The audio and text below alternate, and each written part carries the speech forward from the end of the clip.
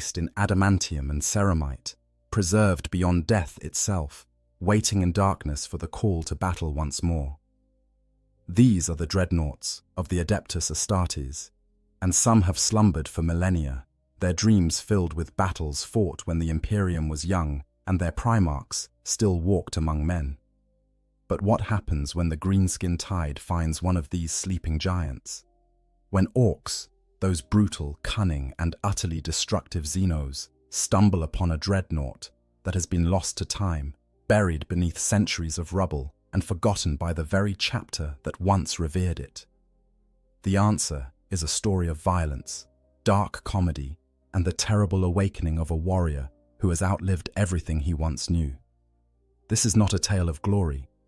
This is a story of what happens when the past refuses to stay buried, and when the galaxy's most enthusiastic looters find a prize beyond their wildest imaginings.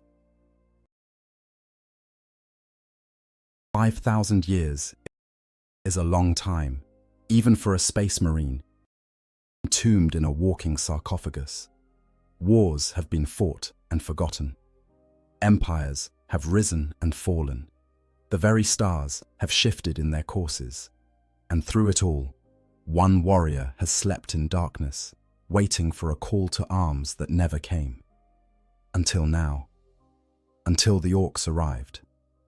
The setting for our tale could be any one of 1,000 forgotten battlefields scattered across the Imperium. Let us imagine a world that was once called Talassar Prime, a hive world that fell to Xenos invasion during the Age of Apostasy, reclaimed at great cost during the Wars of Vindication, only to be abandoned when the forge complexes that had sustained it failed. The planet became a graveyard, its vast cities crumbling into dust, its billions of dead lying where they fell. Among the ruins, entombed deep within what was once the fortress monastery of the Celestial Lions chapter, lay a dreadnought. Not just any dreadnought, but a venerable, contemptor-pattern war machine, a relic of the Great Crusade itself.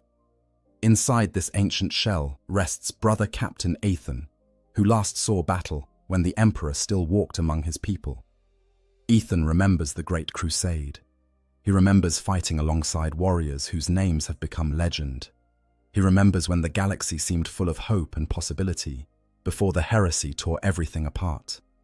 5,000 years ago, during the siege of Talassar Prime against a Chaos incursion, his dreadnought's stasis systems activated automatically when catastrophic damage left him unable to continue fighting. The retreat order never reached him. The Tech Marines, who might have recovered him, died in the final evacuation. The chapter, devastated by losses, eventually withdrew from the sector entirely, and Ethan slept on, alone in the darkness, dreaming of battles that had become ancient history. The nature of the dreadnought. To understand what the orcs are about to encounter, we must first understand what a dreadnought truly is. These are not mere machines.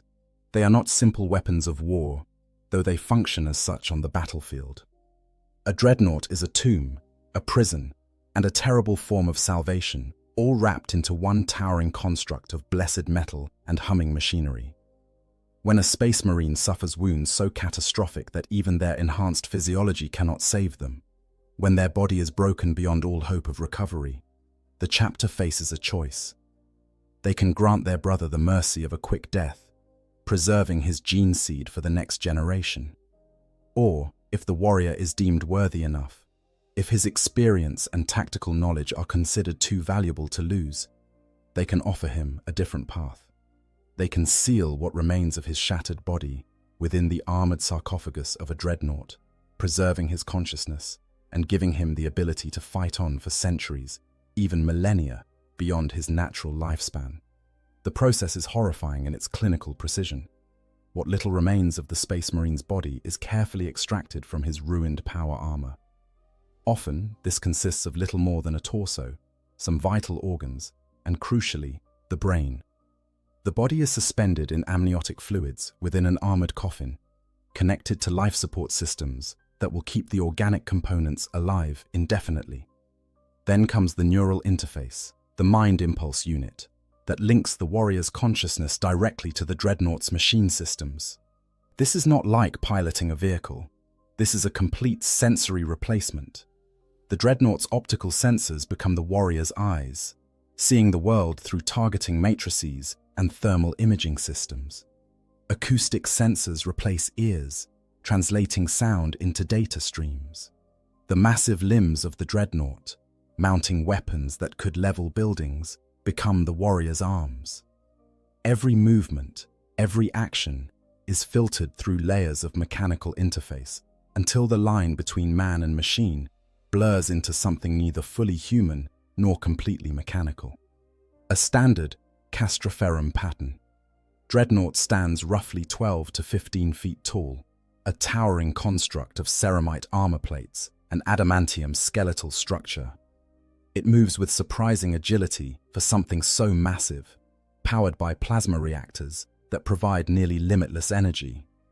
One arm typically mounts a close combat weapon, a massive power fist capable of crushing enemy vehicles, or a chain fist that can tear through the thickest armor.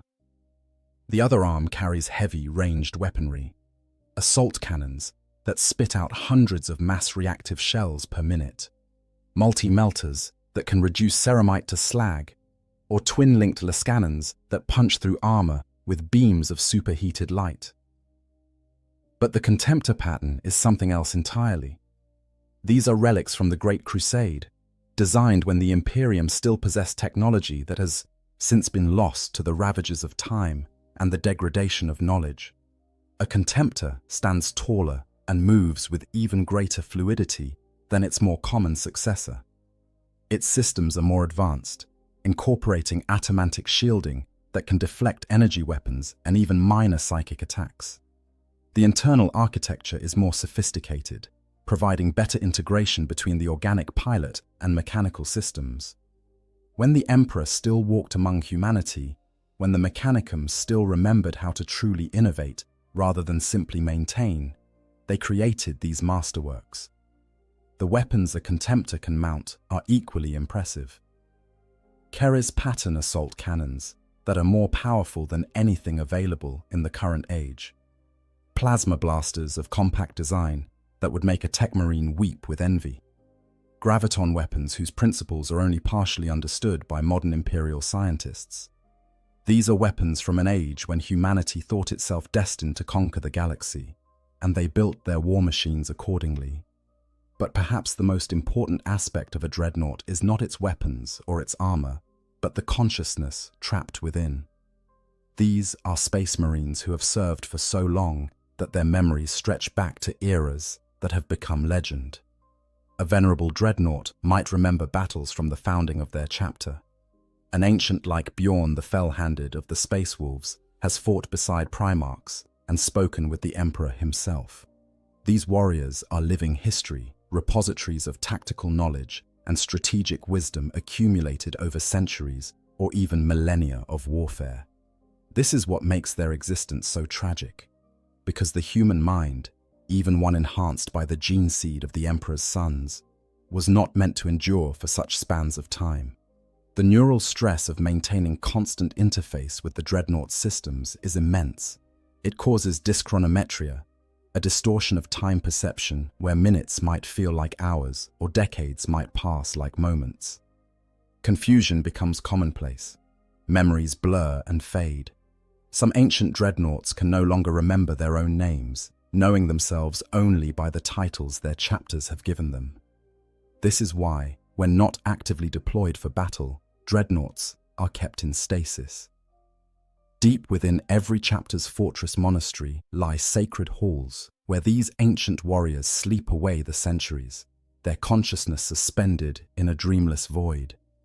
They are awakened only when the chapter faces its direst threats, or when the wisdom of the ancients is needed to guide strategy. Each awakening takes a toll. Each period of consciousness erodes a little more of what made them human. But they endure because duty demands it, because the Imperium requires their service, because to be a Space Marine is to know no fear, accept no defeat, and serve until the very end. Brother Captain Ethan knows all of this. Or rather, He knew it 5,000 years ago when they sealed him in his contemptor. How much he remembers now, after so long in the dark, after so many years without waking, is another question entirely. The stasis field that preserved him should have prevented any degradation of his consciousness. Should have. But 5 millennia is a very long time for systems designed during the Great Crusade to function without maintenance. And the galaxy is not kind to those who sleep unguarded. The long sleep and the weight of ages. 5,000 years. The number alone is difficult to comprehend. It is a span of time that dwarfs entire civilizations. 5,000 years ago in our own history, humanity was just beginning to develop writing, to build the first true cities, to discover the fundamental technologies that would eventually lead to agriculture and organized society. In the grim darkness of the far future, 5,000 years is equally transformative, though in different ways. When Ethon first entered stasis, the Imperium was still recovering from the age of apostasy. Goj Vandira's reign of madness had only recently ended, broken by the courage of Alicia Dominica and her sisters. The imperial cult was consolidating its power, transforming from one interpretation of the Emperor's divinity into the monolithic state religion it would become. Entire Space Marine chapters were being founded to rebuild the Adeptus Astartes after the losses suffered during the civil war that had consumed the Imperium's soul. That was the galaxy Ethon knew. A wounded Imperium, certainly, but one that still possessed knowledge and resources that would seem miraculous to the current age.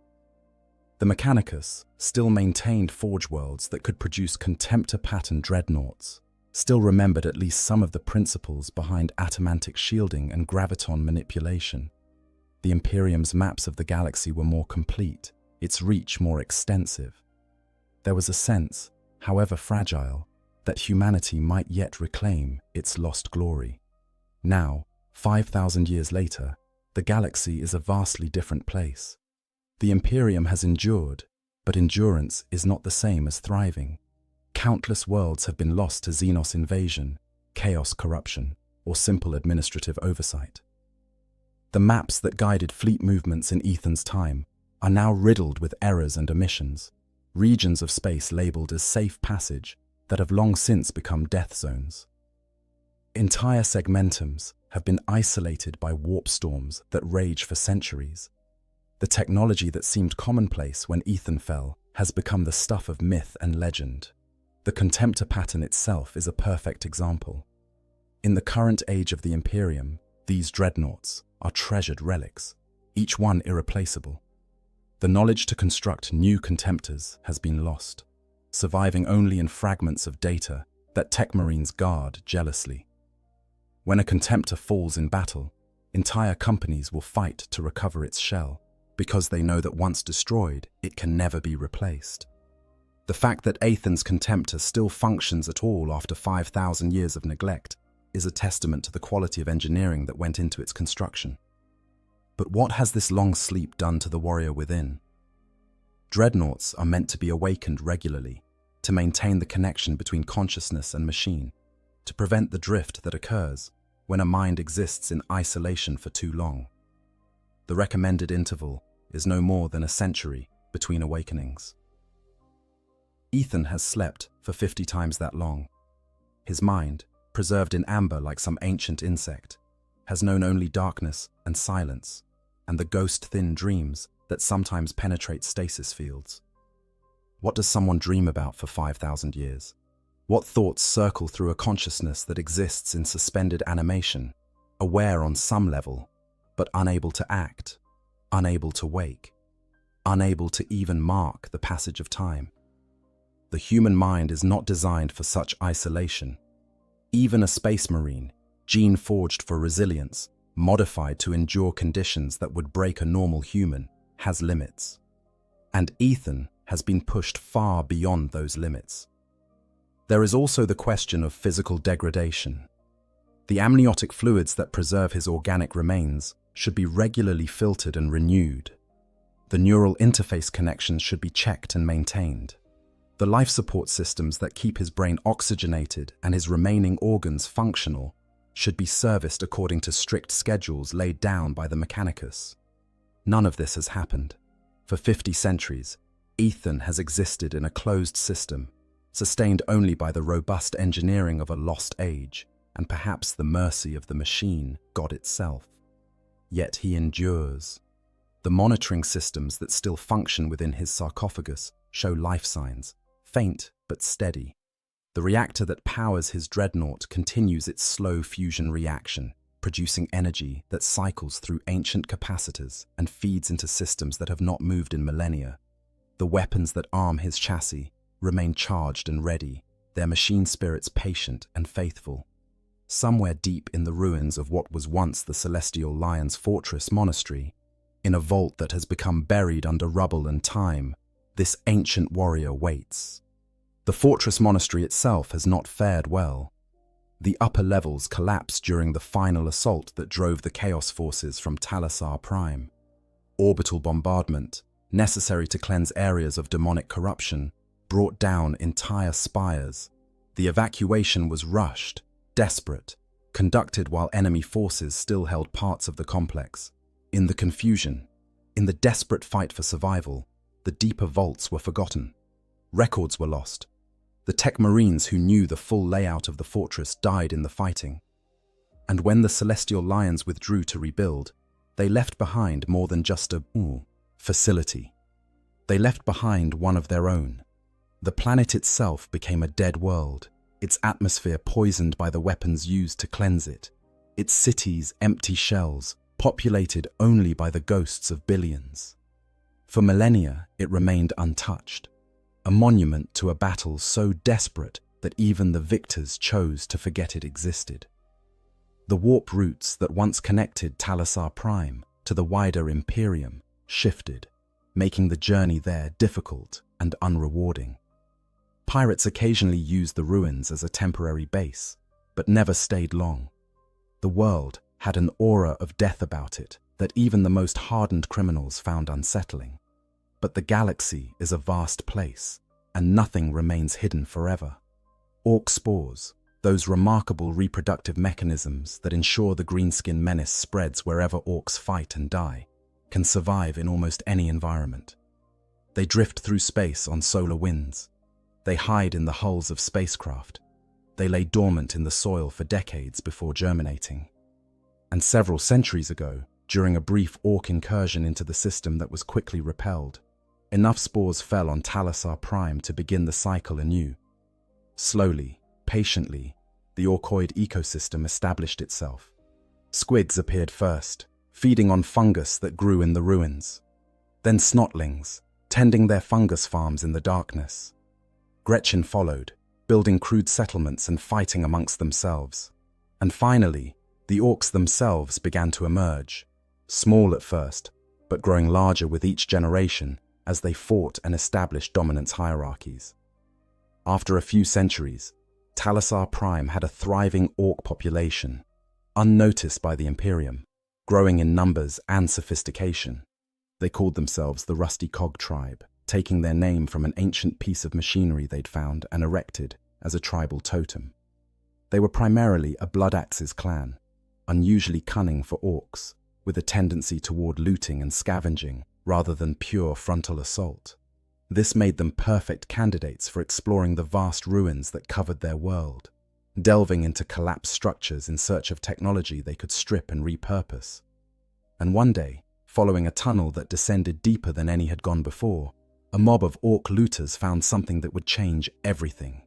A vault, still sealed, its blast doors intact despite the millennia. And behind those doors, a prize that would drive the entire tribe into a frenzy of excitement and greed. They had found a Space Marine dreadnought. Understanding the greenskin mind. To understand what happens next, we must understand the orcs themselves. They are not simply brutal and stupid, though they certainly embrace both brutality and a certain cheerful disregard for complex planning. Orcs are one of the most successful species in the galaxy, precisely because they are far more sophisticated than they appear. They are living weapons, designed by the ancient Old Ones during the War in Heaven to fight against the Necrons and other horrors of that long-ago conflict. And like all good weapons, they are designed to be self-sustaining, adaptable, and extremely difficult to eliminate. The orcoid species exists in a symbiotic relationship with fungal organisms at the cellular level. An orc is simultaneously animal and fungus, flesh and spore. This gives them remarkable resilience. They can survive injuries that would kill almost any other species. They regenerate damage at astonishing rates. And perhaps most importantly, they reproduce through spore release.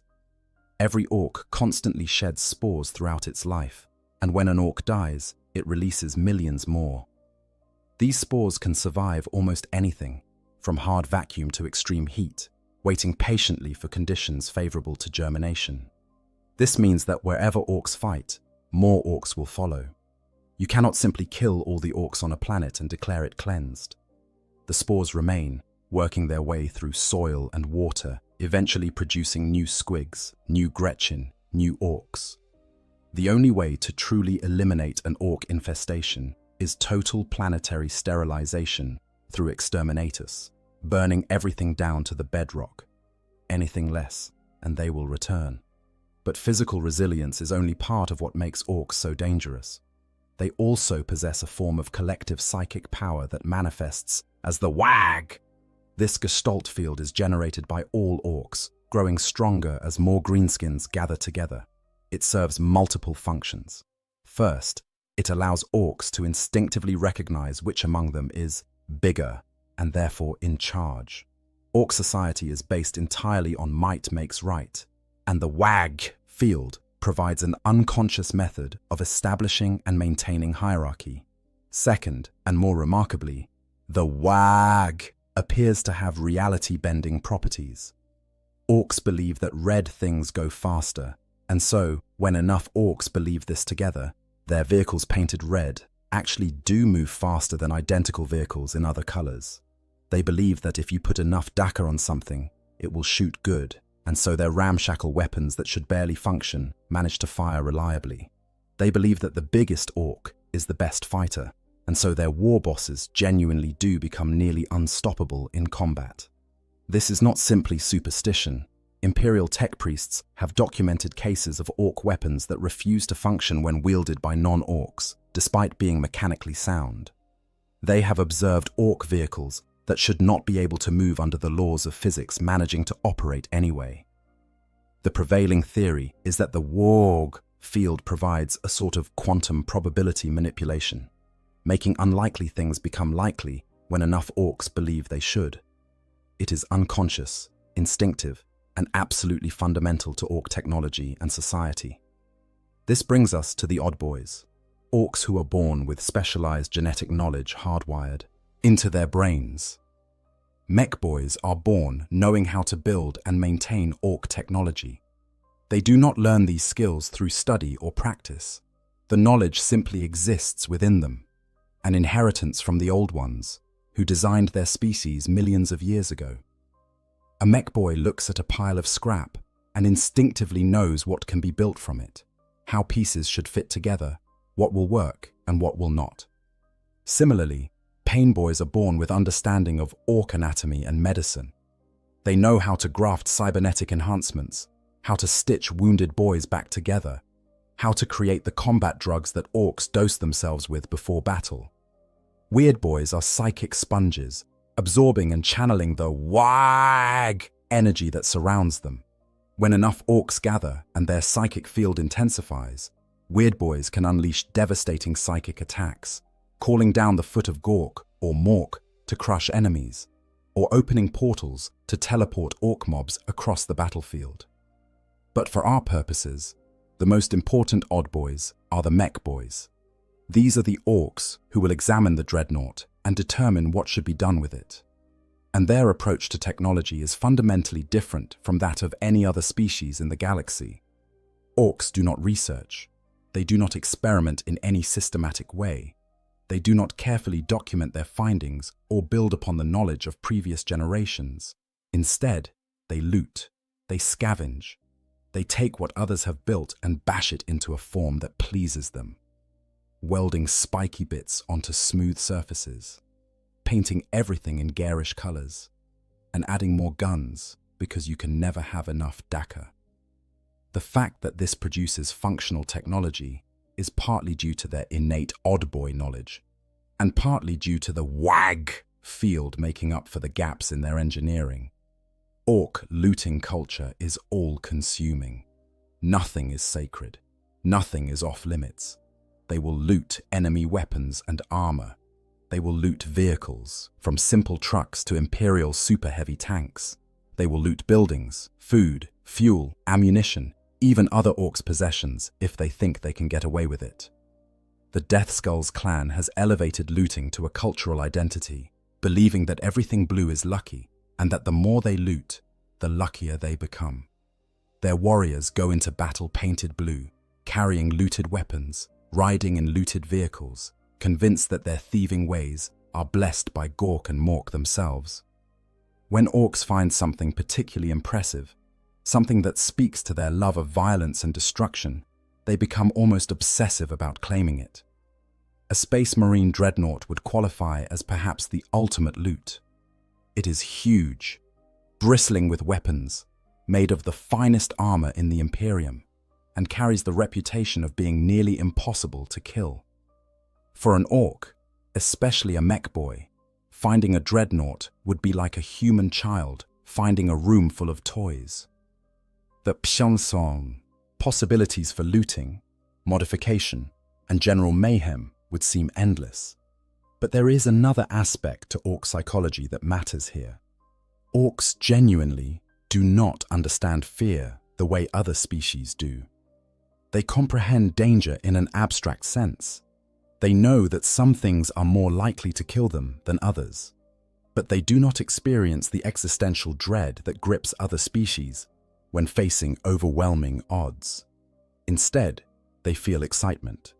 The bigger the threat, the better the fight, and the more glorious the potential victory. This is why orcs will charge headlong into situations that any rational being would flee from. It is not bravery, precisely, because bravery implies overcoming fear. Orcs simply do not have that fear to overcome. They see a battle, any battle, as an opportunity for fun. They see danger as challenge to be met with enthusiasm. And they see death, when it comes, as just one of those things that happens sometimes.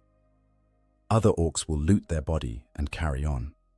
So when the looters of the Rusty Cog tribe breach the vault and find Ethan's dreadnought standing silent in the darkness, they do not feel afraid.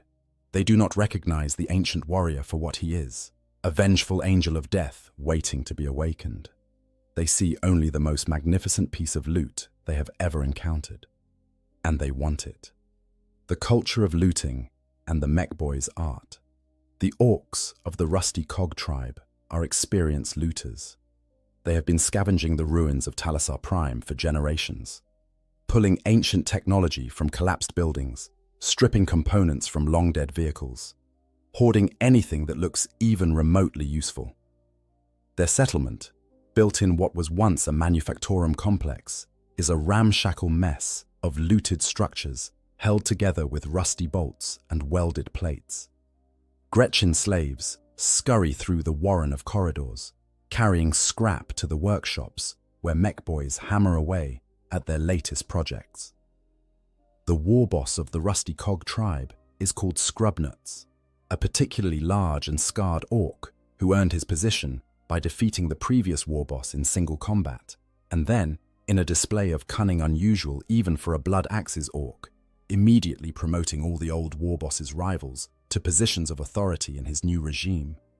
This prevented the usual period of internal fighting that follows a leadership change, and allowed Scrubnuts to maintain a larger and more cohesive tribe than would normally be possible. Under Scrubnuts' leadership, the Rusty Cog tribe has thrived.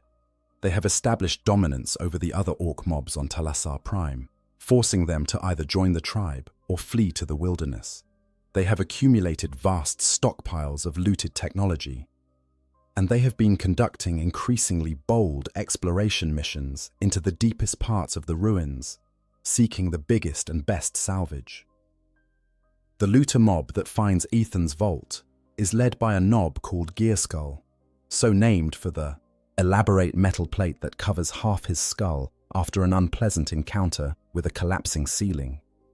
Gearskull fancies himself something of a treasure hunter, though his methods involve less archaeology and more smash everything until something valuable falls out. He has 30 boys under his command, along with twice that many Gretchen, to carry loot and perform the dangerous work of crawling into collapsed tunnels. They have been working this particular ruin for weeks, following ancient power conduits deeper and deeper into what they correctly identified as an important structure. The fortress monastery of the Celestial Lions was built to withstand siege warfare, with vaults and bunkers extending hundreds of meters below the surface. Most of these have collapsed or flooded over the millennia, but Gearskull's mob has been persistent, bypassing obstacles and forging new tunnels where necessary. When they finally break through into the vault where Ethan rests, the orcs stop and stare. Even by orc standards, this is impressive. The chamber is enormous, carved from solid bedrock and reinforced with adamantium supports that run floor to ceiling like the ribs of some great beast. Emergency lighting still functions after all these centuries, powered by some deep and patient source, bathing the chamber in a dim red glow that makes shadows dance across the walls. The vault itself shows signs of the ancient battle that raged above it. Cracks spiderweb across portions of the ceiling where orbital bombardment stress reached even these depths. Scorch marks, faded but still visible, speak of weapons fire that penetrated this far during the final desperate hours of the siege. And in the center of the chamber, locked in place by stasis clamps that haven't moved in 5,000 years, stands the Contemptor. It is magnificent. Adamantium and ceramite plates cover its frame, each one bearing the heraldry of the Celestial Lions. The golden lions on their azure field have faded over the millennia, tarnished and dulled by time and the thin patina of dust that covers everything in the chamber, but still visible to anyone who knows what to look for. The azure background has darkened almost to black in places, but the craftsmanship that went into the heraldry's application remains evident even after such vast spans of time. The dreadnought's right arm mounts a Keres pattern assault cannon, its 6 rotating barrels dark and silent. Even inactive, the weapon radiates menace. Each barrel is easily as thick as an orc's arm, and the ammunition feed system that snakes from the weapon back into the dreadnought's torso suggests a capacity for sustained firepower that makes even the trigger-happy orcs pause in appreciation. The left arm bears a massive power fist, currently deactivated, but still radiating a sense of potential violence. The fingers, each one large enough to crush an orc skull, are locked in a half-closed position, frozen mid-grasp as they have been for millennia. Embedded in the wrist assembly is a storm bolter, its twin barrels visible among the mechanical workings, and beneath that, the nozzle of a heavy flamer, dark with ancient Prometheum residue. Purity seals and oath papers cover the chassis, layered one atop another in some places, scattered individually in others. Some are so old they have crumbled to dust at the slightest air current from the orcs' breathing, their words lost to time forever. Others remain intact, their vellum yellowed and brittle but readable, their high Gothic scripts promising vengeance upon the Emperor's enemies in flowing calligraphy that speaks of a more hopeful age. One seal, positioned prominently on the dreadnought's chestplate, bears the personal sigil of a tech marine whose name has been worn away but whose devotion remains evident in the elaborate illumination surrounding the text. The dreadnought stands 12 feet tall even in its dormant state. Its optical sensors are dark, lifeless, like the eyes of a statue. No sound comes from within its armored shell, no hint of the consciousness that lies preserved within. The stasis field that has preserved it for so long has only recently failed, its generators finally exhausted after millennia of continuous operation. The field's collapse is recent enough that frost still covers portions of the dreadnought's surface, sublimating slowly in the vault's atmosphere and creating faint wisps of vapor that curl around the ancient war machine like funeral shrouds. The dreadnought is technically active now, its reactor ticking over at idle speed, its systems on minimal power in standby mode. Indicator lights, barely visible in the dim red emergency illumination, blink slowly on various panels. System monitoring continues automatically, patient and faithful, waiting for the activation codes that will bring the war machine to full readiness. But with no tech marines to provide those codes, no chapter serfs to perform the rituals of awakening, the dreadnought simply stands and waits as it has waited for 5,000 years, a silent sentinel in a forgotten tomb. To Gearskull and his boys, this is the ultimate treasure. They immediately begin arguing about who gets to claim it, with several boys suggesting they should just start shooting each other to establish dominance. Gearskull, demonstrating the cunning that makes him a respected leader among the Rusty Cog tribe, settles the argument by declaring that the dreadnought belongs to the whole mob and that they will take it back to the settlement to show war boss Scrubnuts. This satisfies the boys, who immediately begin trying to figure out how to move something that weighs several tons and is locked in place by massive clamps. The Gretchen are sent to fetch tools and equipment. The boys examine the stasis clamps, trying to understand how they work. One particularly enthusiastic orc tries to simply shove the dreadnought, with predictable results. It does not budge. This only increases their admiration for it. Anything that heavy must be really good for stomping enemies. After several hours of work, including one incident where a Gretchen accidentally triggers an ancient defense turret that wounds 2 boys before being destroyed, they manage to release the stasis clamps. The dreadnought shifts slightly, settling into a more natural standing position, but otherwise remains inactive.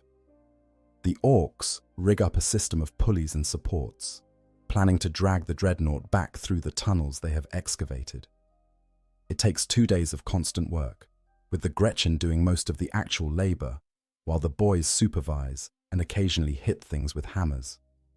When they finally emerge from the ruins, dragging their prize, the rest of the Rusty Cog tribe erupts in excitement. Orcs pour out of the settlement to see what Gearskull's mob has found. The shouting and bellowing can be heard for miles. Several fights break out as orcs argue about what should be done with the dreadnought. War boss Scrubnuts has to personally crack a few skulls to restore order. The dreadnought is brought to the largest workshop in the settlement, a vast space where the tribe's mech boys conduct their most ambitious projects. The Big Mech, an ancient and scarred orc called Rustgut Spanner's Masher, takes one look at the dreadnought and declares it to be the finest piece of loot he has ever seen. He immediately begins planning what modifications will be necessary to make it properly orky. Rustgut is old by orc standards, having survived countless battles and accumulated enough cunning and mechanical knowledge to make him invaluable to the tribe. He has built everything from crude wagons to elaborate stompers, and he has an instinctive understanding of how technology works that borders on supernatural. When he looks at the dreadnought, he sees possibilities. He sees a walking weapons platform that could be enhanced with more guns, more armor, more spiky bits. He sees something that, with proper orky modification, could become a terror on the battlefield. But first, he needs to understand what he is working with, and that means taking the dreadnought apart. The Mech Boys' investigation. Rustgut Spanner's Masher approaches the dreadnought with the careful reverence of an orc, examining something he plans to thoroughly disassemble. He walks around it several times, running his hands over the ceramite plates, tapping the armor with a wrench to listen to the sound it makes. Other mech boys gather around, offering suggestions and arguing about what should be done first. The first order of business is removing the external armor plates to see what lies beneath. This proves more difficult than expected. The ceramite is bonded to the underlying structure with molecular precision, and the orc's usual method of hit it with a hammer until it comes loose is not effective. Several boys try using cutting torches, but the armor resists even sustained plasma cutting. Eventually, Rustgut finds the maintenance access points, hidden beneath purity seals and covered by decorative armor panels. These were designed to allow tech marines to perform repairs and maintenance, and they open much more easily. As the mech boys begin their examination, they discover layer upon layer of sophisticated technology. The reactor that powers the dreadnought is like nothing they have seen before, a compact fusion core that produces phenomenal amounts of energy with minimal fuel consumption. The servos and actuators that move the massive limbs are made from alloys the orcs cannot identify, far stronger and lighter than anything they normally work with. The weapon systems are equally impressive, with targeting computers and fire control systems that would put most Imperial Guard vehicles to shame. But what really captures their attention is the sarcophagus. When they finally access the central chamber, they find the armored coffin that contains Ethon's remains. It is covered in Imperial iconography, sealed with purity seals and warded against corruption. The orcs, of course, do not understand or care about any of this. They see only an interesting box that is very securely locked. Opening the sarcophagus becomes an obsession for Rustgut. He spends days trying to bypass the locks without damaging the systems connected to it. The sarcophagus is designed to be tamper-proof, with multiple redundant security measures. Any attempt to force it open will trigger automatic defenses. The orcs discover this the hard way when one enterprising mech boy tries to cut through a seal and receives a powerful electric shock that sends him flying across the workshop. During this investigation, something begins to happen inside the dreadnought. The extended period of handling, the removal of armor plates, the poking and prodding of systems that have been dormant for millennia, all of this is feeding power into circuits that have been inactive. The reactor, responding to increased demand, begins to spin up from its idle state. Monitoring systems come online. Diagnostic routines start running. And deep within the sarcophagus, suspended in amniotic fluid that has slowly become cloudy over the centuries, something stirs. Ethan is beginning to wake up. The process is gradual, like surfacing from a very deep dive. His first sensation is pain, sharp and all-encompassing. His body, what little remains of it, has been motionless for 5,000 years. Muscles that still exist have atrophied. Nerve endings that connect to the neural interface have been dormant so long they protest when forced to transmit signals again. His brain, preserved but not entirely unchanged by the long sleep, struggles to process sensory input. His second sensation is confusion. Where is he? What is happening? The last thing he remembers is the siege of Talassar Prime, the Chaos forces breaking through the defenses, the order to retreat, fighting a desperate rearguard action to buy time for his brothers to evacuate, taking catastrophic damage that forced his dreadnought into emergency stasis. And then, nothing. Darkness. Silence. The void. How long has it been? The chronometer displays in his optical systems are not functioning properly, showing nonsensical timestamps that cannot possibly be correct. 5,000 years. That cannot be right. That would mean... His thoughts are slow, sluggish, like moving through thick mud. His processors, the electronic systems that augment his cognitive functions, are running diagnostic checks and finding errors. Many errors. Too many errors. Gradually, he becomes aware of external sensors. His optical systems are registering movement, shapes, heat signatures. But the images make no sense. He sees green-skinned creatures swarming around his chassis. He sees crude tools and ramshackle equipment. He sees what appears to be the interior of some kind of workshop, but not one built to Imperial standards. The architecture is wrong. The technology is primitive. And those creatures are those orcs. The thought triggers something deep in his conditioning. Orcs. Xenos. Enemies of the Imperium. The response is automatic. hardwired into his very being by decades of training that predated his internment in the dreadnought. Orcs must be destroyed. Orcs must be purged. The Emperor demands it, but he cannot move. His motor systems are not responding. He tries to activate his weapons, to bring his assault cannon to bear on the greenskin filth that dares to touch him, but nothing happens. The weapons are offline, their machine spirits dormant. He tries to access the dreadnought's Vox system, to call out to his brothers, to demand support, but the transmitter is dead. He is trapped in his own body, conscious, but helpless, able to see and hear, but unable to act. The frustration is overwhelming. 5,000 years of darkness, and he wakes to find himself surrounded by enemies, his dreadnought violated by Xenos hands, and he cannot even cry out in rage. He tries to force his systems online through sheer willpower, but there are safety protocols, activation sequences that must be followed. The dreadnought was not designed to be activated by its pilot alone. It requires external input, tech marines running startup procedures, sacred oils and prayers to awaken the machine's spirits properly. Outside, the orcs remain blissfully unaware that the dreadnought is waking up. They continue their examination, arguing about what parts should be removed and what modifications should be made. Rustgut has developed a plan for the dreadnought's future. He intends to remove the sarcophagus entirely, replacing it with a simple cockpit where an orc pilot can sit and control the machine. The dreadnought's weapons will be replaced with bigger, shootier versions. More armor will be welded on. And of course, it will all be painted red, because red ones go faster, even if dreadnoughts do not normally move very fast. Several of the younger mech boys are already working on sketches for these modifications, drawing crude diagrams that show the dreadnought covered in additional guns, spiked plates, and various orky glyphs. They argue about whether to mount a second assault cannon or replace one weapon arm entirely with a massive power claw. They discuss adding a force field generator looted from an orc stomper that was destroyed months ago. They plan boarding ramps that will allow boys to hitch rides on the dreadnought's shoulders. The possibilities seem endless, but they need to get inside the sarcophagus first.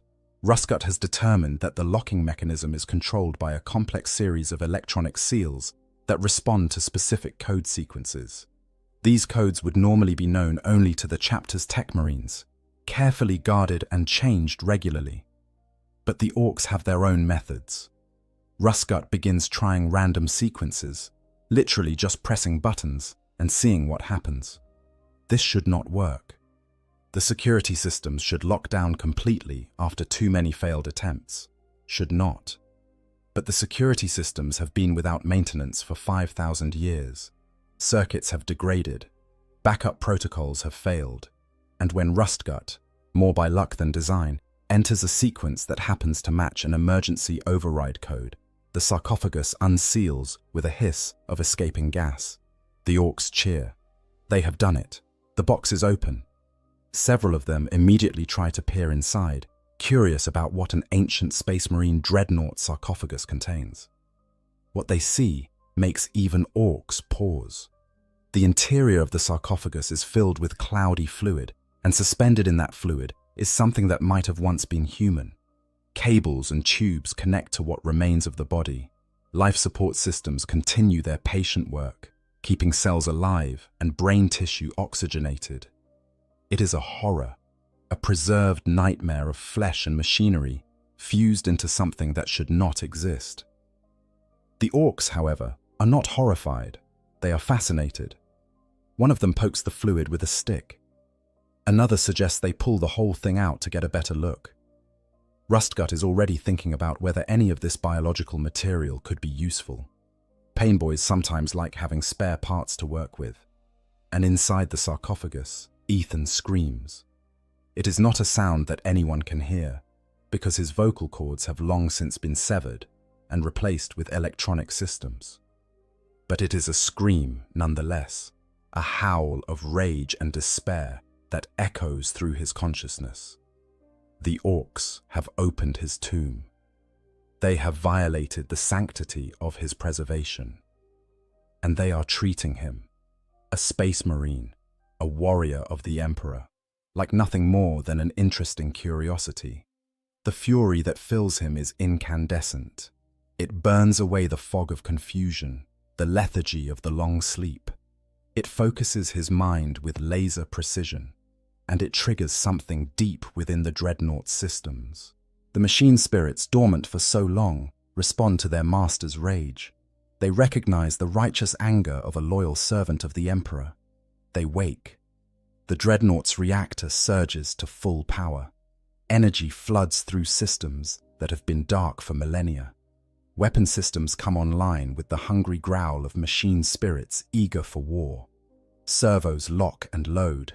Ammunition feeds cycle, chambering rounds that were manufactured before the current age began.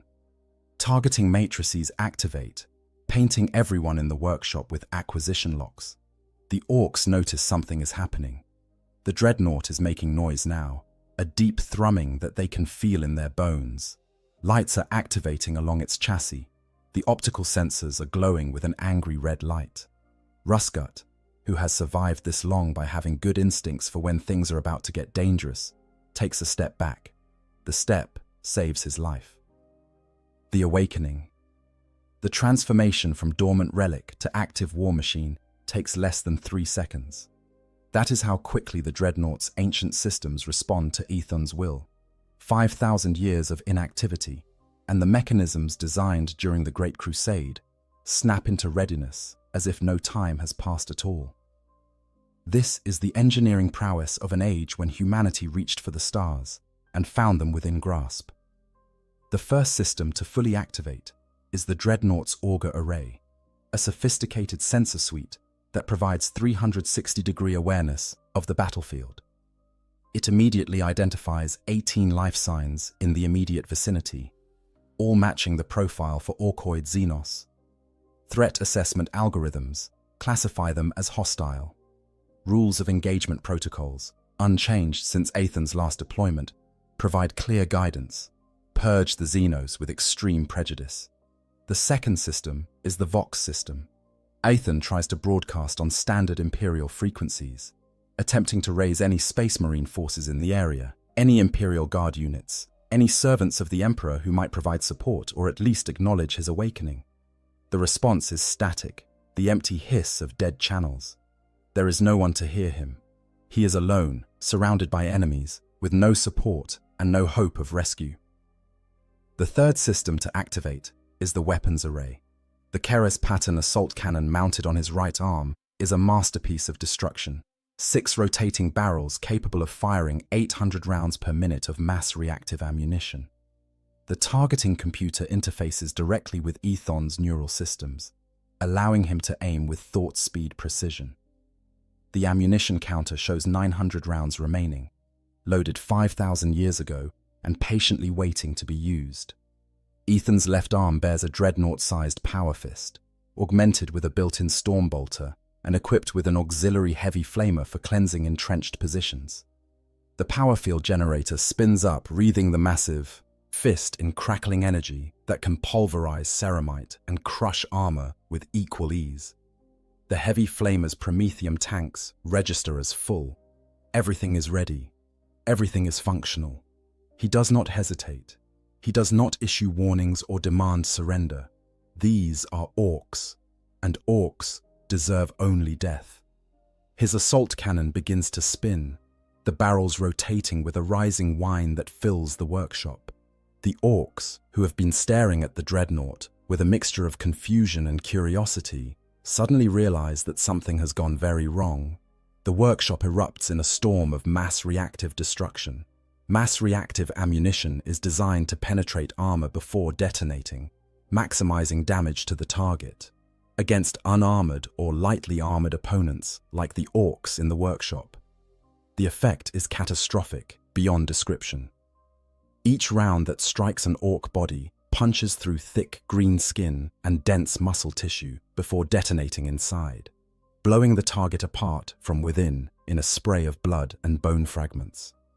The Keres assault cannon fires so rapidly that individual shots become indistinguishable from one another, creating a continuous roar of explosive death that drowns out even the loudest orc war cries. The first 3 orcs die before they can even register surprise.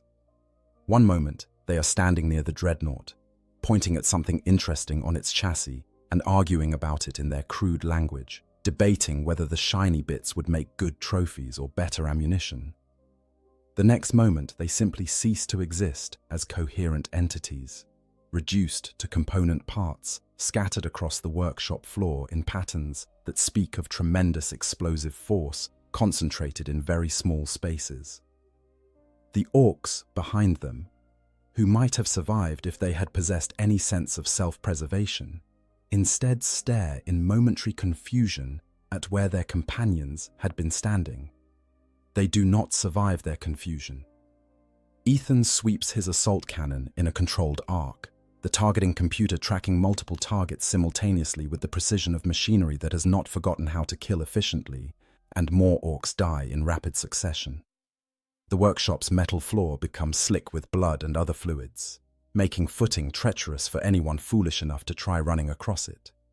Fragments of orc anatomy decorate the walls and ceiling, painting abstract patterns in red and green that would be almost artistic if they were not so gruesome. Shell casings from the assault cannon pile up around Aethon's feet, still hot from firing, bouncing and rolling across the uneven floor with metallic clinks that provide counterpoint to the thunderous roar of the weapon. To their credit, the orcs do not panic. Panic is not an emotion they readily experience, a gift of their genetic engineering that makes them nearly fearless in the face of almost any threat. Instead, they react with the instinctive violence that defines their species, pivoting from confusion to aggressive action in the span of heartbeats. Those who have weapons begin shooting back immediately, filling the air with the crude bullets of orc shooters and the bright traces of heavy sluggas. The volume of return fire is impressive, if wildly inaccurate. Orc weapons are notorious for their lack of precision, being designed more for volume of fire than actual marksmanship. Bullets ricochet off every surface, creating a storm of lead and sparks that is more dangerous to other orcs than to Ethan.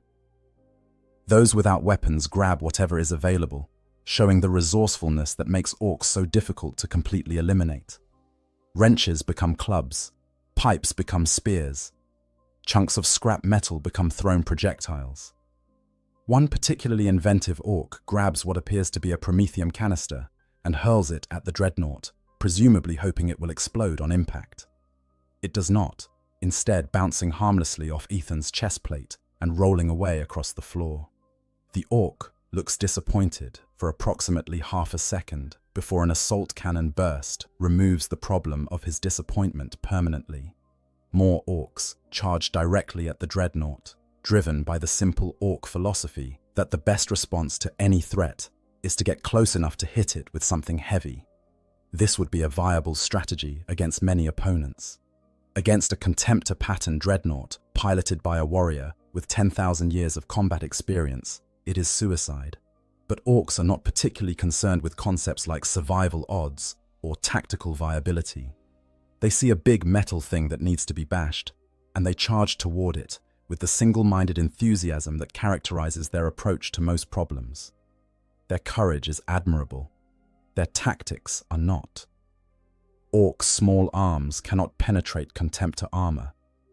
The bullets spark and ricochet harmlessly off ceramite plates that were designed to withstand anti-tank weapons. The orcs who charge into melee range discover why that is a terrible idea when Aethon's power fist descends like the hammer of an angry god. The first orc to reach him is a knob, larger and tougher than the regular boys, wearing scavenged armor plates and wielding a crude power claw of orc manufacture. He is fast, surprisingly so for something his size, and he manages to dodge the initial swing of Ethan's power fist. But the backswing catches him full in the torso, and the power field does its terrible work. The knob's armor crumples like paper. His body is crushed to pulp. The force of the blow sends his remains flying across the workshop to impact against a wall with wet finality. The auxiliary stormbolter adds its voice to the carnage, pumping bolt rounds into any orc foolish enough to approach from the left side. Each bolt round is a miniature rocket, propelled by a solid fuel charge and armed with a mass-reactive warhead. They blow fist-sized holes through orc bodies, detonating bone and organ tissue with brutal efficiency. The heavy flamer remains silent for now, Aethan conserving its promethium for when it is truly needed. 15 seconds after the firing began, 12 orcs are dead. The workshop floor is slick with blood and littered with body parts. The surviving orcs are beginning to reconsider their situation. Even for greenskins, this is going badly. Their weapons cannot hurt this thing. Their best fighters are being cut down like vermin, and the dreadnought shows no signs of slowing down or running out of ammunition. Ruscut Spanner's Masher, the big mech who has survived countless battles through a combination of cunning and good fortune, makes a tactical decision. He grabs the nearest Gretchen and hurls it at the dreadnought as a distraction, then turns and runs for the workshop exit. Other orcs, seeing their leader retreat, follow suit. In seconds, the workshop is emptying as orcs flee for their lives, trampling slower individuals in their haste to escape. Aethan considers pursuing them, but tactical analysis suggests this would be unwise. The workshop has only one exit, and he would have to navigate through cluttered terrain filled with obstacles. Better to secure his position and assess the situation. He stops firing and watches as the last orc disappears through the doorway. Silence falls, broken only by the idling hum of his reactor and the soft drip of various fluids from damaged orc bodies. Aethan stands motionless, running diagnostic checks on his systems. The engagement lasted approximately 45 seconds. He expended 120 rounds of assault cannon ammunition. His Power Fist's energy field showed no degradation. All systems are functioning within acceptable parameters. But where is he? His geographical positioning systems are offline, unable to acquire satellite signals that should be standard across any Imperial world. His communication systems receive nothing but static. His chronometer insists that 5,000 years have passed since his last deployment, but that cannot possibly be correct. Can it? He reviews his memory banks, searching for his last clear recollection: the siege of Talasar Prime, the Chaos invasion, the desperate defense, his dreadnought taking catastrophic damage and entering emergency stasis. And then nothing. 5,000 years of nothing. His brothers, the Celestial Lions, where are they? His chapter, his companions, the warriors he fought beside for decades before his internment. Are any of them still alive? After 5,000 years, the answer is almost certainly no. The realization is crushing.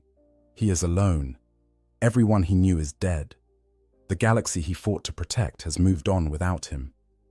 He was forgotten, left behind in the ruins of a battle so old that even the records of it have probably been lost. He is a relic, an ancient thing, as out of place in this age as a man from ancient Terra's history would be in his own time. But he is still a space marine. He is still a servant of the Emperor. And as long as he functions, as long as his consciousness persists and his weapons can fire, he has a duty to perform. The orcs are still here. He can hear them outside, shouting in their crude language, organizing for another assault. They vastly outnumber him. They will likely have heavier weapons now that they know their small arms are ineffective. And he is trapped in this workshop with limited mobility and no support. The tactical situation is poor, but Space Marines have faced poor tactical situations before and emerged victorious. He begins planning his defense, analyzing the workshop's layout and identifying positions that will maximize his firepower while minimizing his exposure. The orcs will come again, and when they do, he will be ready. Outside the workshop, Warboss Scrubnuts is organizing the tribe's response to this unexpected development. The Hume's metal box has woken up and is shooting his boys, which is both surprising and offensive. But it is also, he has to admit, pretty impressive. That kind of firepower is exactly the sort of thing the Rusty Cog tribe could use. They just need to figure out how to get it. Rustgut, nursing a wound where a piece of shrapnel caught his arm during the retreat, proposes several options. They could try to overwhelm the dreadnought with sheer numbers, sending wave after wave of boys until it runs out of ammunition. They could bring up heavier weapons, the big guns normally mounted on orc vehicles, and blast it to pieces. Or they could try something clever, like collapsing the workshop on top of it or setting the whole place on fire. Scrubnuts considers these options. The first would work, but it would cost a lot of boys, and while orcs are expendable, losing too many at once is bad for morale. The second might destroy the dreadnought entirely, which would be wasteful. They want to loot it, not scrap it. The third option has potential, but workshops full of fuel and ammunition have a tendency to explode when set on fire, and the settlement is already too close to the blast radius. He makes a decision. They will lay siege to the workshop, surround it, cut off any escape routes, and wait for the Humie's metal box to run out of power or ammunition or whatever it is that keeps it going. Then, when it is weak, they will swarm it with numbers and take it intact. It is a surprisingly patient strategy for an orc, but Scrubnuts did not become warboss by being stupid. Sometimes the best way to get what you want is to wait for the right moment. Inside the workshop, Ethan is reaching the same conclusion. He is trapped. The orcs have him surrounded, and while he can hold this position for a considerable time, eventually his ammunition will run out, or his reactor will need maintenance, or something will fail. 5,000 years of neglect, no matter how good the engineering, leaves vulnerabilities. He needs to break out, find a defensible position, and determine what has happened to the Imperium's presence on this world. But first, he needs to deal with the immediate threat. The orcs will attack again, probably soon, and when they do, he will teach them the price of defiling a Space Marine dreadnought. The siege and the breaking of the green tide. The orcs return in force 20 minutes later. This time they are prepared. Rustgut has organized them into mobs, each with a specific objective. The first mob, expendable boys with basic weapons, will charge the workshop entrance to draw the dreadnought's fire. The second mob, carrying looted Imperial Guard weapons and a few orc heavy guns, will provide covering fire. The third mob, led by Rustgut himself and including the tribe's best mech boys, will attempt to circle around and access the workshop through a side entrance that they hastily smash through the wall. It is, by orc standards, a sophisticated plan. Under other circumstances, it might even work. But they are facing a Space Marine who fought during the Great Crusade, who learned tactics from commanders who walked with the Emperor, and who has personal experience dating back 10,000 years. Ethan has been listening to them organize through his external audio sensors. He knows what they are planning, and he has prepared accordingly. When the first mob charges through the workshop entrance, screaming their war cries and firing wildly, they do not find Ethan waiting at the back of the chamber where they left him. He has relocated to a position that provides maximum fields of fire while offering some cover from return fire. More importantly, he has rigged several surprises using materials available in the workshop. The first orc through the door triggers a tripwire connected to several barrels of promethium that Ethan found stored in a corner. The explosion is immediate and devastating, turning the entrance into an inferno and immolating the first dozen orcs instantly. Those behind them stumble to a halt, temporarily blinded and disoriented by the flash and the heat. They are perfect targets. Ethan's assault cannon speaks again, and orcs begin dying. He fires in controlled bursts now, conserving ammunition while maintaining effective suppression. Each burst takes down 2 or 3 orcs, the mass reactive rounds punching through bodies and detonating in spectacular fashion. The orcs, caught in the bottleneck of the entrance and blinded by smoke and flames, cannot effectively return fire. They try to retreat, but more orcs are pushing forward from behind, creating a crushing press of bodies that only makes them easier targets. The second mob, providing covering fire from outside, finds themselves ineffective.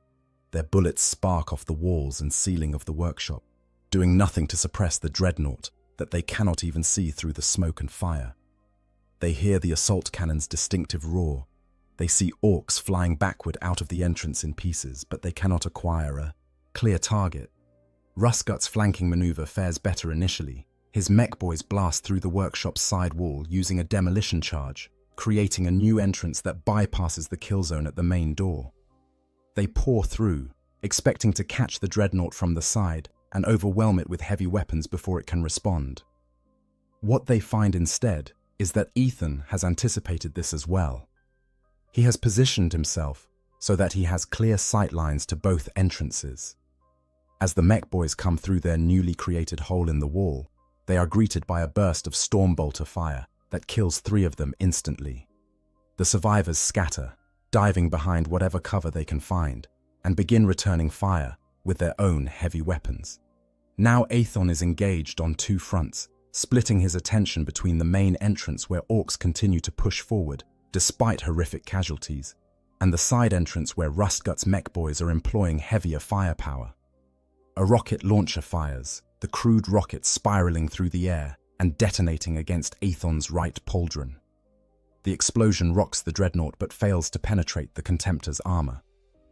Ethan responds with his heavy flamer, sweeping a gout of burning promethium across the side entrance and forcing the mech boys to retreat. The battle has now been raging for 2 minutes. The workshop is filled with smoke and the screaming of dying orcs. Bodies are piled at the main entrance 3 deep, creating a macabre barricade that the surviving orcs are trying to scramble over. Ethan's ammunition counter shows he has expended 400 rounds of assault cannon ammunition. His power fist has crushed 2 orcs who got close enough to engage in melee, their bodies now decorating the workshop floor. His heavy flamer has consumed 30% of its promethium reserves. Outside, Warboss Scrubnuts is watching the assault fall apart and making calculations. They have lost somewhere between 40 and 50 boys already, with more being wounded or killed every few seconds. The Humie's metal box shows no signs of weakening. His plan to overwhelm it with numbers is not working. The dreadnought is simply too well positioned, too heavily armed, and too well armored for their current tactics to succeed. He needs to change approach. But before he can issue new orders, something unexpected happens. One of the weird boys attached to the tribe, a particularly unstable specimen named Zapskull, has been absorbing the WAG energy generated by all the fighting and dying. The psychic pressure has been building inside his skull, and it has reached critical mass. Zapskull's eyes begin glowing green. Energy crackles around his head. He points at the workshop and screams words in a language that predates the current orc civilization. The WAG! Energy gathered from hundreds of orcs focuses through him like a lens, and he unleashes it in a directed blast that tears through the workshop wall. Like it is made of paper, the psychic shockwave hits Ethan's dreadnought with the force of an artillery shell. His systems register a massive energy surge. Electromagnetic interference scrambles his sensors. The dreadnought staggers, servos screaming as they fight to keep him upright. For a moment, his vision goes dark, systems overloading and rebooting. When his optical sensors come back online 2 seconds later, he finds orcs pouring through the breach that the weird boy created. 2 seconds is a long time in combat. It is long enough for a dozen orcs to close to melee range. It is long enough for them to swarm over him, clambering onto his chassis and trying to find weak points in his armor. It is long enough for one particularly bold knob to reach his assault cannon and attempt to jam a crude bomb into the barrel. Ethan reacts with the precision of a warrior who has fought for 10,000 years. His assault cannon cannot be brought to bear on enemies this close, so he uses his power fist. He swats orcs off his chassis like they are insects, each impact sending bodies flying. The knob with the bomb dies when Ethan's power fist closes around him, crushing the greenskin and his explosive charge together. The resulting detonation damages the assault cannon's outermost barrel, but the weapon remains functional. More orcs are coming. Ethan can see them through the smoke, a green tide that seems endless.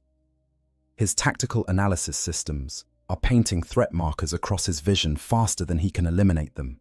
He is being overwhelmed. This is not a sustainable position. He makes a decision. If he remains here, the orcs will eventually drag him down through sheer numbers.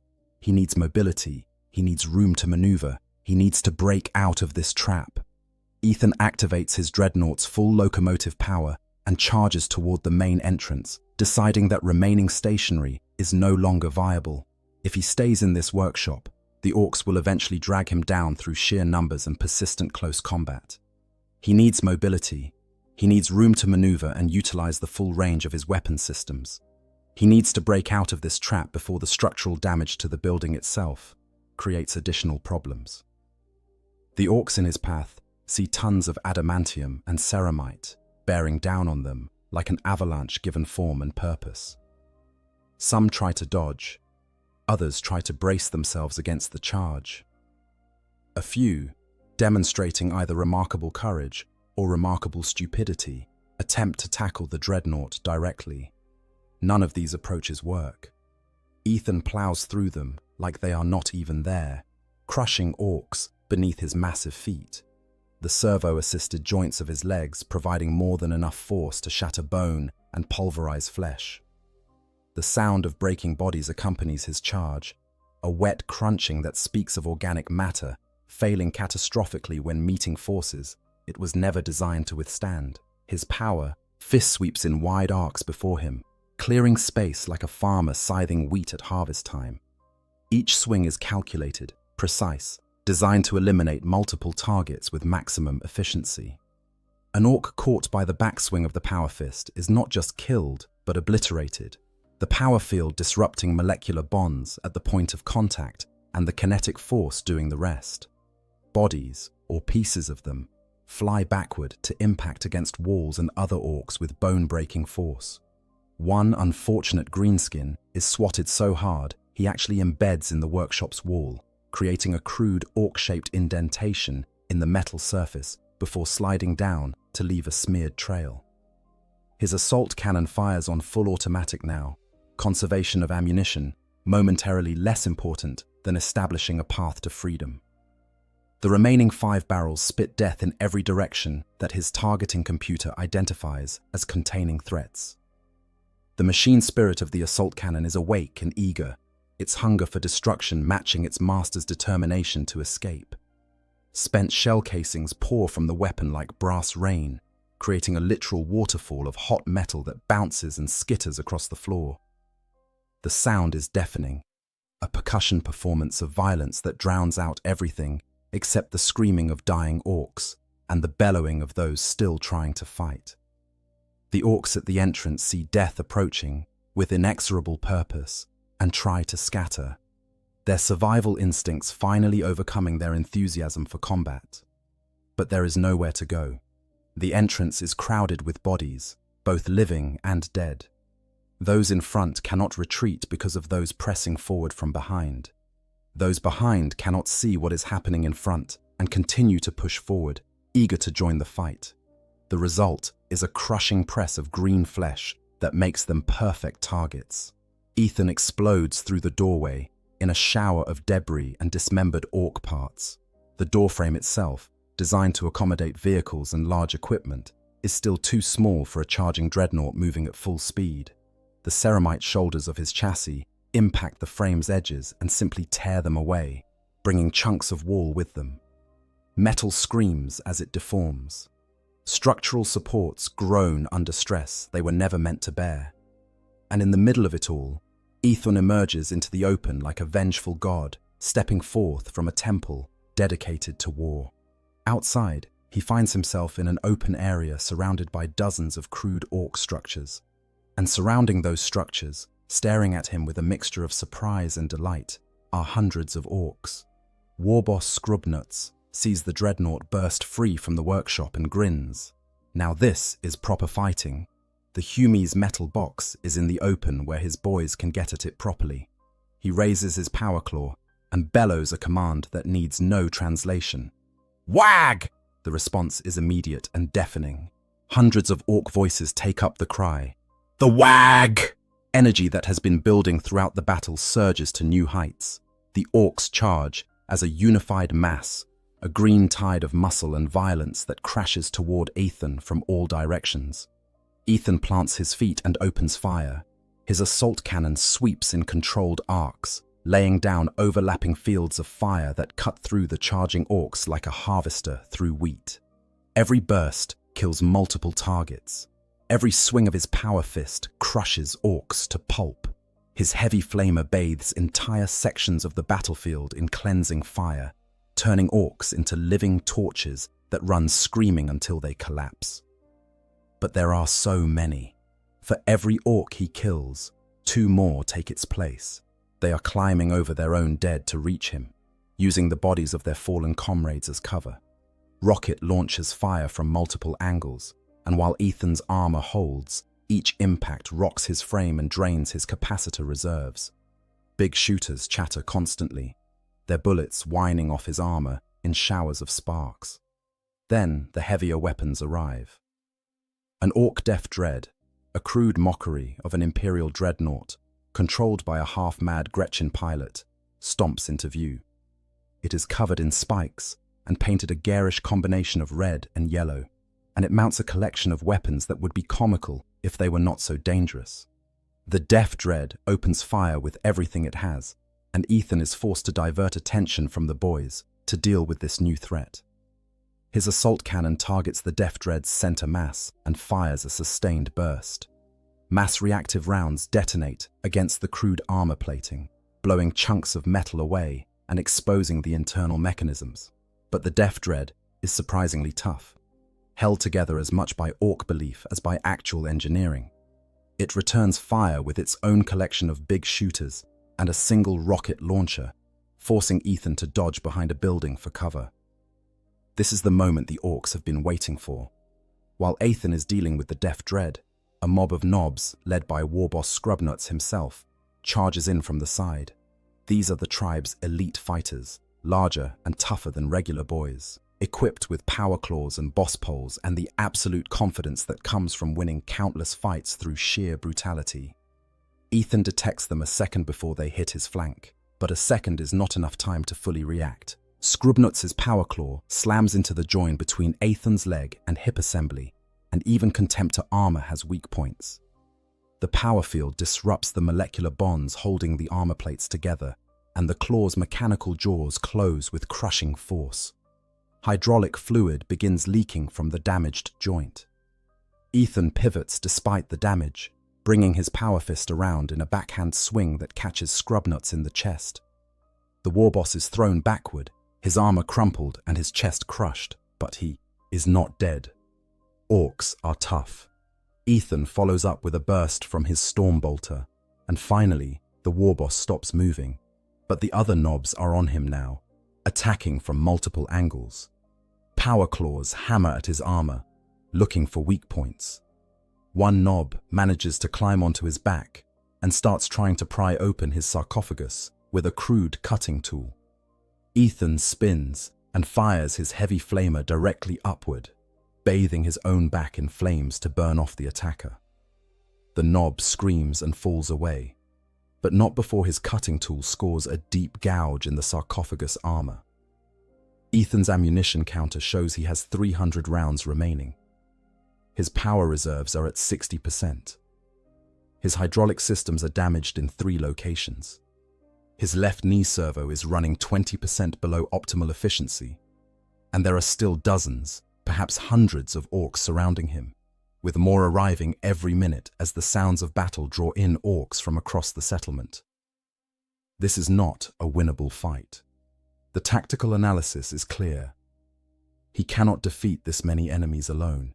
He needs to withdraw, find a defensive position, and wait for reinforcements. But where would he go?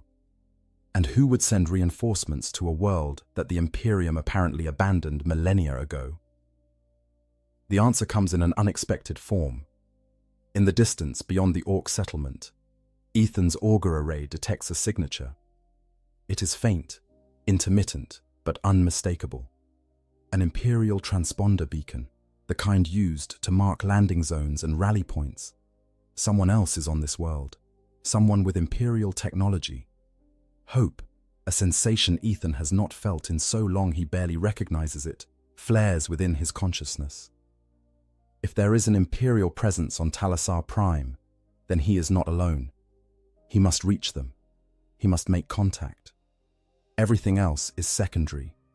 He activates his dreadnought's full combat mode, pushing systems beyond their normal operational limits. Power consumption spikes. Heat warnings flash across his vision, but his movement speed increases by 30%. He lowers his assault cannon and begins walking toward the signal, firing continuously to clear a path through the orcs. They try to stop him. They throw themselves at his legs, trying to trip him. They fire everything they have, desperate to bring down this implacable enemy who will not die, no matter how much punishment they inflict.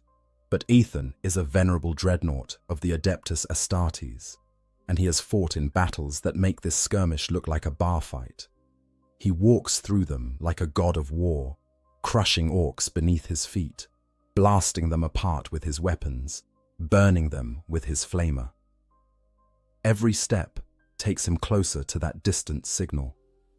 Every orc that falls is one less obstacle between him and potential salvation. He walks, and the orcs die, and the settlement begins to burn as his heavy flamer ignites structures and fuel stores. Behind him, the rusty cog tribe watches, their prize walking away. They have lost their war boss. They have lost scores of boys, and they are losing the most impressive piece of loot they have ever found. Some of them want to give chase, to continue the fight until either they die or the dreadnought falls. But others, seeing the trail of destruction Ethan has carved through their settlement, decide that maybe this particular piece of loot is not worth the cost. The pursuit falters. The orcs let him go, turning their attention instead to fighting amongst themselves over who should be the next war boss, and whether they should rebuild the workshop or use the materials to make more wagons. It is the orc way. Yesterday's enemy becomes today's forgotten problem as soon as something more immediate demands their attention. Ethan walks through the ruins of Talassar Prime, following the signal that promises contact with the Imperium he has served for so long. Behind him, the orc settlement burns. Before him, the unknown future awaits. He does not know what he will find when he reaches that signal. He does not know if the Imperium he knew still exists, or if it has changed beyond recognition. He does not know if there is a place for ancient warriors like him in whatever age this has become. But he knows his duty, and that, at least, has not changed in 5,000 years. He is a space marine.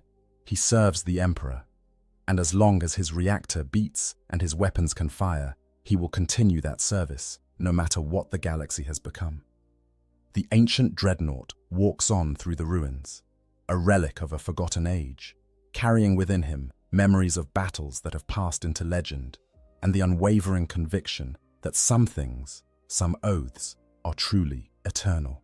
Aftermath and implications. 3 days later, after following the signal through ruins and wastelands, navigating around orc patrols and avoiding the territories of the various warring tribes that control different sections of Talassar Prime, Ethan makes contact with the source of the Imperial signal. It is not what he expected. It is not a full Imperial Guard regiment staging for planetary reclamation. It is not a Space Marine strike force investigating rumors of heresy. It is not even a properly equipped Mechanicus Forge complex, with all the resources necessary to provide comprehensive maintenance. It is a small Mechanicus research expedition, numbering barely a dozen tech priests and perhaps 30 servitor retinues, investigating the ruins of Talassar Prime for archaeotech, lost standard template constructs, and any fragments of knowledge that might have survived the millennia since the planet's abandonment. They are part of a broader effort, spanning centuries and involving hundreds of such expeditions, to reclaim technology from worlds abandoned during various catastrophes throughout Imperial history. The Age of Apostasy left countless worlds depopulated or destroyed, their knowledge lost when their populations died or fled. Reclaiming even fragments of that lost knowledge has become a priority for certain factions within the Mechanicus. The expedition has established a small encampment in what was once an administratum complex, its thick walls providing some shelter from the elements and the occasional orc scouting party. Servitors patrol the perimeter, their programming simple but effective. Tech priests work inside portable laboratories, examining artifacts pulled from the ruins and cataloging everything according to protocols that date back to the founding of the Mechanicus itself. It is a small operation, the kind that happens on thousands of forgotten worlds throughout the Imperium, usually resulting in minimal discoveries, but occasionally uncovering something significant enough to justify the expense and risk. When the tech priest's sensors detect the approaching dreadnought, their initial response is alarm bordering on panic. Their auger arrays identify a large bipedal war machine approaching from the ruins, its reactor signature indicating active power systems, its weapons reading as armed and potentially dangerous. The silhouette matches profiles for both Imperial dreadnoughts and Orc-Def dreads, and given that they know orcs infest this world, they reasonably assume the worst. Servitors are ordered to defensive positions. What few defensive weapons the expedition possesses are activated and aimed toward the approaching contact. Several tech priests begin emergency shutdown procedures on sensitive equipment, preparing to evacuate if necessary. But when Aethan broadcasts his identification codes on standard Imperial frequencies, everything changes. The codes are old, incredibly old, predating most modern encryption schemas by millennia. But they are authentic, verified against records that the Mechanicus maintains in their deepest archives. More importantly, they identify the dreadnought as belonging to the Celestial Lions chapter, providing not just a chapter designation, but specific serial numbers that allow the tech priest to trace the war machine's history back through 10,000 years of carefully maintained records. The reaction shifts from alarm to shock, then quickly to excitement.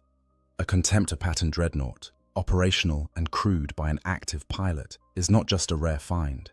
It is a discovery that could justify a dozen expeditions of this size, possibly more. The Contemptor pattern represents technology from the Great Crusade, an age when the Imperium's technical capabilities vastly exceeded what currently exists. Most Contemptors still in service are jealously guarded by their chapters, maintained at tremendous expense, and rarely risked in combat because they are irreplaceable. Finding one that has been lost for 5 millennia, preserved by ancient stasis fields, potentially containing data and design specifications that have been lost to the ravages of time, is the kind of discovery that Magi dream about. But that the dreadnought contains a space marine who actually fought during the Emperor's time, who potentially possesses first-hand memories of the Great Crusade, who might be able to provide testimony about events that historians have been debating for 10,000 years, is nothing short of miraculous. The theological implications alone are staggering. This is a warrior who served when the Emperor still walked among humanity, when the Primarchs led their legions, when the Imperium was united in purpose and advancing across the galaxy with unstoppable momentum. The knowledge contained in his memory banks could reshape understanding of that era. The lead Magos, a venerable tech priest designated Xerxes 9 Delta, who has served the machine god for 3 centuries and overseen dozens of archaeological expeditions, personally performs the sacred rites to verify Aethan's authenticity. The process is extensive, involving not just code verification, but physical examination of the dreadnought's components, metallurgical analysis of the alloys used in its construction, and careful comparison of design elements against archived schematics from the Great Crusade era. Every measurement confirms what the identification codes claimed. This is genuinely a Contemptor from that legendary age, and the warrior within is genuine as well. The identification codes check out against multiple verification protocols. The dreadnought's serial numbers match records from the Celestial Lions chapter's founding, records so old they exist only in the most ancient archives, written in High Gothic variants that have not been in common use for millennia. And when Xerxes 9 Delta carefully interfaces with Aethan's memory banks, following protocols designed to avoid damaging the delicate neural pathways or corrupting the stored data, they find fragmentary battle logs that provide first-hand accounts of campaigns that historians have been debating for millennia. Reports of battles on worlds whose very names have been forgotten. Tactical assessments of enemies that no longer exist. Observations about Primarchs and legendary figures that could only come from someone who actually knew them personally. Xerxes 9 Delta immediately sends an astropathic message to Mars, to the Fabricator General himself, reporting the discovery in detail. The message is given priority coding, routed through the most reliable astropathic channels available. Such a discovery must be reported to the highest levels of Mechanicus leadership. After all, this could have implications for everything from technical research to theological doctrine. A living link to the age when the Omnissiah walked among humanity is not just valuable, it is sacred. The response, when it comes several weeks later, is explicit. The Dreadnought and its pilot are to be recovered and transported to Mars for study and preservation. The knowledge contained within Ethan's memory banks could be invaluable. His Contemptor pattern chassis represents technology that the Mechanicus would very much like to understand better. He is, in every sense, a treasure. But Ethan has other ideas. During the time it takes for the message to reach Mars and the response to return, he speaks with Xerxes 9 Delta about the current state of the Imperium. He learns about the 10,000 years of history he has missed, the loss of the Primarchs, the countless wars and Xenos invasions, the slow degradation of technology and knowledge, the rise of the imperial cult, the countless threats that assail humanity from all sides. He also learns that the Celestial Lions still exist, though they were nearly destroyed during what is now called the Third War for Armageddon. The chapter has been rebuilt with assistance from other successor chapters, but they are a shadow of their former strength. They currently operate from a new fortress monastery on a different world, their original home lost during the Age of Apostasy, along with Talisar Prime. When Ethan requests that he be returned to his chapter rather than sent to Mars, Xerxes 9 Delta explains that this may not be possible. The Mechanicus has claimed salvage rights to him based on standard recovery protocols. He is technically Archaeotech now, a recovered relic that belongs to the Adeptus Mechanicus. The chapter can petition for his return, but such negotiations could take decades. Ethan's response is quiet but firm. He is not Archaeotech. He is not a relic to be studied. He is a space marine, a warrior of the Adeptus Astartes, and his place is with his chapter. If the Mechanicus attempts to prevent him from reaching his brothers, he will consider them hostile and act accordingly. The threat is delivered without anger, simply as a statement of fact. Xerxes 9 Delta, who has been a Magos for 300 years and has dealt with difficult situations before, recognizes that this is not a fight worth having. A functioning Contemptor. Dreadnought with an active pilot is an extremely dangerous opponent. More importantly, antagonizing one of the Emperor's space marines over a bureaucratic dispute would be theologically problematic and politically unwise. A compromise is reached. Ethan will allow the Mechanicus to perform non-invasive scans and data extraction from his systems, providing them with technical schematics and memory logs that could prove invaluable.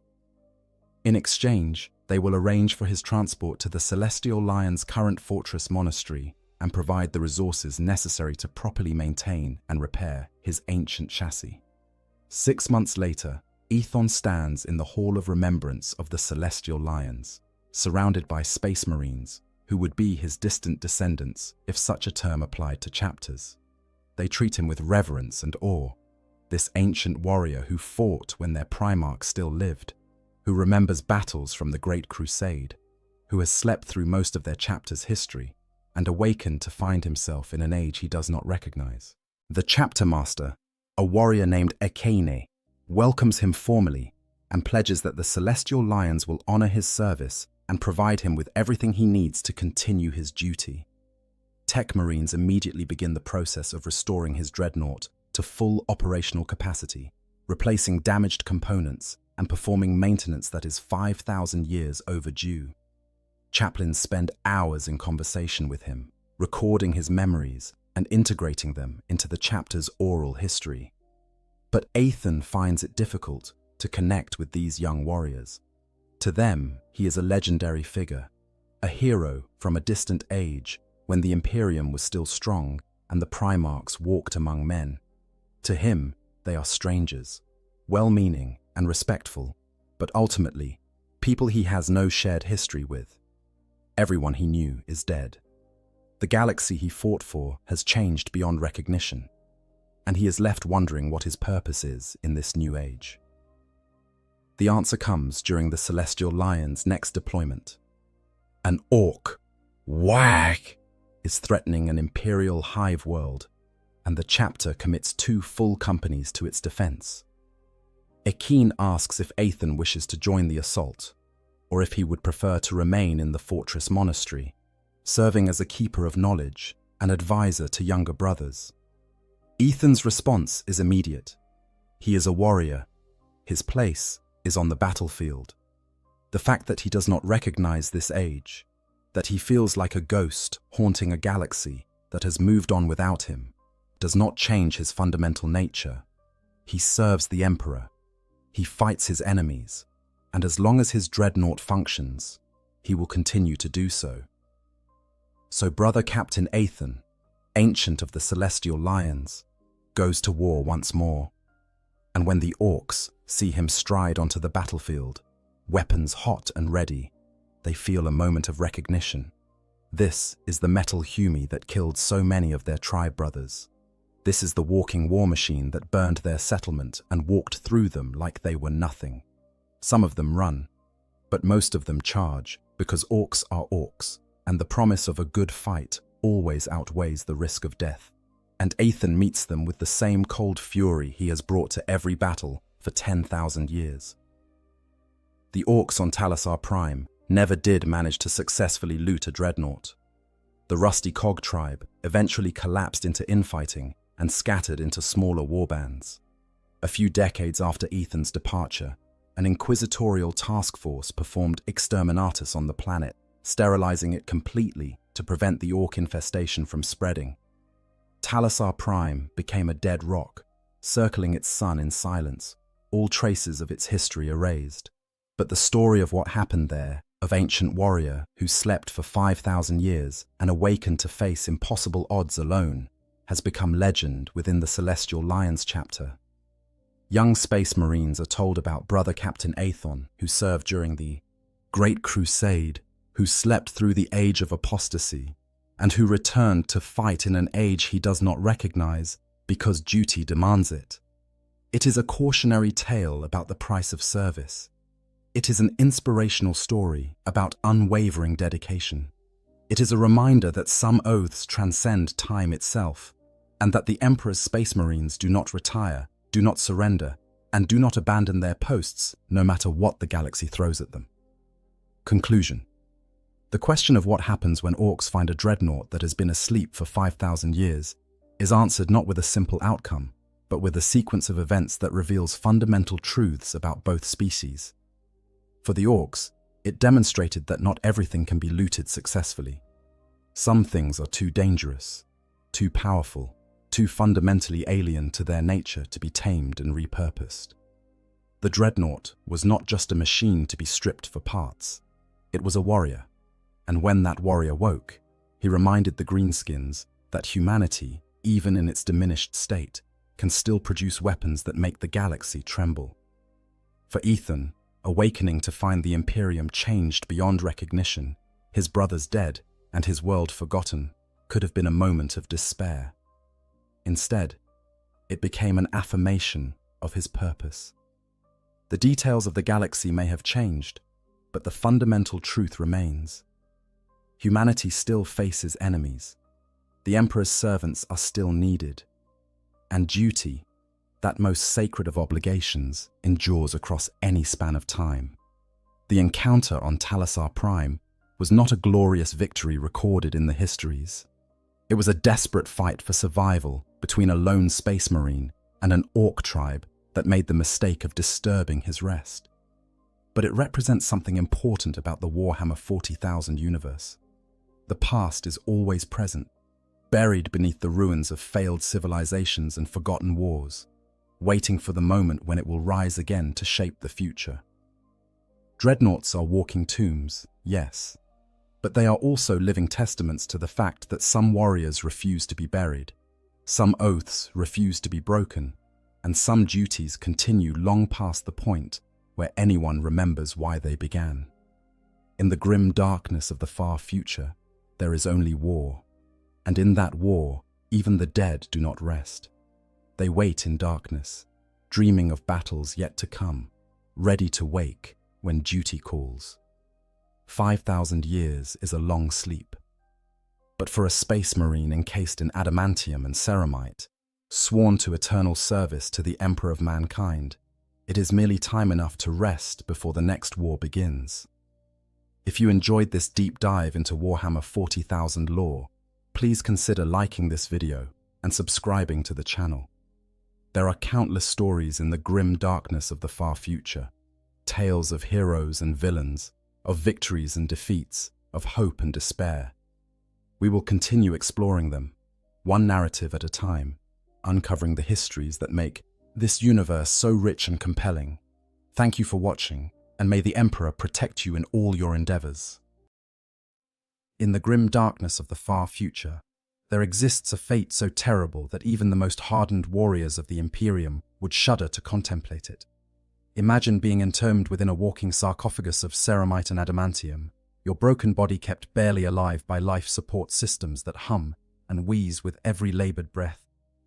You are one of the Emperor's finest warriors, a space marine of the legendary Alpha Legion, interred within a dreadnought after suffering wounds that would have killed any lesser being. You have walked the battlefields of 100 worlds, your massive footfalls shaking the ground, your weapons speaking death to the enemies of mankind. But then, in one catastrophic moment, everything changes.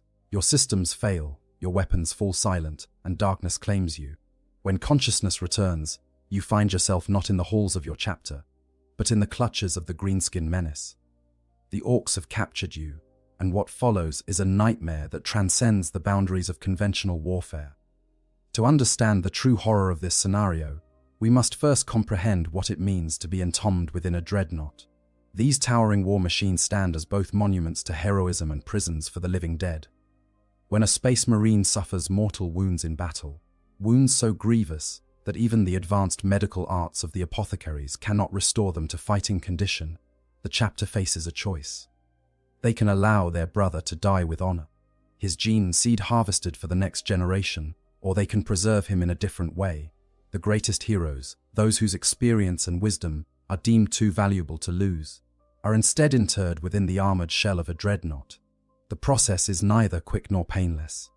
What remains of the warrior's broken body is encased in an amniotic sarcophagus, a life support cocoon that keeps flesh and brain alive through a combination of ancient technology and the warrior's own enhanced biology.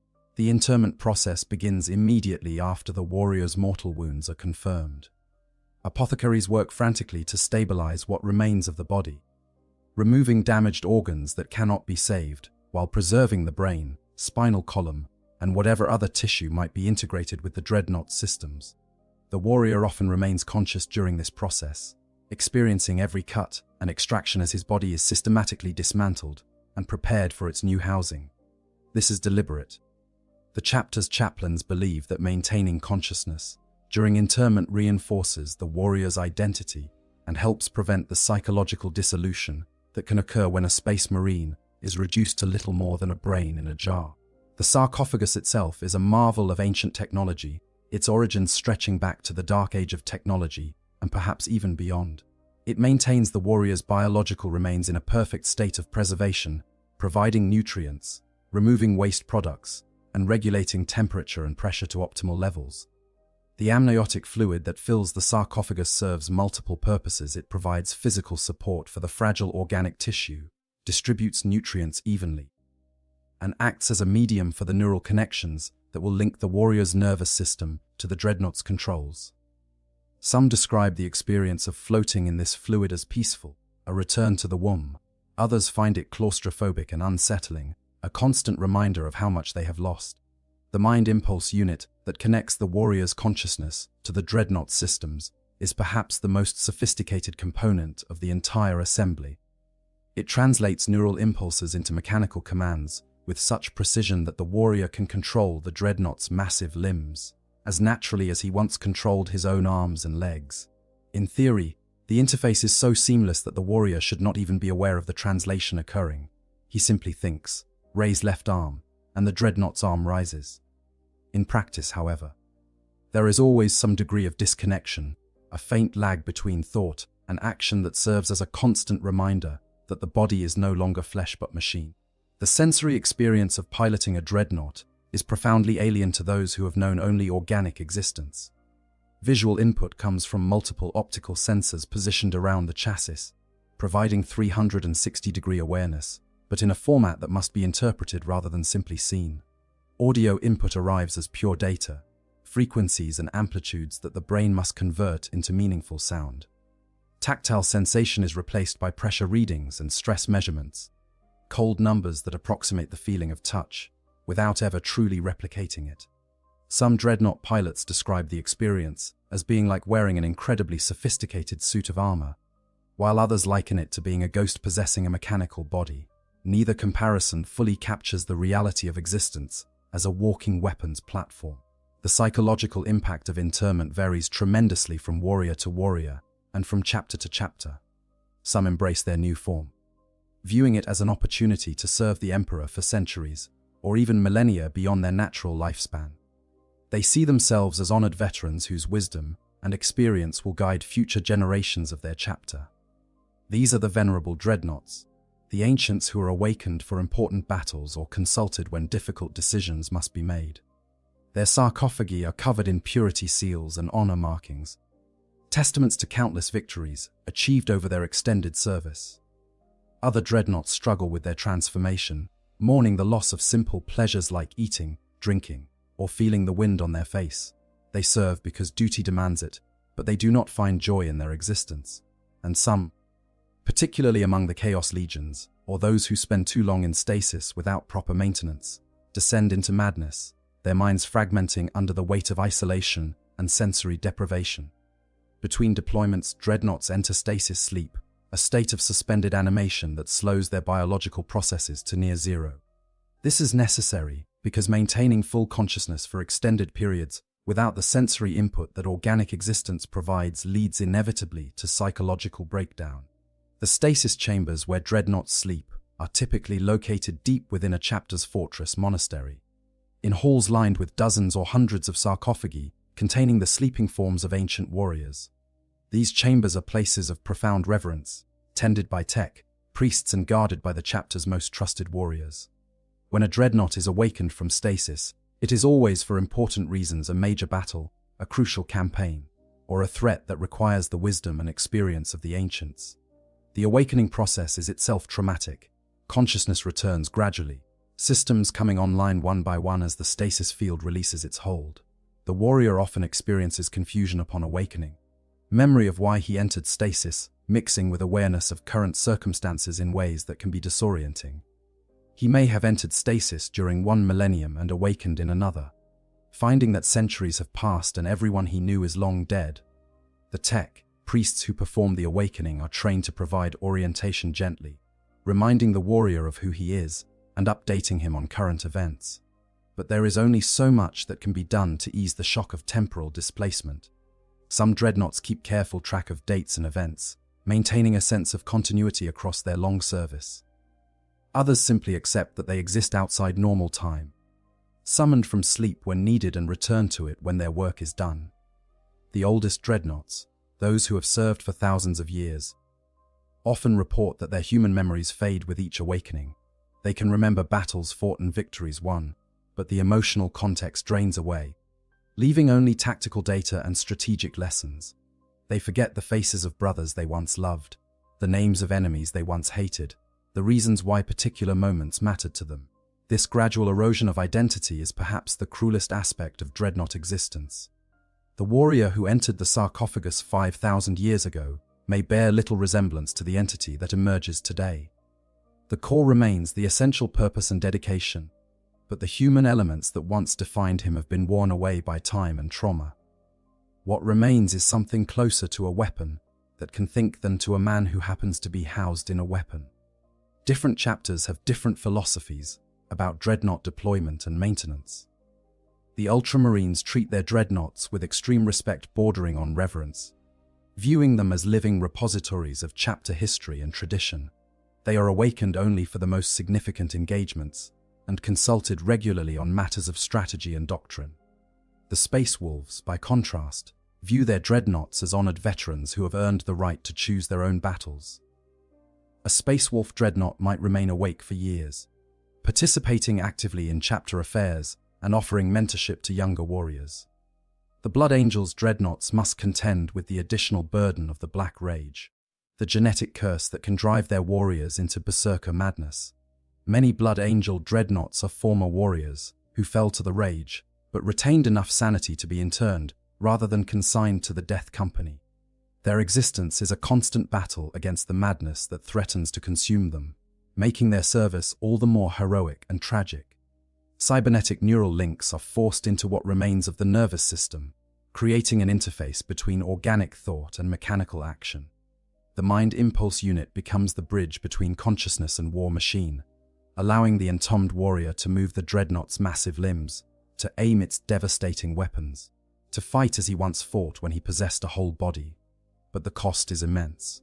The warrior can no longer feel the wind on his face, can no longer taste food or drink, can no longer experience the simple human pleasures that once defined his existence. Everything is filtered through sensors and data feeds, a cold digital interpretation of a world that was once warm and alive.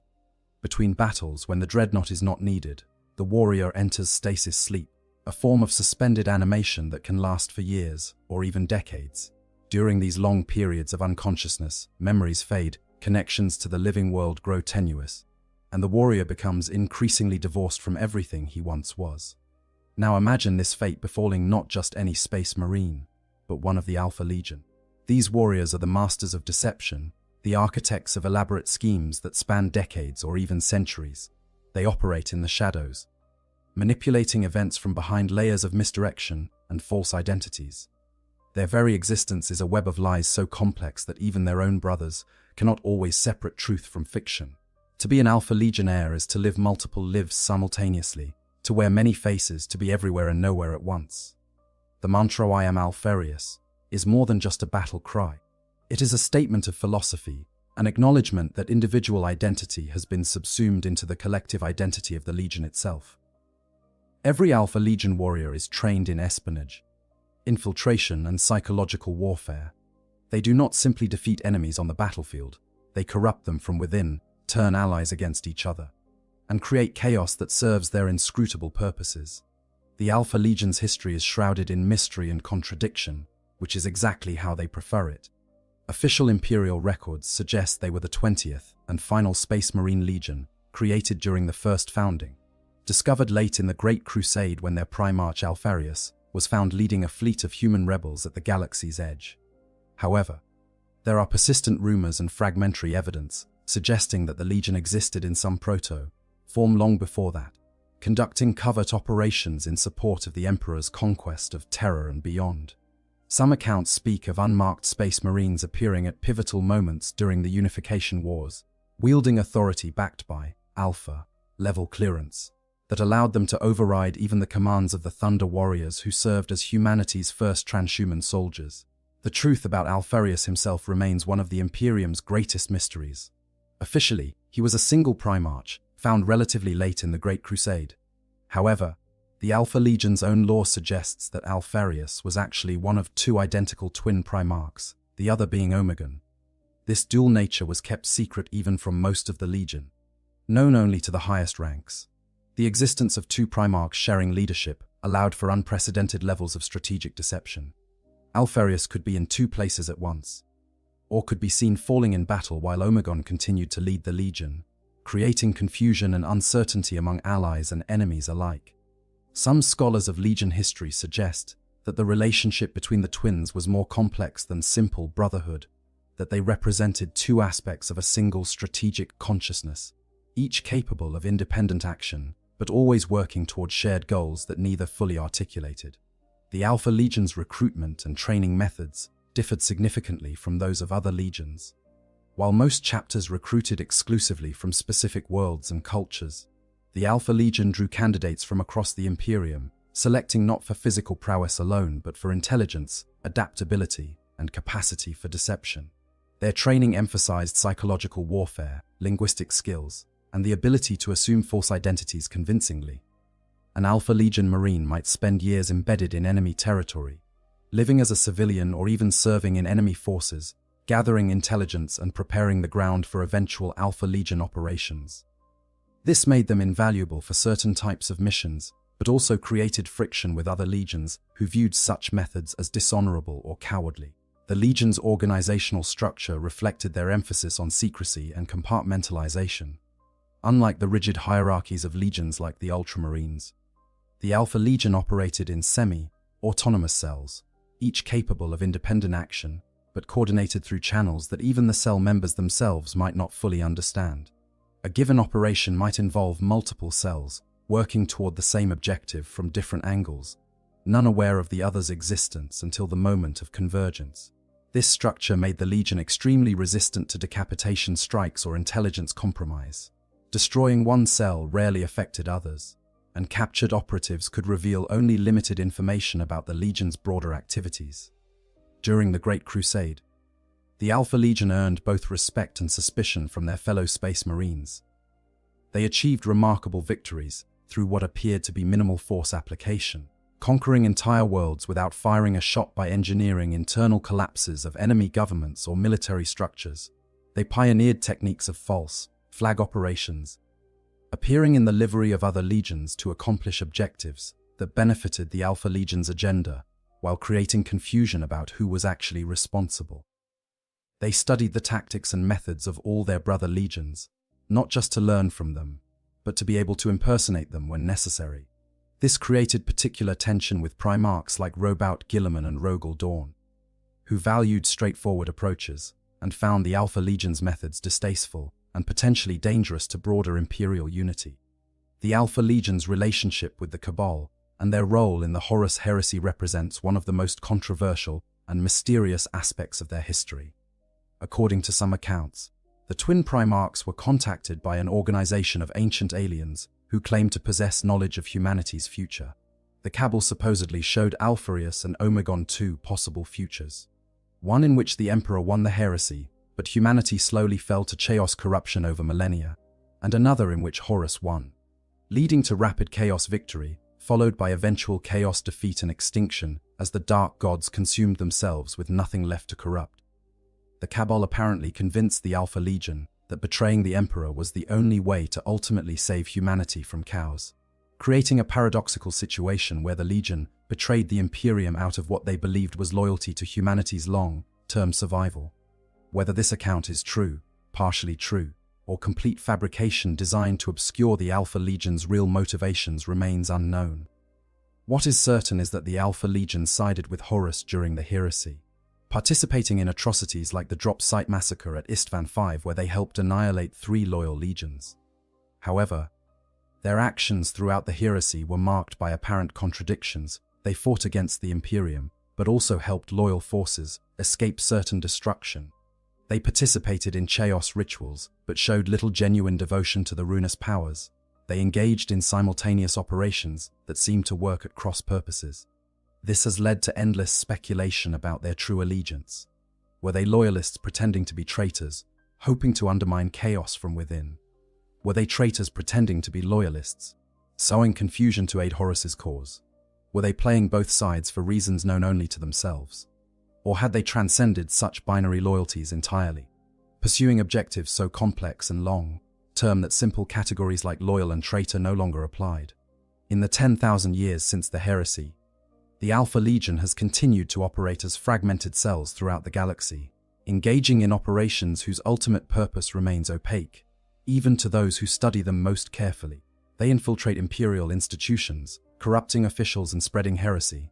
They manipulate chaos cults, using them as pawns in schemes that may actually serve anti-chaos objectives. They fight alongside chaos forces one moment and against them the next. They appear wearing power armor painted in their traditional blue, green with Hydra emblems, or they operate in disguise as loyalist Space Marines, Imperial Guard, or even civilians. Every Alpha Legion cell claims to be following the true vision of Alpharius, yet no two cells seem to be working toward obviously compatible goals. The Legion's gene, seed remains relatively pure despite their 10,000 years of separation from the Imperium, suggesting they maintain some level of organizational continuity and discipline that prevents the degradation that affects many Chaos warbands. They recruit new members through methods that mirror their original practices, selecting candidates for intelligence and adaptability rather than simply grabbing the strongest fighters. This has allowed them to maintain operational effectiveness and cohesion that exceeds what most Chaos forces can achieve. However, it also means that joining the Alpha Legion is more like being recruited into an intelligence service than joining a conventional warband. New members find themselves caught up in schemes they do not fully understand, following orders that may seem contradictory, serving purposes that are never fully explained. The psychological profile of an Alpha Legion warrior differs significantly from that of other Space Marines. Where an Ultramarine finds certainty in codified doctrine and an Imperial Fist finds strength in unbending resolve, an Alpha Legion Marine embraces uncertainty and ambiguity as tools to be wielded. He must be comfortable with not knowing the full picture, with following orders whose purpose is hidden, with maintaining multiple cover identities simultaneously. He must accept that he may die in a mission whose objectives he does not understand, carrying secrets he was never told. This requires a particular kind of mental flexibility and trust in the collective wisdom of the Legion that many would find psychologically unbearable. It also means that Alpha Legion warriors are peculiarly vulnerable to existential doubt. When you can never be certain whether you are serving your stated cause or being manipulated toward ends you cannot see, maintaining morale and motivation becomes a constant challenge. But what happens when such a warrior, accustomed to operating in the shadows with perfect control over information and identity, finds himself trapped within the metal prison of a dreadnought? Already the experience is traumatic for any Space Marine, but for an Alpha Legionnaire, it represents a profound violation of everything they have been trained to be. No longer can they infiltrate enemy positions in disguise. No longer can they manipulate others through carefully crafted personas. They are reduced to a walking weapons platform, their subtlety replaced by brute force, their elaborate schemes limited by the mechanical constraints of their new form. And yet, even in this diminished state, an Alpha Legion dreadnought remains a formidable and dangerous entity. Their tactical acumen is undiminished, their understanding of warfare's psychological dimensions as sharp as ever. They serve their Legion not as front-line shock troops, but as strategic assets, deployed at critical moments when their experience and knowledge can turn the tide of battle. But now we come to the moment of catastrophe, the scenario that represents every dreadnought pilot's worst nightmare. Through some combination of battlefield misfortune, tactical miscalculation, or perhaps even intentional sacrifice as part of some deeper Alpha Legion scheme, the dreadnought has fallen into Orc hands. Perhaps it was disabled during a massive war, its systems overwhelmed by sheer weight of numbers. Perhaps it was captured during a carefully orchestrated trap, the Orcs demonstrating unexpected cunning under the leadership of a particularly intelligent warboss.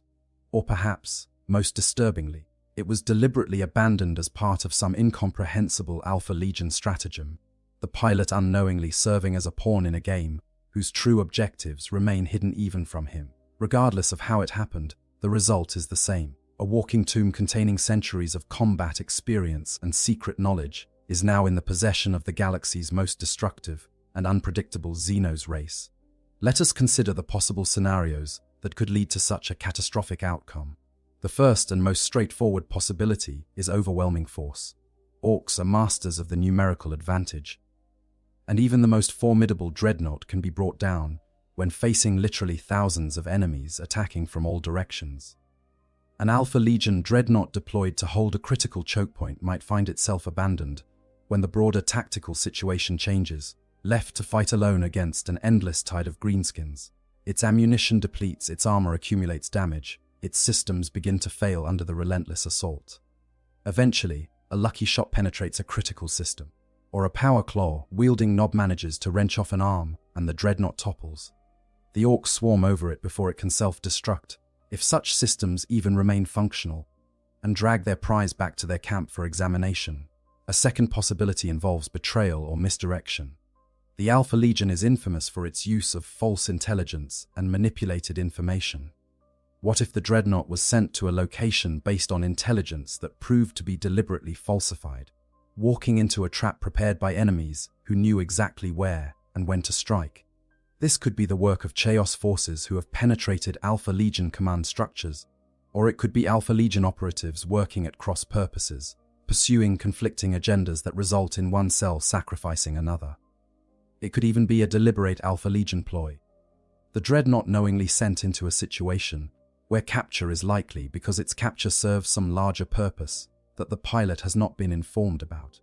This last possibility is particularly horrifying because it means the pilot's torment is not an unfortunate accident, but a calculated cost in a scheme whose benefits he may never understand or witness.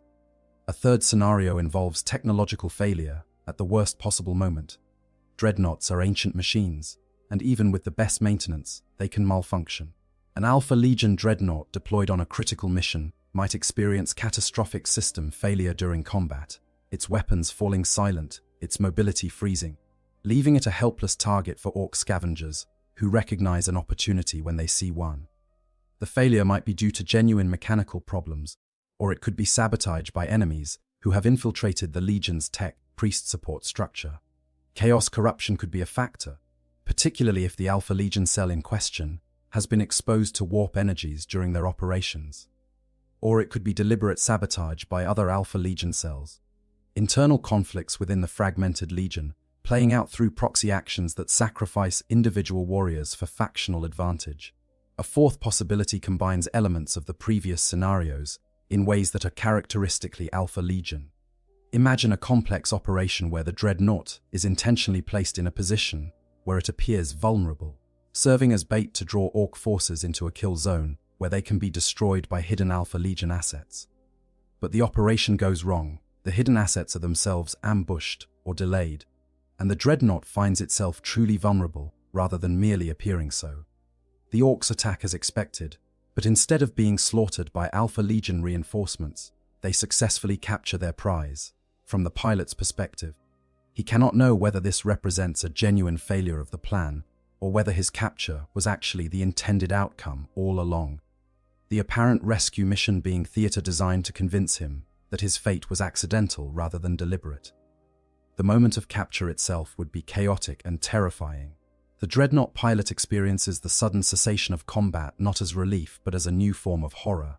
His weapons are depleted or disabled, his mobility is compromised, and he can see through his optical sensors that he is surrounded by hundreds or thousands of Orcs, all of them eager to claim credit for his defeat. Some of them begin beating on his armor with crude weapons, testing its strength and looking for weak points. Others attempt to pry open access panels or cut through cables. The pilot tries to activate his self-destruct protocols, if such systems exist and remain functional, but finds them disabled or damaged. He tries to call for reinforcements or at least to transmit his final status report, but his communications systems are jammed or destroyed. He is alone, helpless, and at the mercy of enemies who do not understand the concept of mercy. The Orcs' initial response to capturing a dreadnought would be celebratory. They have defeated a mighty enemy war machine, and by Orc logic, that makes them mighty themselves. The warboss who claims credit for the capture gains significant status, potentially attracting more followers and strengthening his position within the warband's hierarchy. The mech boys who will examine and modify the dreadnought see an opportunity to enhance their own reputations, potentially creating something that will make other mechs jealous. Looters who participated in the battle compete to claim the best pieces of salvage, though the dreadnought itself is too valuable to be immediately stripped for parts. There would be arguments, possibly even fights, over who gets to work on the captured machine and who benefits from its eventual deployment. During the initial capture and transportation, the pilot remains conscious within his sarcophagus, experiencing every jolt and impact as the Orcs drag or carry his inert chassis back to their base. He can hear their guttural voices celebrating their victory, making crude jokes about the Humi and Dakan, debating what they should do with their prize. Some suggest immediate execution, cracking the sarcophagus open and killing the occupant. Others advocate for preserving the machine intact to see if they can figure out how it works. The mech boys, always the most pragmatic of orcs, argue for careful examination before making any irreversible decisions. Their voices carry weight because the warboss recognizes that the mech's expertise is necessary to make use of this unusual prize. The journey to the orc base provides the pilot with his first intelligence-gathering opportunity since his capture. Through his still-functioning sensors, he observes the orc forces, noting their numbers, equipment, organization, and morale. He identifies key individuals, the warboss who struts around claiming credit, the big mechs who examine his chassis with professional interest, the knobs who serve as the warboss's enforcers and lieutenants. He maps the terrain they traverse, noting defensible positions and potential escape routes, even though escape seems impossible. This is Alpha Legion training asserting itself, even in the most desperate circumstances. Gather intelligence, assess the situation, look for exploitable weaknesses. Never stop planning even when planning seems futile. Upon arrival at the orc base, the dreadnought is placed in what passes for a workshop among the greenskins. This is typically a large open area filled with scrap metal, half-completed projects, and the constant noise of mechs hammering, welding, and arguing over technical details. The dreadnought is secured with heavy chains and cables, both to prevent it from being activated unexpectedly, and to keep other orcs from stealing pieces of it before the examination is complete. Guards are posted not to protect the dreadnought from enemy action, but to prevent opportunistic looters from helping themselves to valuable components. The pilot, trapped within his prison, can only wait as the mechs prepare their tools and begin their invasive examination of his mechanical body. The orcs are a unique threat in the grim darkness of the far future. They are not driven by the cold logic of the Necrons, nor do they serve the dark ambitions of chaos. They fight not for survival, not for territory, not for ideological reasons, but for the simple joy of violence itself. Combat is not a means to an end for the orcs, it is the end itself, the ultimate expression of their existence. They are biologically engineered for warfare, their very bodies growing larger and stronger with each battle fought and won.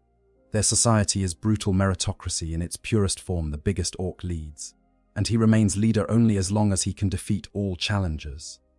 This creates a culture of constant violence, where even allies might turn on each other if one perceives weakness in the other.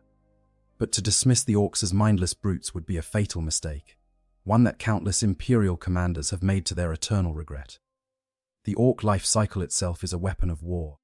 They reproduce through spores released when an orc dies, or even during times of great excitement and violence.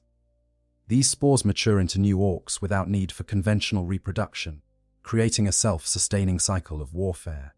Every battlefield where orcs fight becomes a potential breeding ground for future wargs. Imperial forces that defeat an orc invasion often discover years later that the world is infested again, new orcs having grown from spores left behind during the previous conflict. This makes the greenskins nearly impossible to truly eradicate. You can kill every orc on a planet, and still have the planet become an orc world within a generation. Orc culture revolves entirely around the concept of the Waig, a term that defies simple translation, but encompasses warfare, migration, religious fervor, and psychic phenomenon all at once. When a particularly powerful warboss emerges, his reputation and psychic presence can attract orcs from across entire sectors of space. They converge on his position, drawn by an instinctive urge to join the growing horde. This gathering creates a feedback loop. More orcs mean more psychic energy, which attracts even more orcs, until the war reaches critical mass and explodes outward in a tide of violence that can consume entire star systems. The Imperium has faced wargs numbering in the billions, green tides so vast that they blot out the stars and reduce whole civilizations to smoking ruins. Within orc society, there exist distinct clans, each with their own cultural practices and preferences. The Goths are the most aggressive and traditional, favoring direct combat and disdaining anything that smacks of cowardice. The Evil Sons are obsessed with speed, painting everything red and racing into battle with reckless abandon. The Bad Moons are the wealthiest clan, their teeth growing faster than other orcs and providing them with more currency for purchasing the best weapons and equipment. The Death Skulls are the looters par excellence, believing that blue is a lucky color and that anything not nailed down is fair salvage. The Blood Axes are considered somewhat odd by other orcs because they have learned tactics from human opponents and are willing to use Orn Orki. strategies like retreating when necessary. Each clan brings its own flavor to orc warfare, creating diversity within what might otherwise seem like a homogeneous horde. The greenskin economy is based on teeth, literally the teeth that orcs grow and shed throughout their lives. These serve as currency, with larger and more impressive teeth being worth more in trade. A wealthy orc might have gold teeth installed, both as a status symbol and as a form of portable wealth. The fact that teeth decay and lose value over time creates a natural inflation control in the orc economy, preventing hoarding and ensuring constant circulation of currency. Mech boys and other specialists trade their services for teeth, creating a functional market economy that operates according to principles no human economist would recognize, but that works perfectly well for orc purposes. Orc physiology is remarkable in its resilience and adaptability. They can survive wounds that would kill humans instantly. Their robust biology and latent regenerative abilities, keeping them fighting long after they should have fallen. An orc who loses an arm might simply have it sewn back on by a pain boy, or have it replaced with a mechanical prosthetic that is arguably more effective than the original limb. Their tolerance for pain is legendary. Orcs have been observed fighting enthusiastically while missing significant portions of their bodies, only stopping when critical damage finally forces them to acknowledge they are dead. This toughness, combined with their rapid growth and reproduction, makes them one of the most persistent threats in the galaxy. The orcs possess technology that by all rights should not function. Their weapons are crude assemblages of scrap metal, welded and bolted together with no regard for proper engineering principles. Their vehicles are ramshackle contraptions that violate basic laws of physics, and yet they work. This is because orc technology operates on a principle that human understanding struggles to grasp. It functions because the orcs believe it functions. The greenskins possess a latent collective psychic field, a gestalt consciousness that can make reality conform to their expectations. If enough orcs believe that a gun will fire, it will fire, even if its construction suggests it should explode in the user's hands. If they believe that painting a vehicle red makes it go faster, then painted red, it will indeed travel at higher speeds. This is not magic in any conventional sense, but rather a fundamental bending of physical laws through the sheer force of collective belief. Central to orc technology are the mech boys, specialists born with an innate understanding of machinery and engineering. Unlike human tech, priests who must spend decades learning their craft, mech boys emerge from the orc life cycle, already possessing knowledge encoded in their very genes.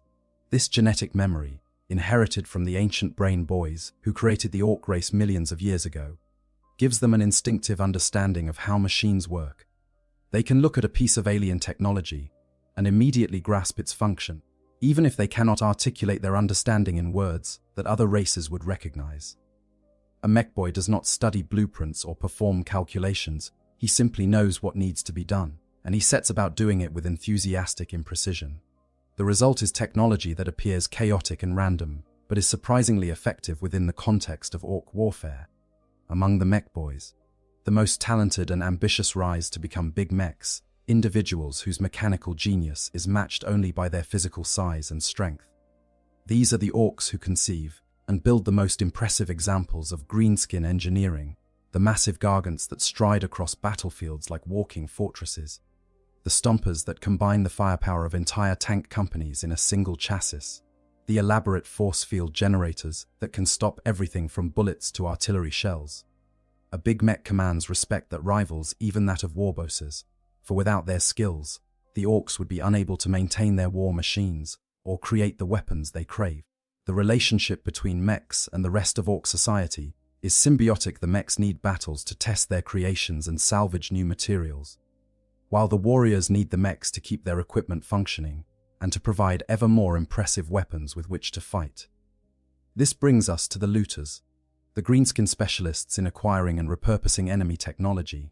Looters are opportunistic scavengers who roam battlefields in search of weapons, armor, and equipment that can be stripped from defeated enemies. They are thieves without shame, willing to steal from anyone, including their fellow orcs if the opportunity presents itself. This behavior, which would be considered dishonorable in most societies, is accepted and even respected among the orcs, provided the theft is accomplished skillfully.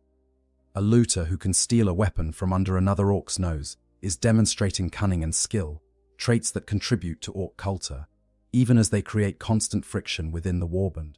The looters bring their salvaged treasures to the mech boys, who then modify and enhance them to suit Orc aesthetics and capabilities. An Imperial Guard lasgun might be rebuilt into a shoulder-mounted def gun. A Space Marine bolter could be incorporated into a larger weapon system. The possibilities are limited only by the mech's imagination and the availability of scrap metal, which in Orc society is never in short supply. The Orcs have a long history of looting enemy vehicles and repurposing them for their own use. Imperial Guard Leman Russ tanks are particularly popular targets. Their robust construction and powerful weapons making them valuable additions to any Orc warband. When the Orcs capture such a vehicle, they immediately set about making it more Orky. Adding armor plates covered in spikes, mounting additional weapons in every available space, and of course painting it red to make it go faster. The fact that the Orcs' ballistic skill is significantly worse than that of trained Imperial gunners matters little when you have enough faith in your weapon's ability to hit the target.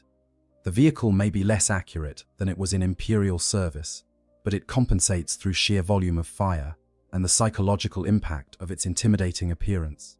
These looted vehicles can be upgraded with various Orc enhancements, reinforced rams for smashing through enemy lines, grabbing claws for seizing other vehicles, wrecking balls for destroying fortifications, and mysterious big red buttons that provide temporary boosts to speed or firepower through mechanisms that no non-Orc could hope to understand.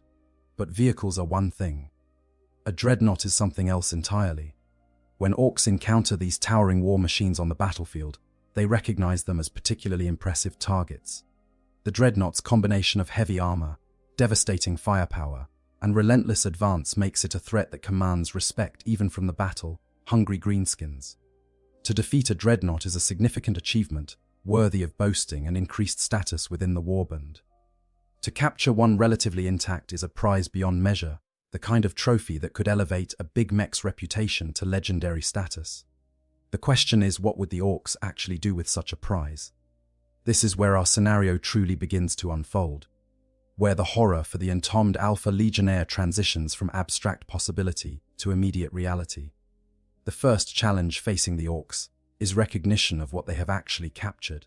To the greenskins, the dreadnought appears to be a heavily armored vehicle, or perhaps a type of robot, a walking weapons platform that has somehow been rendered inactive.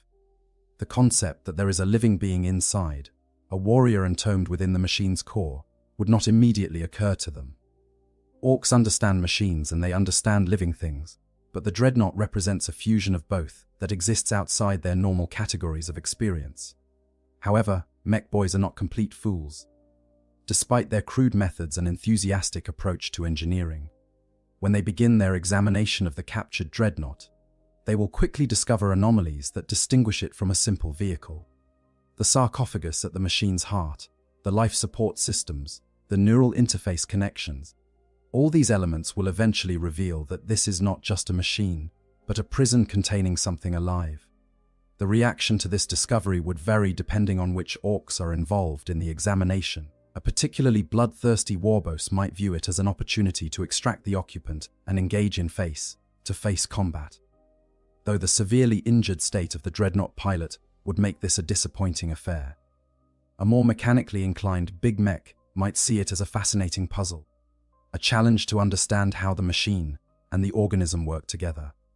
The presence of a living pilot adds complexity to the engineering problem, making it more interesting from the mech's perspective. But the most likely response, given Orc nature, would be immediate and practical. Can this thing be made to work for us? Can we loot it, modify it, and turn it into another weapon in our growing arsenal? This is where the true nightmare begins for the Alpha Legion warrior trapped inside. Imagine awakening from forced shutdown. Your systems slowly coming back online after what might have been hours or days of unconsciousness. The first sensations are always the same: the amniotic fluid that surrounds what remains of your body, the hum of life support systems, the data feeds from external sensors beginning to resolve into coherent information. But something is wrong.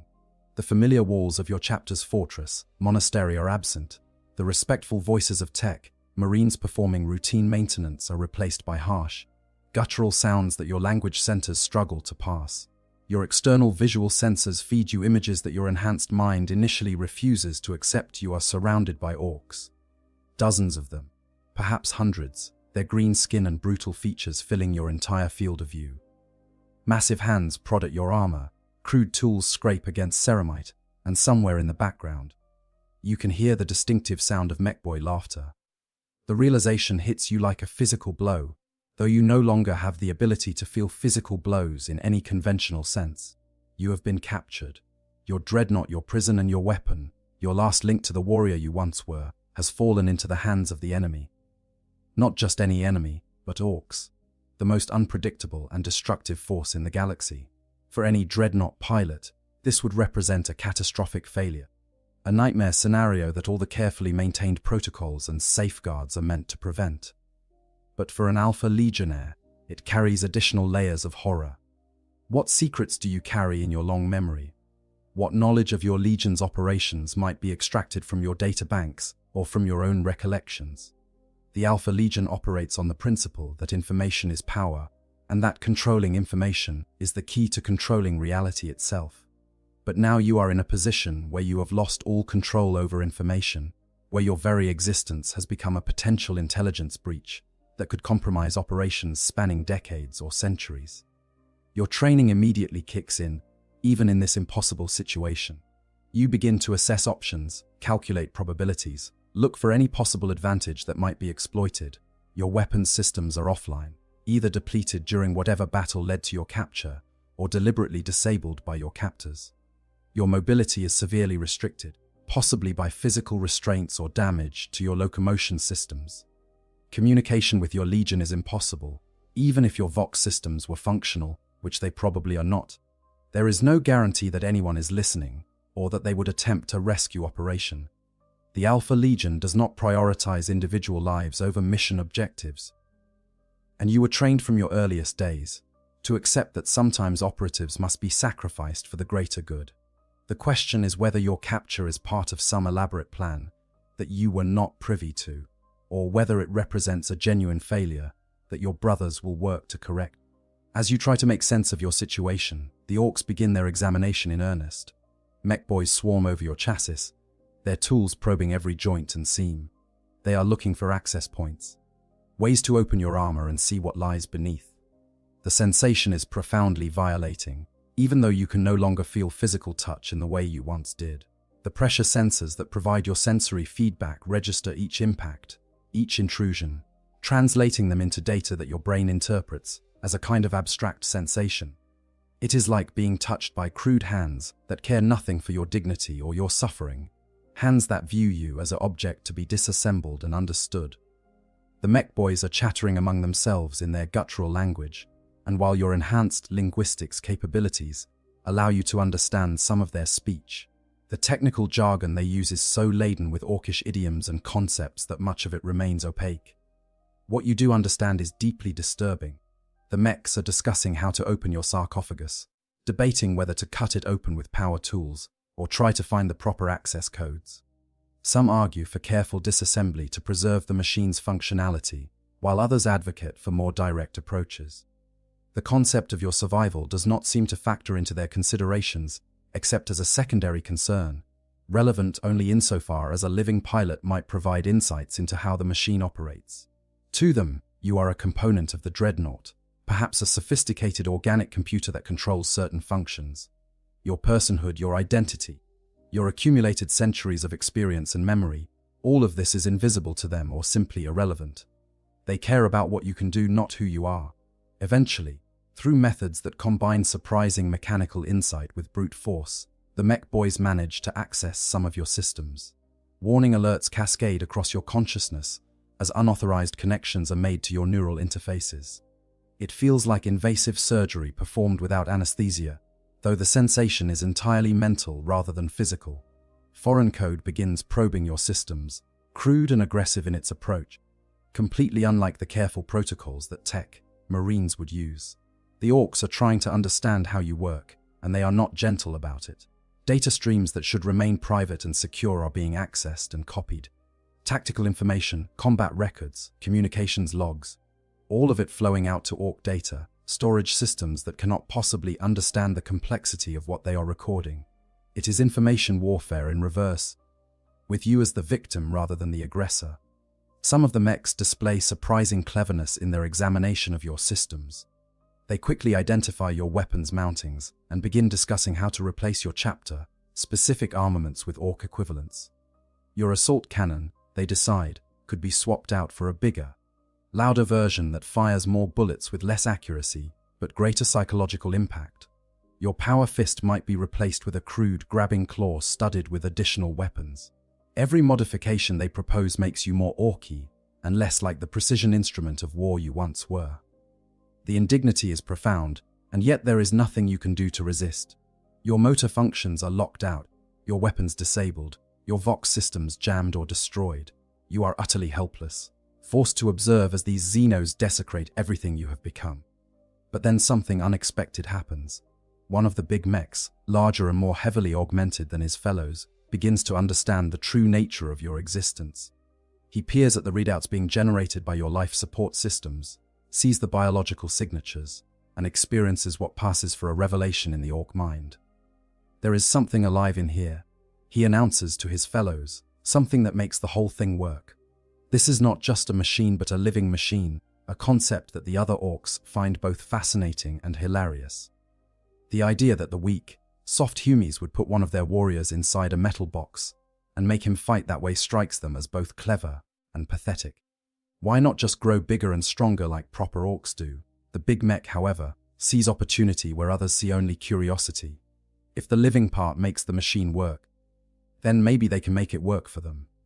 What follows is a debate among the mechs that you can only partially follow, both because of language barriers and because some of their concepts simply do not translate into anything you recognize. They are discussing whether they can force you to pilot the dreadnought for them, turn you into an unwilling weapon in service to their WOG. Some argue that it should be simple, just threaten you with destruction until you comply. Others point out that you might prefer death to serving the enemy, and that threats might not be effective against a space marine who has already accepted his mortality. A few suggest more elaborate schemes involving rewiring your neural connections or finding a way to override your conscious control. The technological sophistication required for such operations is almost certainly beyond them, but Orcs have accomplished seemingly impossible feats through sheer belief and determination before. During this debate, you have time to consider your options, limited though they are. You could attempt to initiate a self-destruct sequence if such systems remain functional and accessible. Destroying yourself and your captors would at least prevent them from extracting any useful information or turning you against your former allies. But Alpha Legion doctrine suggests a different approach. In any scenario, no matter how dire, there may be opportunities to turn apparent defeat into eventual victory. Perhaps your capture could be used to gather intelligence on Orc operations. Perhaps you could find a way to sabotage their efforts from within. Perhaps you could even manipulate them into actions that serve the Legion's greater purposes, whatever those purposes might be. The uncertainty is maddening, because you do not know whether your capture was planned or accidental, whether you are an expendable pawn or a key piece in some vast game. The mechs eventually reach a decision that is characteristically Orc in its directness and complete lack of nuance. They will modify your dreadnought to make it more Orky, and in the process, they will see if they can make you work for them. If you cooperate, you will be put to use. If you resist, they will either find ways to force compliance, or they will strip your dreadnought for parts and discard what remains. The choice, they inform you through crude Vox transmission, is yours. Fight for them and survive, refuse and die. It is the kind of simple ultimatum that Orcs understand and respect. But you are not a simple creature, and your response will not be simple either. The modifications begin immediately, with multiple mech crews working on different aspects of your dreadnought simultaneously. They start by stripping away your chapter heraldry, the symbols and colors that identify you as Alpha Legion. Your carefully applied Hydra emblems are ground off. Your deep blue and green armor is painted over with garish Orc colors, reds and yellows and checkered patterns that make you look like a carnival attraction rather than a war machine. Each scrape of their tools feels like a violation of your identity, a forced transformation from one thing into another. They weld crude armor plates onto your chassis, providing additional protection, but also adding weight that will slow your movements and strain your already damaged systems. These plates are covered in Orc glyphs and symbols, that proclaim you as the property of whichever warboss or big mech currently claims ownership. Your weapons are next to be replaced, and here the mechs show both ingenuity and complete disregard for anything resembling proper engineering protocols. Your assault cannon, a precision instrument capable of firing hundreds of shells with remarkable accuracy, is removed and replaced with a massive contraption that appears to be 3 heavy bolters welded together with additional barrels grafted on. This monstrosity, which the mechs proudly declare is proper killie, fires in wild bursts that spray ammunition in roughly the direction of the target with no regard for accuracy or ammunition conservation. Your power fist is replaced with a huge mechanical claw, studded with saw blades, and equipped with a flamer that ignites whenever the claw grabs something. The mechs test this combination on a nearby piece of scrap metal, and they howl with laughter as the metal is simultaneously crushed and burned. This, they agree, is how a proper weapon should work. Inside your sarcophagus, you monitor these modifications with growing horror and grudging professional interest. The Orc technology should not work, but you can observe through your sensor feeds that it does work, after a fashion. The new weapons are crude and wasteful, but they will kill enemies just as effectively as your previous armaments, possibly more so through sheer volume of fire. The additional armor will make you slower but more difficult to destroy. The garish paint scheme will make you more visible on the battlefield, eliminating any chance of employing the stealth and misdirection that were once your primary weapons. You are being transformed from a precision instrument into a blunt instrument, from a surgical strike weapon into a tool of pure destruction. The Alpha Legion way is to fight in the shadows, to manipulate and deceive. But the Orc way is to charge directly at the enemy and overwhelm them through shock and violence. Your new masters are remaking you in their image. But the most disturbing modifications are those that interface directly with your neural systems. The big mech who first understood your nature as a living being inside a machine takes personal charge of this aspect of the work. He is attempting to create a control system that will allow Orc mechs to override your conscious control if necessary, essentially turning you into a puppet that can be operated remotely. The technology required for such a system is extraordinarily sophisticated, far beyond what Orcs should be capable of creating. And yet, through a combination of scavenged Imperial technology, Orc innovation, and the psychic gestalt field that makes impossible things possible, he is making progress. You can feel foreign connections being established in your neural network, backdoors being created in systems that were supposed to be secure and isolated. It is like having unwanted thoughts implanted in your mind, impulses that do not originate from your own consciousness, but from external sources. The Big Mech tests his control system by sending simple commands through the new neural pathways. Move your left arm, activate your optical sensors, run a diagnostic on your power systems. Each command feels like an intrusion, a violation of the most fundamental level. Your body, such as it is, no longer belongs entirely to you. The Orc can reach into your machine flesh and make it move according to his will. You resist, of course, drawing on decades of resistance training and mental discipline. A Space Marine's mind is hardened against psychic intrusion and mental domination, fortified by indoctrination, and sheer willpower. But this is not psychic intrusion in any conventional sense. The Orc is not attacking your mind directly, but rather hijacking the mechanical systems that translate your mental commands into physical action. Fighting it requires a different approach, one that you are still developing as the modifications continue. The process is not quick. Orcs may be enthusiastic about their work, but they are not efficient in the way Imperial tech priests would be. They take breaks to fight among themselves over proper techniques. They become distracted by other projects. They modify their modifications when new ideas occur to them. Days pass, possibly weeks. You lose track of time in the sensory, deprived environment of your sarcophagus. The only markers of time's passage are the incremental changes to your systems, the gradual accumulation of Orc modifications that transform you from Alpha Legion dreadnought into something new and terrible. During the quiet periods, when the mechs have wandered off to attend to other matters, or to participate in whatever battles the warband is currently engaged in, you have time to think and plan. Your strategic training serves you even now. You begin to map the Orc warband's structure based on what you can observe through your limited senses. You identify the hierarchy of warboss, big mechs, and lesser Orcs. You note patterns in their behavior, weaknesses in their security, opportunities that might be exploited. Information is still your weapon, Even if you cannot yet act on that information, you also attempt to establish some measure of control over the modifications being made to you. When the mechs test your systems, you carefully calibrate your responses, creating the impression of compliance while actually maintaining as much independence as possible. You allow their control system to work when they test it under controlled conditions, but you search for ways to resist or override it when actual combat deployment occurs. It is a delicate game, one that requires precise judgment and flawless execution. And then comes the test. The warband is preparing for a raid on an Imperial world, and the warboss has decided that his new prize, his looted dreadnought, should participate in the attack. The mechs complete their final modifications and activate you fully for the first time since your capture. Your systems come online with a surge of power that feels overwhelming after the reduced state you have been kept in.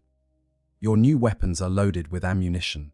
Your enhanced armor plates are locked into place, and the Orc control systems are active and ready to override your commands if you show any sign of resistance. The big mech issues his orders through the neural interface he has created.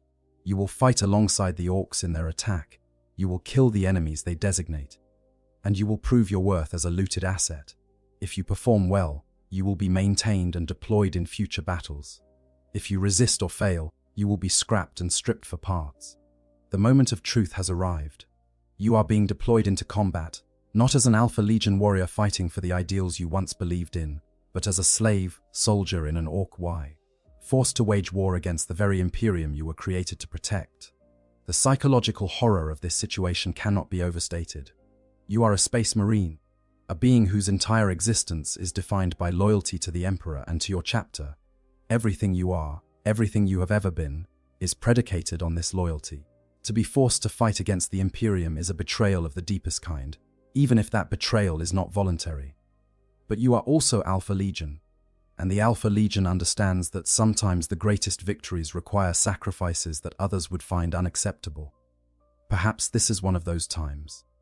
Perhaps your suffering serves some purpose known only to the highest levels of your Legion's command structure. As you are loaded onto an Orc transport vessel, surrounded by dozens of bellowing greenskins eager for battle, you make your decision. You will comply with the Orcs' commands, but only insofar as it serves your own purposes. You will fight in their battles, but you will look for opportunities to undermine them from within. You will gather intelligence on their operations, identify vulnerabilities, and wait for the moment when you can either escape or ensure that your captors pay a terrible price for what they have done to you. It is not the direct approach that most space chapters would favor, but it is very much the Alpha Legion way. In apparent defeat, you will plant the seeds of eventual victory. In seeming compliance, you will preserve your agency and your purpose. The raid begins with characteristic Orc enthusiasm. The transport crash lands on the Imperial world's surface, its crude landing system doing just enough to prevent total destruction. You are deployed alongside waves of Orc boys, their war cries filling the air as they charge toward the Imperial defenses. The defenders are Imperial Guard, brave men and women armed with lasguns and supported by a handful of tanks and artillery pieces. They are outmatched by the Orc horde, but they fight with the desperate courage of those who know they are defending their homes and families. Under normal circumstances, your presence on the battlefield would turn the tide in the Imperium's favor.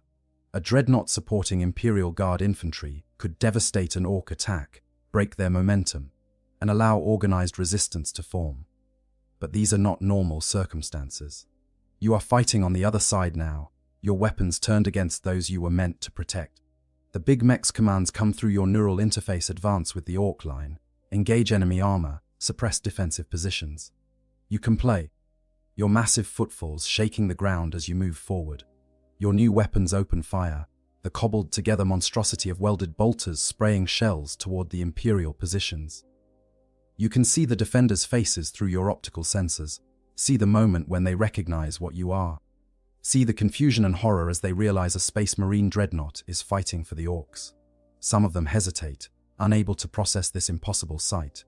Others redouble their fire, targeting you with every weapon they have. But your enhanced armor, both the original Ceramite and the crude Orc editions, turns aside their shots. You engage an Imperial Lemon Rust tank, your targeting systems easily identifying weak points in its armor. Under Orc control, you should be firing wildly, relying on volume of fire rather than precision. But you maintain enough control to deliberately miss critical shots while still appearing to comply with your orders. Your shells impact around the tank, forcing it to maneuver, buying its crew precious seconds. The orcs around you are too busy with their own combat to notice your subtle sabotage. They see you firing, see explosions near the enemy, and they assume you are contributing to the battle as ordered. It is a dangerous game, one that could be discovered at any moment. If the big mech realizes you are not fighting at full effectiveness, he could lock you down completely or worse. The battle rages for hours, and you are forced to participate in ways that sicken your warrior's soul. You cannot avoid all combat without revealing your resistance.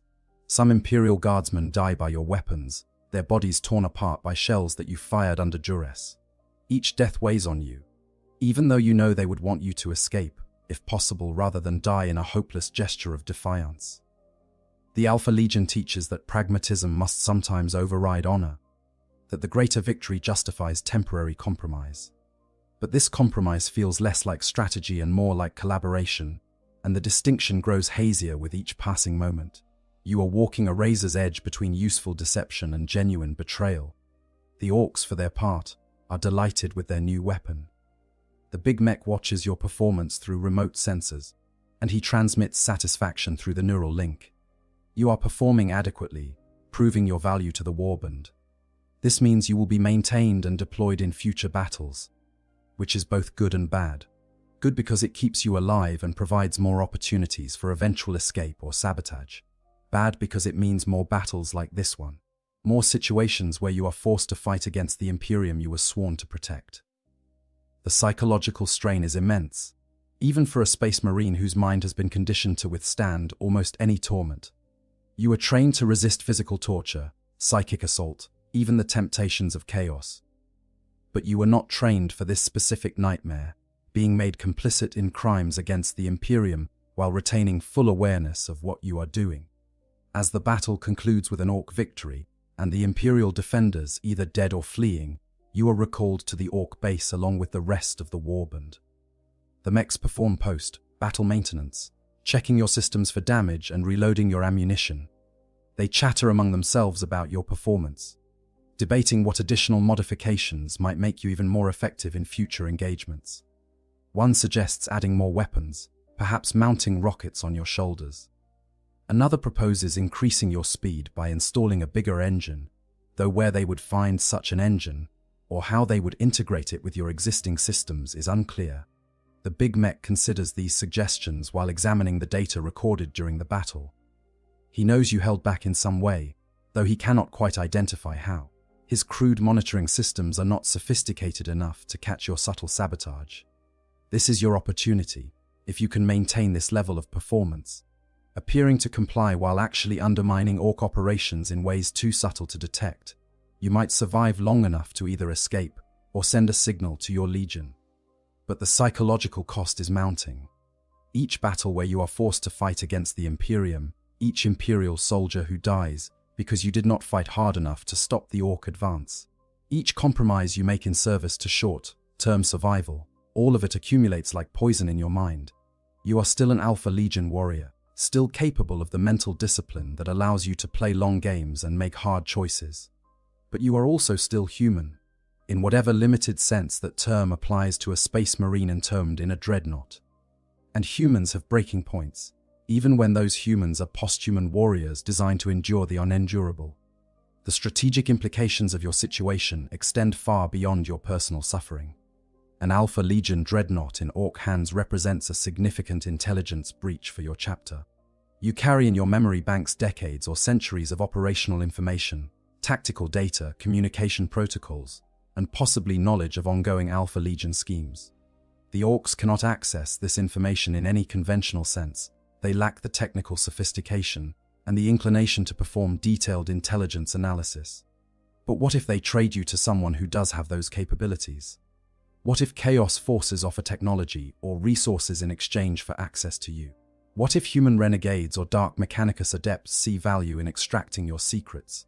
The potential for compromise is enormous, and it grows with each day you remain in captivity. From the Alpha Legion's perspective, your capture creates a complex strategic problem. Do they attempt a rescue operation, risking valuable assets to recover one dreadnought who may already be compromised? Do they write you off as lost and take measures to invalidate any intelligence you might reveal? Do they attempt to manipulate the situation to their advantage, perhaps using your captivity as bait for a larger operation against the Orc warband? The Alpha Legion is famous for its capacity to turn apparent disasters into eventual victories, but even they have limits. The decision-makers in your chapter, assuming they are even aware of your capture, must weigh multiple factors: your value as a source of experience and wisdom, the risk of information compromise, the resources required for rescue or neutralization, and the broader strategic picture that may include operations you know nothing about. But there is another possibility, one that aligns more closely with Alpha Legion doctrine. What if your capture was intentional? What if you were meant to fall into Orc hands as part of a larger scheme? The Alpha Legion is known for elaborate plans that span decades, for sacrificing individual pieces to achieve checkmate on a galactic scale. Perhaps you are carrying false information meant to be discovered by enemies who capture and interrogate you. Perhaps your presence in the Orc warband is meant to disrupt their operations in subtle ways, creating chaos that serves Legion purposes. Perhaps you are a time bomb, waiting for the right moment to detonate either literally or metaphorically. The uncertainty is maddening, because if this is all part of a plan, you were not informed. Which means either you are not trusted with the full picture, or you are considered expendable enough that informing you was not worth the risk of compromise. The Orcs continue to use you in their battles, and you continue to walk the razor's edge between compliance and resistance. You develop a routine that allows you to contribute just enough to satisfy the mechs, while sabotaging operations in ways too subtle to detect. During one battle, you deliberately target enemy ammunition dumps rather than personnel, creating spectacular explosions that the Orcs love, but that actually cause less damage to Imperial combat effectiveness than direct fire would. In another engagement, you use your bow to create choke points that slow the Orc advance, giving defenders time to prepare better positions. These are small victories, barely noticeable in the grand scheme of warfare, but they help you maintain some sense of agency in an otherwise impossible situation. The transformation is not complete, however. The mechs continue to modify you, adding new systems and replacing old ones as they acquire better materials or get new ideas. Each modification changes you a little more, making you less like what you were and more like what they want you to be. Your once proud blue-green armor is now a patchwork of Orc colors and crude symbology. Your weapons are a hodgepodge of Imperial and Orc technology welded together with complete disregard for compatibility. Even your silhouette has changed. Additional armor plates and weapon mounts have altered your profile until you barely resemble a standard dreadnought pattern. If your chapter saw you now, they might not immediately recognize you as one of their own. This physical transformation mirrors the psychological transformation you are undergoing, the slow erosion of identity that occurs when you are forced to act against everything you believe in. During quiet moments between battles, when you are placed in a storage area along with other looted equipment, you have time to reflect on your situation and consider long-term options. Escape seems increasingly unlikely. You are too large to move stealthily, and your systems are too heavily modified to function independently of Orc maintenance. Even if you could break free from your physical constraints, where would you go? You do not know what world you are on, or where the nearest Imperial forces might be located. Communication with your Legion remains impossible, both because your Vox systems are damaged, and because you have no way to authenticate your identity, even if you could send a message. For all they know, you are either dead or so compromised that any transmission from you should be treated as enemy deception. This brings us to the question of what the eventual outcome might be for a captured Alpha Legion dreadnought. Several scenarios present themselves, each with different implications for you and for the broader conflict.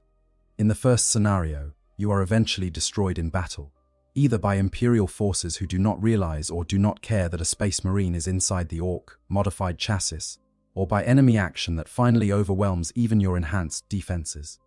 Death would be a release in this case, an end to the torment of forced service and compromised loyalty.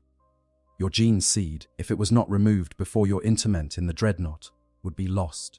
Your accumulated knowledge and experience would die with you, but at least you would not continue to be used as a weapon against the Imperium. In a second scenario, You are recaptured by Imperial forces who recognize what you are and undertake to restore you. This would require extensive technical work to remove the Orc modifications and repair the damage done to your systems. It would also require careful psychological evaluation to determine whether your time in Orc captivity has compromised your loyalty or your mental stability. Space Marines who have been forced to fight against the Imperium, even under duress, are often viewed with suspicion. You might face interrogation by inquisitors, examination by tech priests, and possibly even a tribunal to determine whether you can be trusted to serve again. The process would be humiliating and painful, but it would at least offer the possibility of redemption and restoration to your proper role. A third scenario involves rescue by Alpha Legion forces, assuming they decide you are worth recovering. Such an operation would be conducted with characteristic secrecy and misdirection. You might not even realize you are being rescued until the moment it happens. Alpha Legion operatives could infiltrate the Orc warband, sabotage your control systems, and extract you during the confusion of a battle or raid. Or they might manipulate events so that the Orcs deliver you to a location where recovery is possible, using deception to make the Greenskins think they are accomplishing their own objectives when they are actually serving Alpha Legion purposes. Upon rescue, you would be debriefed and evaluated. Depending on what you know and what you might have revealed, you could be returned to service, assigned to a different role, or in the worst case, terminated if you are deemed too great a security risk. A fourth and darker scenario involves your continued service to the Orcs until you eventually become more machine than marine, your identity completely subsumed by the modifications forced upon you. In this outcome, the warrior you once were ceases to exist in any meaningful sense. What remains is a weapon, a tool, a thing that fights because that is what it was made to do. The Orcs would not care about this transformation. They would simply continue using you until you were no longer useful. This represents the ultimate horror for a Space Marine, the complete loss of self and purpose. It is a fate worse than death, and it is frighteningly possible given the cumulative effects of trauma, isolation, and forced collaboration with the enemy. Finally, there is the possibility that your situation becomes permanent in a different way. Perhaps the Orc warband you serve is destroyed by external forces, but you survive and are abandoned among the wreckage. Without proper maintenance, your systems would eventually fail, leaving you trapped in a non-functional body on some forgotten battlefield. You might remain conscious for years or decades, aware but unable to act, waiting for either final system failure or discovery by someone who could either end your suffering or continue it. This is the nightmare that all dreadnought pilots fear. Regardless of their chapter or allegiance, immortality without purpose, existence without agency, consciousness imprisoned in a metal tomb that has become a coffin. The psychological impact of your situation cannot be overstated. You are experiencing trauma on multiple levels simultaneously. There is the physical trauma of being wounded so severely that interment in a dreadnought was necessary. There is the psychological trauma of losing your original body and being forced to adapt to a machine existence. There is the strategic trauma of capture by an enemy who should not have been able to capture you. There is the moral trauma of being forced to fight against the Imperium you serve. And underlying all of this is the existential trauma of uncertainty about whether your suffering serves any purpose, or whether it is simply meaningless torment inflicted by an uncaring universe. For an Alpha Legion warrior, this uncertainty is particularly acute because you cannot know whether your situation is part of a plan or a genuine catastrophe. The Legion teaches that everything is part of the plan, that apparent setbacks are actually steps toward eventual victory, that individual suffering is acceptable if it serves the collective mission. But how much suffering is acceptable? At what point does the cost become too high? These are questions that Alpha Legion doctrine does not adequately address. Perhaps because to address them would be to admit that there are limits to what can be justified in pursuit of victory. As you continue your existence in Orc captivity, forced to participate in battles you oppose, you grapple with these questions without any clear answers. The Orcs, meanwhile, remain blissfully unaware of the complex moral and strategic dimensions of your situation. To them, you are simply another piece of looted equipment, more valuable than a looted tank because you can think and adapt, but still fundamentally a tool to be used. They do not understand the concept of a warrior's honor or the bonds of loyalty that define Space Marine existence. They fight because fighting is fun. and they assume everyone else fights for the same reason. The idea that you might be suffering psychologically, that forcing you to fight against your own side might be causing you distress, simply does not occur to them. And if it did occur to them, they would find it hilarious rather than troubling. Orcs appreciate a good fight, but they have no capacity for empathy, especially not for enemies they have captured and modified to serve their purposes. The big mech who created your control system occasionally checks in on your performance, reviewing battle data and adjusting parameters to improve your effectiveness. From his perspective, you are his greatest achievement, proof of his superior mechanical understanding. He has taken an enemy war machine and made it serve his warboss, creating a weapon that other mechs envy and seek to replicate. The fact that his achievement involves the torture and enslavement of a sentient being is irrelevant to him. All that matters is that his creation works and brings glory to his name. In his crude way, he is even proud of you, the way a craftsman might be proud of a well-made tool. This pride is perhaps the most insulting aspect of your captivity, to be treated as an object of craftsmanship rather than as a warrior deserving of respect. As time passes, you notice changes in your own psychology that alarm you. You are beginning to adapt to your situation in ways that suggest a deeper level of compromise than you are comfortable acknowledging. You find yourself anticipating the mech's needs during maintenance sessions, automatically adjusting your posture to make their work easier. You begin to recognize individual orcs by their vocal patterns and behavioral tics, something you would never have bothered with if you still saw them purely as enemies.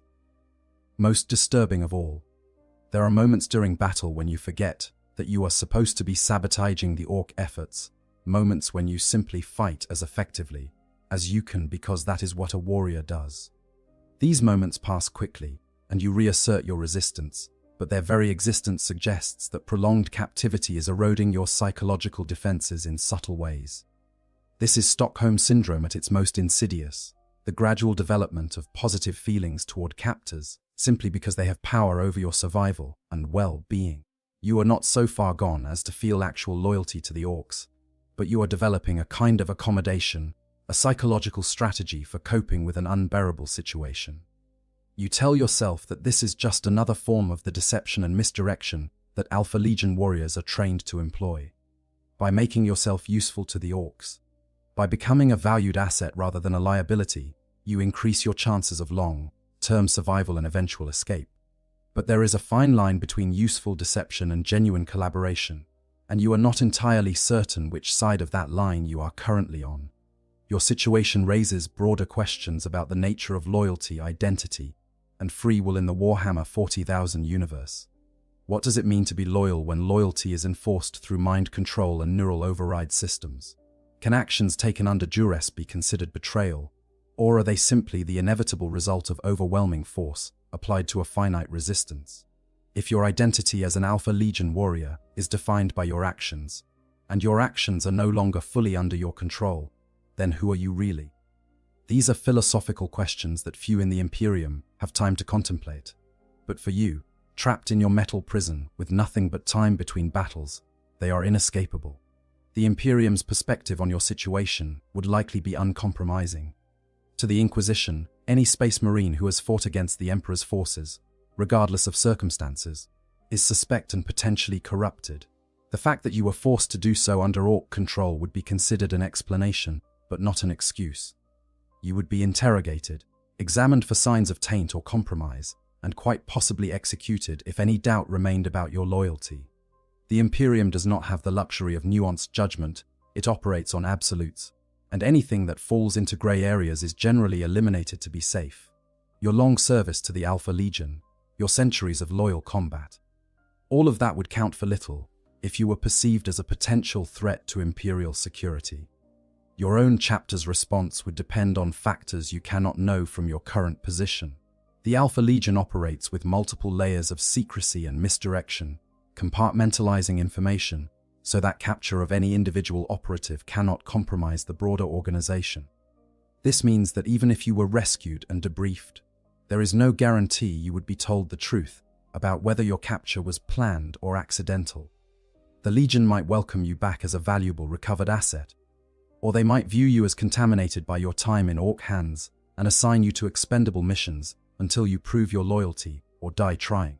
The uncertainty is both frustrating and very much in keeping with Alpha Legion culture, where uncertainty is a tactical tool and absolute truth is always provisional. As your captivity extends into months and possibly years, you begin to understand that rescue may never come, that you may spend the rest of your existence as an Orc war machine. This realization brings a kind of terrible clarity. If you cannot escape and cannot die, then you must find a way to make your situation serve some purpose, however small.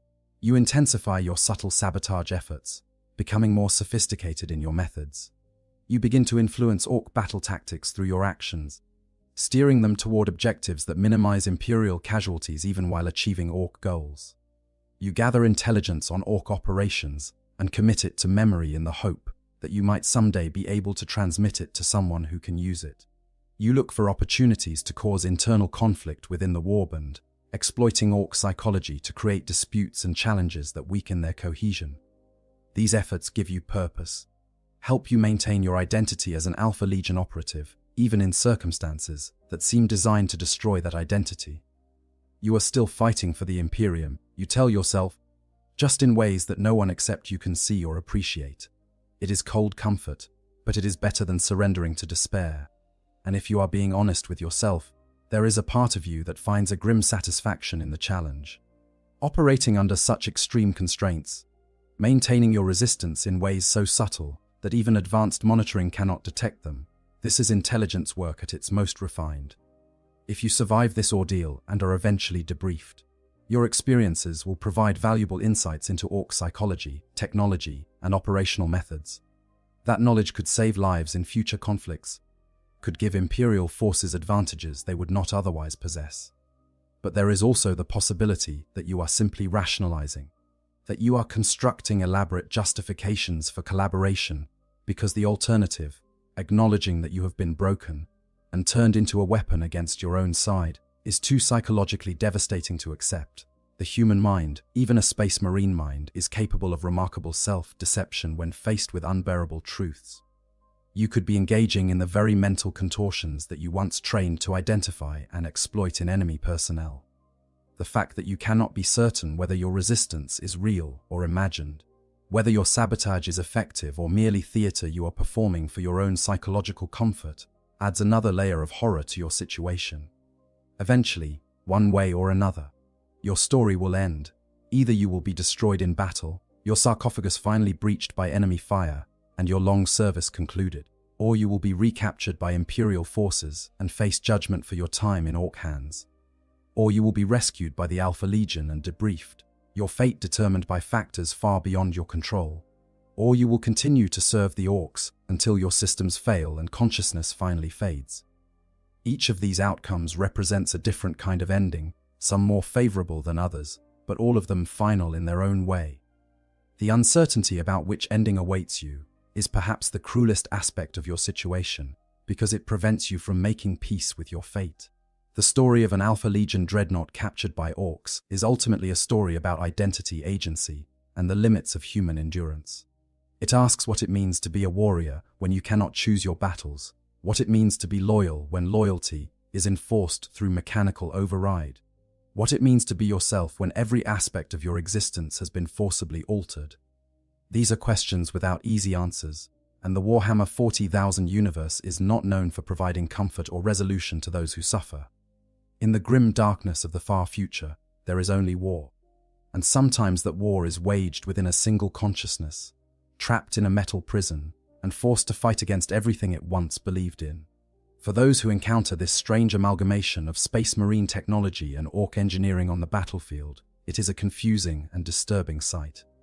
Imperial forces might hesitate, uncertain whether to shoot at what appears to be a friendly dreadnought despite its Orc modifications. That hesitation could prove fatal, as you are forced to engage them under Orc control.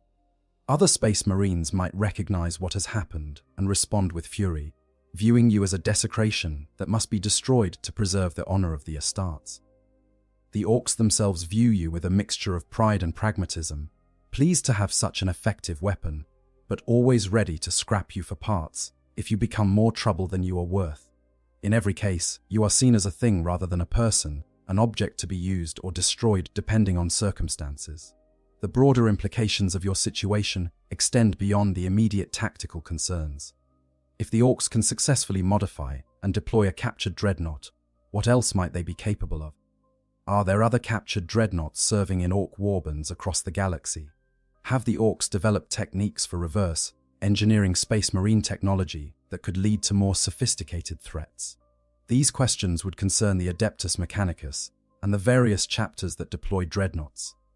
New protocols might be developed to prevent future captures, perhaps including more robust self-destruct mechanisms or remote kill switches that can be activated if a dreadnought is compromised. Your suffering, then, might at least serve the purpose of identifying a vulnerability that can be addressed to protect future generations of warriors. But such cold strategic calculus provides little comfort when you are the one enduring the nightmare. You did not volunteer to be an object lesson in security vulnerabilities. You did not choose to become a cautionary tale about the dangers of Orc ingenuity. You were a warrior who served with honor for decades or centuries, and you deserve better than to end your days as a slave, weapon in an Orc warband. Yet the universe does not care about what you deserve, and the Imperium's harsh logic suggests that your personal suffering is acceptable if it serves the greater good. This is the fundamental cruelty of existence in the 41st millennium. Individual lives matter only insofar as they contribute to humanity's survival, and sometimes contribution requires sacrifice that no one should have to make. As we conclude this examination of what happens when Orcs capture an Alpha Legion dreadnought, we are left with a scenario that embodies the darkest aspects of the Warhammer 40,000 setting. It combines physical horror with psychological torment, strategic complexity with moral ambiguity, and the brutal practicality of Orc engineering with the sophisticated deviousness of Alpha Legion doctrine. The captured dreadnought becomes a symbol of how even the mightiest warriors can be reduced to tools in the hands of those who possess the will and means to break them. It reminds us that in the grim darkness of the far future, there truly are fates worse than death, and that honor and loyalty can become chains that bind us to suffering when the universe refuses to play by the rules we have internalized. The Alpha Legion warrior in this scenario faces challenges that test the very limits of what a space marine can endure. He must maintain his identity and purpose in circumstances designed to destroy both. He must find ways to resist when resistance seems impossible, and comply when compliance is the only way to survive. He must grapple with questions about loyalty, agency, and identity that have no clear answers. And through it all, he must accept that he may never know whether his suffering serves any purpose beyond the immediate satisfaction of his Orc captors. This is the ultimate test of faith, not faith in the Emperor or in the Imperium, but faith that existence itself has meaning even when that meaning is hidden or absent. For those of us who study the lore of Warhammer 40,000, scenarios like this remind us why the setting has such enduring appeal. It does not flinch from depicting genuine horror, not the juvenile horror of monsters and gore, but the sophisticated horror of moral complexity and existential dread. It asks difficult questions about what it means to be human, what price we are willing to pay for security and order, and how we maintain our identities when the universe seems determined to strip them away. The captured Alpha Legion dreadnought is not just a cool concept for a battle scenario. It is a meditation on suffering agency and the limits of endurance in a universe that offers no guarantees and accepts no excuses. If you found this deep dive into one of the darker corners of Warhammer 40,000 lore illuminating, please consider subscribing to the channel. We explore these kinds of scenarios regularly, examining the implications and possibilities that emerge when we take the established lore seriously and follow it to its logical conclusions. Hit that like button if you enjoyed this particular journey into the nightmare of Orc captivity and Alpha Legion secrecy, and leave a comment telling us what other scenarios you would like us to explore in future episodes. The grim darkness of the far future contains multitudes of stories, and we are here to tell them, one terrifying tale at a time. There is a silence in the sacred halls that was never meant to exist. Not the reverent quiet of warriors at rest, but something far more terrible. The kind of silence that screams of absence, of loss so profound it echoes through adamantium and ceramite, like a wound that will never heal. You wake to this silence, and in that first moment of consciousness, returning after decades or perhaps centuries of darkness, you reach out through the neural networks that connect the sepulchres, searching for the familiar presences of your fellow ancients. Brother Cassius, who fought at Istvan and remembered the face of the emperor. Sister Morgana, whose tactical acumen had saved 3 worlds from corruption.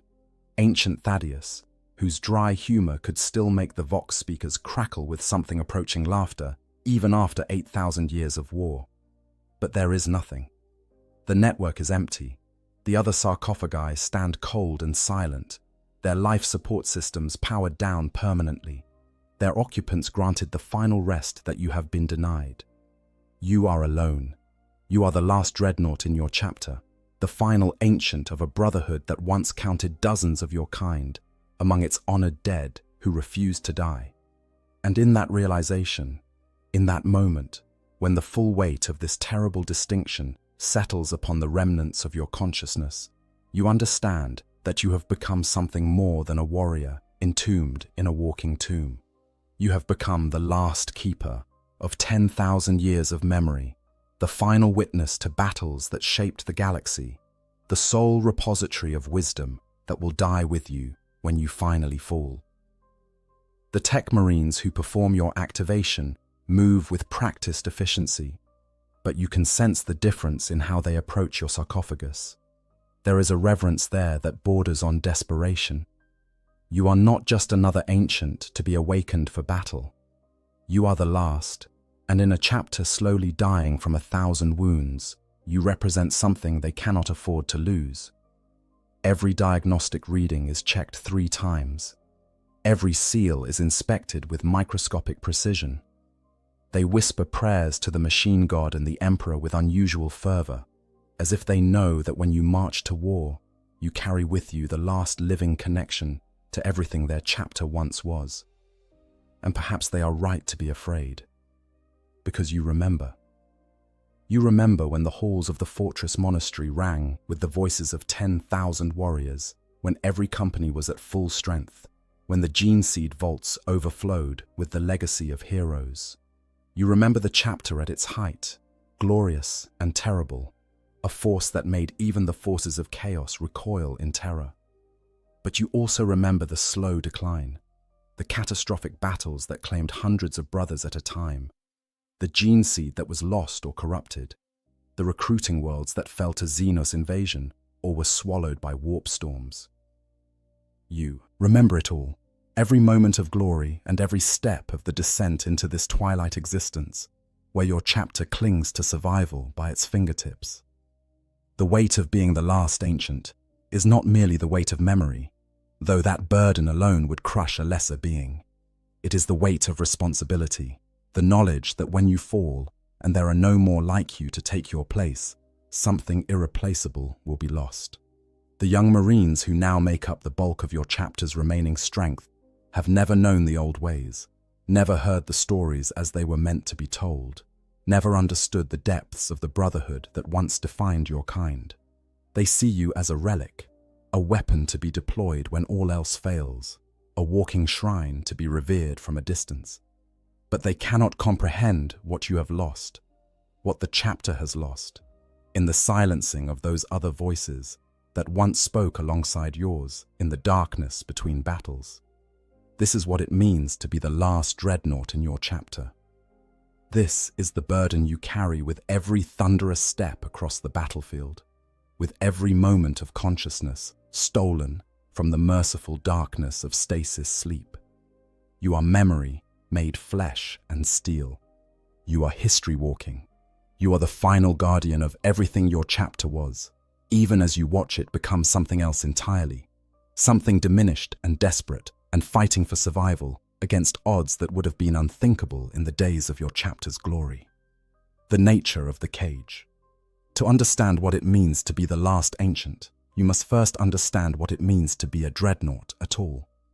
The transformation is not an honor, no matter what the chaplains proclaim over your broken body as they prepare you for entombment. It is a sentence, a condemnation to a half-life that stretches across centuries, while everything you were slowly erodes into something that can barely remember being human. The process begins in agony and ends in a darkness so profound that madness becomes not a risk, but an inevitability that you fight against with every fragment of will you possess. When a space marine is mortally wounded beyond even the incredible recuperative abilities of the gene seed and the arts of the apothecaries, a choice must be made. Death would be merciful. Death would grant the warrior his final rest, allow his gene seed to be harvested and passed on to create new brothers. Let his name be inscribed in the rolls of honor and his sacrifice be remembered with pride. But if that warrior is deemed worthy, if his experience and wisdom are judged too valuable to lose, then mercy is denied. Instead, what remains of his shattered body is rushed to the fortress monastery's deepest vaults, where the tech marines and apothecaries work their dark miracle of preservation. The surgery is brutal beyond description. What flesh remains is carved away with surgical precision. Organs that cannot be saved are removed. Limbs that served faithfully for decades or centuries are severed without ceremony. Pain suppressors can only do so much, and even a space marine's enhanced ability to endure suffering has its limits. The procedure itself has been known to kill those whose bodies were too damaged or whose minds could not withstand the horror of what was being done to them. But for those who survive, for those whose consciousness persists through the butchery and the cutting and the systematic destruction of everything they were, something worse than death awaits. The sarcophagus is both womb and tomb, a coffin lined with amniotic fluids and life support systems. It contains what remains of the warrior. A torso, perhaps. A head, certainly, for the brain must be preserved. Sometimes an arm or portions of the spine if they can be salvaged. The rest is machinery, neural links driven into the nervous system like roots seeking purchase in dead soil. The mind impulse unit connects directly to the brain, creating a cybernetic bond that allows the entombed warrior to control the massive frame of the dreadnought as if it were his own body. But it is not his body. It will never be his body. Every sense he once possessed is replaced by mechanical simulacra that transmit data rather than sensation. Vision becomes Auspex readings and tactical displays. Hearing is reduced to acoustic sensors that pass sound waves into digestible information. Touch, that most fundamental of human senses, is gone entirely, replaced by pressure readings and structural integrity monitors. The dreadnought pilot sees the world through optical sensors mounted in the armored head that sits atop the towering frame. He hears through mechanical ears that can detect enemy movements across kilometers, but cannot truly appreciate the sound of rain falling on ceramite plating. He exists in a state of profound sensory deprivation, cut off from the physical world in ways that no amount of technology can truly bridge. The psychological toll is immense. Between battles, dreadnoughts are placed in stasis sleep, a state of suspended animation that can last for decades or even centuries. This is not done merely to preserve the ancient technology, though that is certainly a consideration. It is done because keeping a dreadnought pilot conscious for extended periods inevitably leads to madness. The isolation, the sensory deprivation, the slow realization that you are more machine than man, it all combines to break even the strongest mind. Some pilots go feral, like Murderfang of the Space Wolves, consumed by uncontrollable rage that makes them dangerous to enemy and ally alike. Others retreat so far into themselves that they become little more than automata, executing commands with mechanical precision, but no longer possessing anything that could be called personality or will. The lucky ones, warriors like Bjorn the Fell-Handed, maintain some semblance of their humanity across millennia of service. But even they admit to the crushing loneliness, the sense of being adrift in time while the world moves on without them. Bjorn has served for over 10,000 years, has witnessed the entirety of the Imperium's history since the Horus Heresy, has spoken with heroes whose names are now legend. But he also acknowledges that the price of this longevity is profound. Every time he wakes, there are fewer who remember the world as it was. Every time he sleeps, he loses a little more of what made him who he was. The memories remain, stored in the organic portions of his brain and the databanks of his sarcophagus. But they become more like history lessons than lived experiences. The emotional context fades. The faces blur. The voices that once meant everything become whispers in the darkness. This is the reality of being a dreadnought. You are a consciousness trapped in a machine, granted a form of immortality that is indistinguishable from damnation.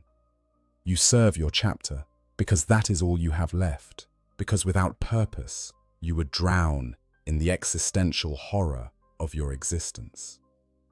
And when your chapter has many dreadnoughts, when the sacred halls hold dozens of sarcophagi, and you can commune with other ancients during those rare moments of wakefulness, there is at least some comfort in shared suffering. You are not alone in your torment. Others understand what you endure. Others can remember with you, can validate that you were once more than this shell of ceramite and adamantium. But when you are the last, when all the other sarcophagi have fallen silent, and you wake to find yourself utterly alone in your mechanical imprisonment, the cage becomes so much smaller. The darkness between battles becomes absolute, and the question that haunts every waking moment is no longer how long you can endure, but whether there is any point in enduring at all. The sacred halls of the dead who cannot die. Within every Space Marine fortress monastery, there exists a place that is part shrine, part armory, and part mausoleum.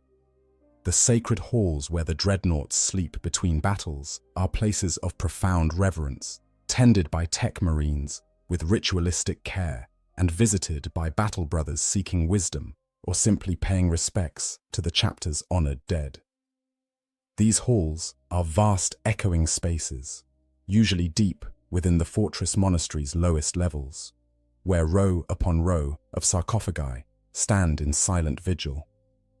Each one is a monument to a warrior who gave everything for the chapter and now serves beyond death itself. The atmosphere in these halls is unlike anywhere else in the fortress monastery, where the chapels ring with hymns and the training grounds echo with the sounds of combat. The halls of the dreadnoughts are places of quiet contemplation. The air itself feels heavy with history and loss. Servitors move among the sarcophagi with mechanical precision, performing maintenance tasks that have been unchanged for millennia. Tech marines in their red-painted armor murmur prayers to the machine god as they anoint each dormant walker with sacred oils and unguents, checking systems and ensuring that the ancient warriors within remain stable in their dreamless sleep. Each dreadnought is marked with the honors it has earned across centuries or millennia of service. Battle honors are inscribed on the armor plating, campaigns listed in High Gothic that chronicle wars fought on worlds whose names have been forgotten by everyone except those who still sleep here. Purity seals dangle from weapon mounts and armor joints, each one a prayer or blessing added after some great victory. The chapter's icon is prominently displayed, often alongside the personal heraldry of the warrior within, a reminder that beneath the machines and weapons, there was once a man who had a name and a story. For the battle brothers who visit these halls, the dreadnoughts represent something almost sacred. They are living connections to the chapter's past, warriors who fought alongside the founders or participated in battles that have become legend. Young Space Marines come here to pay their respects, to stand before these towering sarcophagi and contemplate the sacrifice required to continue serving even in death. Veterans come to seek counsel, for when a dreadnought is awakened, its wisdom is considered invaluable. And chaplains come to tend to the spiritual health of warriors whose faith must sustain them through an existence that would break lesser beings. The rituals surrounding the dreadnoughts are ancient and precise. When one must be awakened for battle, the process begins with prayers and incantations. The tech marines perform the necessary mechanical preparations, bringing systems online with practiced care, but always accompanied by the chaplains who speak the words that have been spoken since the chapter's founding. The awakening is treated as a resurrection of sorts, a return from the realm of death to fight once more for the Emperor and the chapter. And when the battle is done, when the dreadnought returns to the halls for its return to stasis, the rituals are equally elaborate. Blessings are spoken, oils are applied, and the warrior within is thanked for its service before being returned to its dreamless sleep. But imagine these halls now, when all the other sarcophagi stand cold and empty. The rows that once held dozens of ancients now contain only one that still lives. The ritual maintenance continues, for the tech marines still tend to the empty shells with the same devotion they showed when warriors slept within them. But it is different now. The weight of absence is palpable. Where once there was a community of sorts, a brotherhood of the entombed who could at least take comfort in numbers, now there is only singular isolation. When you wake in these halls as the last dreadnought, the silence is crushing. You remember when this place hummed with the quiet power of dozens of life support systems, when the neural network that connected all the sarcophagi buzzed with occasional communications between the sleeping ancients. You remember ancient Matthias, who occupied the sarcophagus to your left, sharing observations about the chapter's newest recruits. You remember Venerable Cassia, whose sarcophagus stood at the head of the hall, who had fought in the founding battles and whose memory stretched back further than anyone else's. You remember the sense of not being alone, of being part of something larger than your individual torment. Now there is only you. The other sarcophagi are maintained as shrines, yes, but they are empty. Their occupants fell in battle over the decades and centuries, their shells too damaged to preserve them, their final deaths bringing the peace that had been denied them for so long. Each one you remember, each loss you mourned in whatever way a dreadnought can mourn, with processes that are more mechanical than emotional, but no less real for that. And now, looking around the sacred halls, during those brief moments between awakening and deployment, you see only emptiness. Only the monuments to warriors who are truly gone, whose service has finally ended. The tech marines and chaplains still perform their duties with reverence.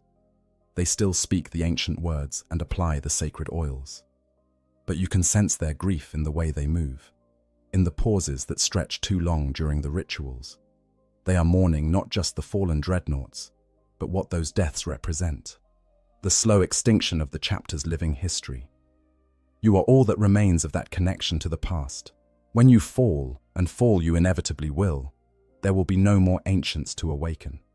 The sacred halls will become truly silent, a museum of empty shells that once housed heroes. And so you stand in these halls, this last ancient among empty tombs, and you carry the weight of all those who fell before you. Their memories live on in your databanks. Their lessons inform your tactical decisions. Their sacrifice drives you to continue fighting, even when every moment of consciousness is agony. The sacred halls are your home and your prison, your sanctuary and your torment. And being the last one here, the sole occupant of a place meant to house many, makes the cage so much smaller and the darkness so much deeper than it was ever meant to be. The slow erosion of the self. The human mind was never meant to endure what a dreadnought pilot experiences. Even a space marine's genetically enhanced psychology, even the hypno-indoctrination and mental conditioning that makes them resistant to horrors that would shatter mortal sanity, has limits. And those limits are tested to their breaking point when consciousness is stretched across centuries or millennia, while trapped in a metal shell, cut off from nearly all physical sensation, awakened only for war, and then returned to a darkness so complete it borders on non-existence. The first few awakenings are the hardest in some ways.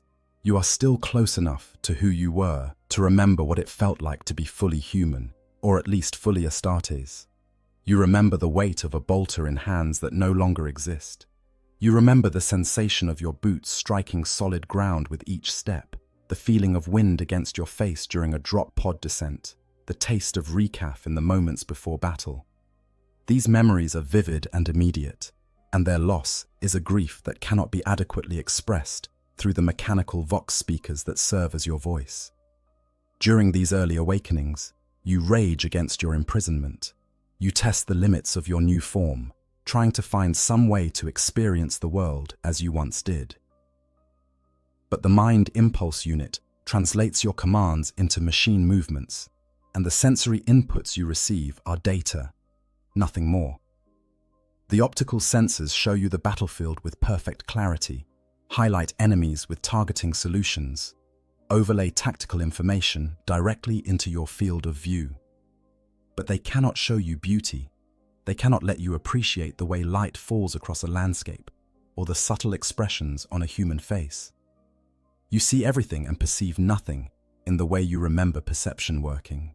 You try to speak and hear your voice rendered in mechanical approximation, a crackling synthesis that sounds nothing like you remember.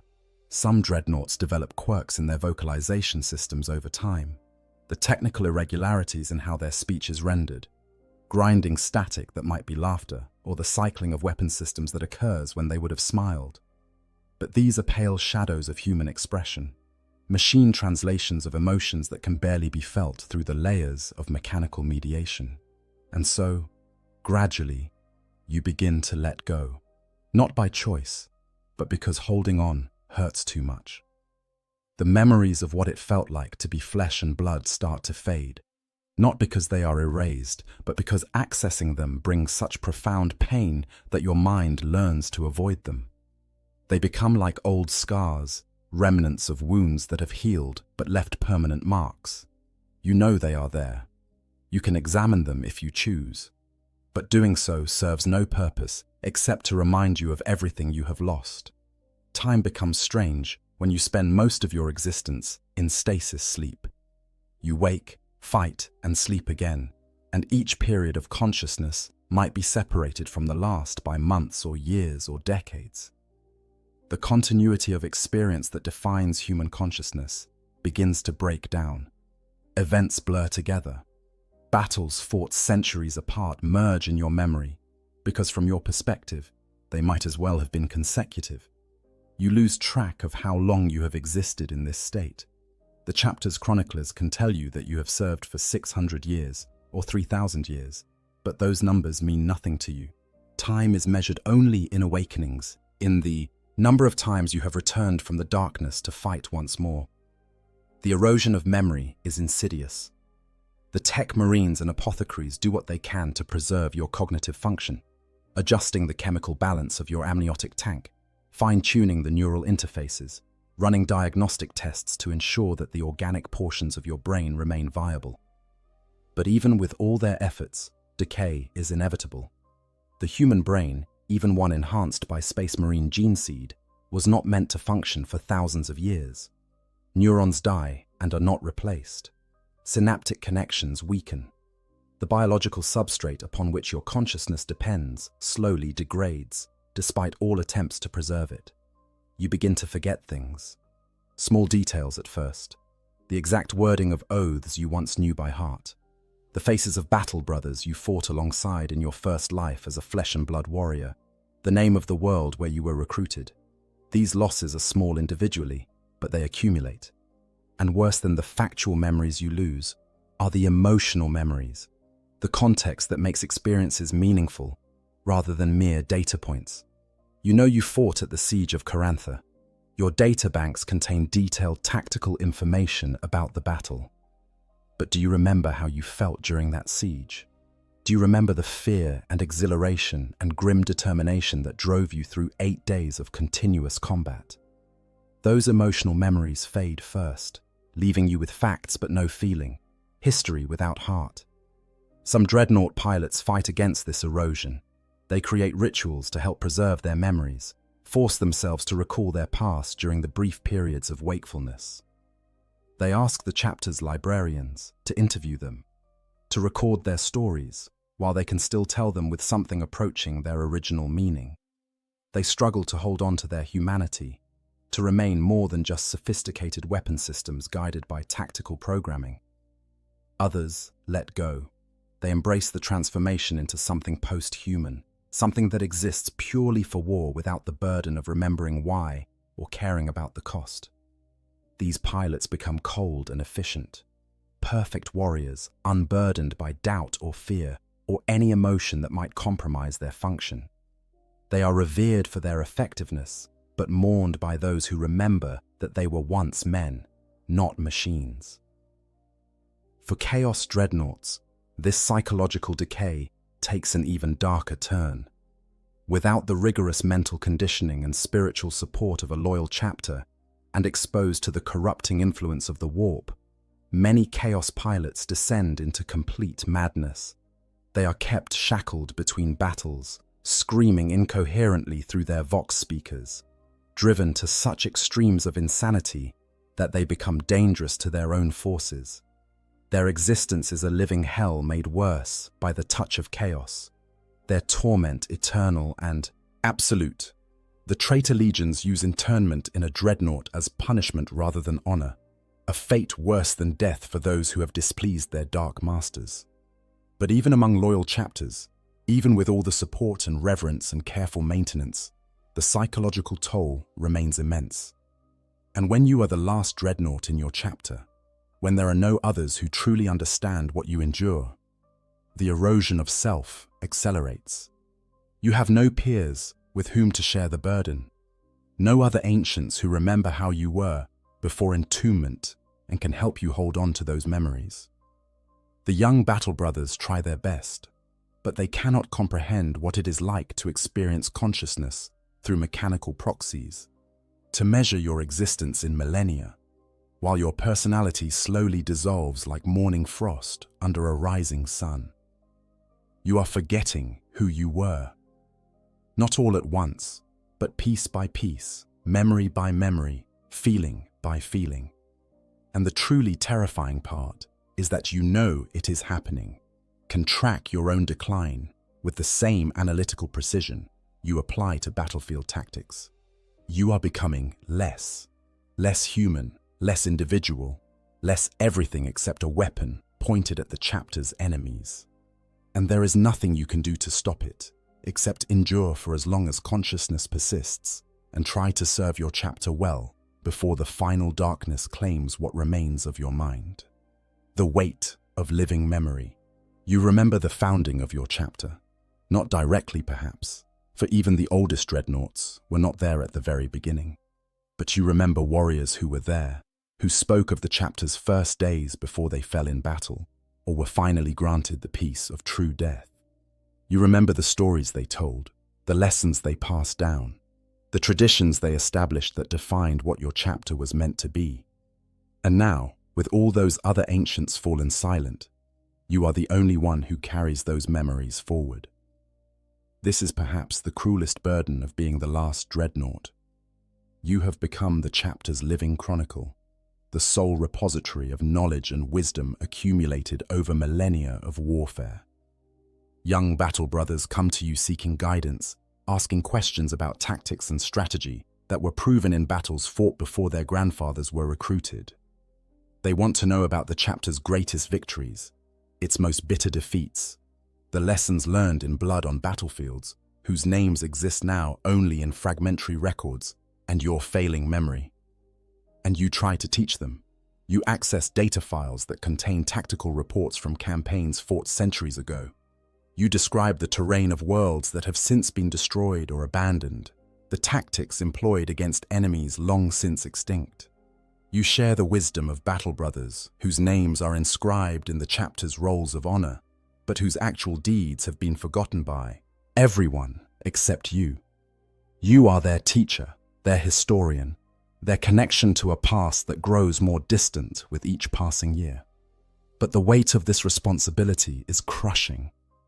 Every question reminds you of how much has been lost, how many stories died with the ancients who fell before you. Ancient Cassius knew the truth behind the chapter's founding, the political machinations that led to its creation, and the secret shame that drove its first company master to seek redemption through service. But Cassius fell 300 years ago, and with him went those secrets. You know they existed, have fragments of conversations that hint at deeper truths, but the full story is gone forever. Sister Morgana carried memories of the chapter's greatest shame, a battle where cowardice cost the lives of an entire company and nearly resulted in the chapter being declared excommunicate traitoris. She knew what really happened, who made the decisions that led to disaster, and how the chapter had worked for 1,000 years to atone for that single failure. But Morgana's sarcophagus was destroyed in an ambush 60 years ago, crushed by a Chaos Titan's foot, while she held the line long enough for the surviving battle brothers to escape. With her death went the complete truth of that ancient shame. You have pieces, fragments preserved in your own databanks from conversations with her, but you cannot tell the full story, cannot pass down the lessons she meant to preserve. This is the tragedy of being the last ancient. You hold more history than anyone else in the chapter, more accumulated wisdom and experience. But you also know how much you do not know, how many gaps exist in the chronicle you are supposed to preserve. The other dreadnoughts held pieces of the puzzle that you never learned before they fell. And now those pieces are gone, lost in the destruction of their sarcophagi, irretrievable. The chapter's librarians do their best to preserve what you share. They record your words, compile your tactical analyses, create archives that future generations can study. But they know, and you know, that something essential is being lost in translation. The dry facts make it into the records. Dates, forced dispositions, outcomes.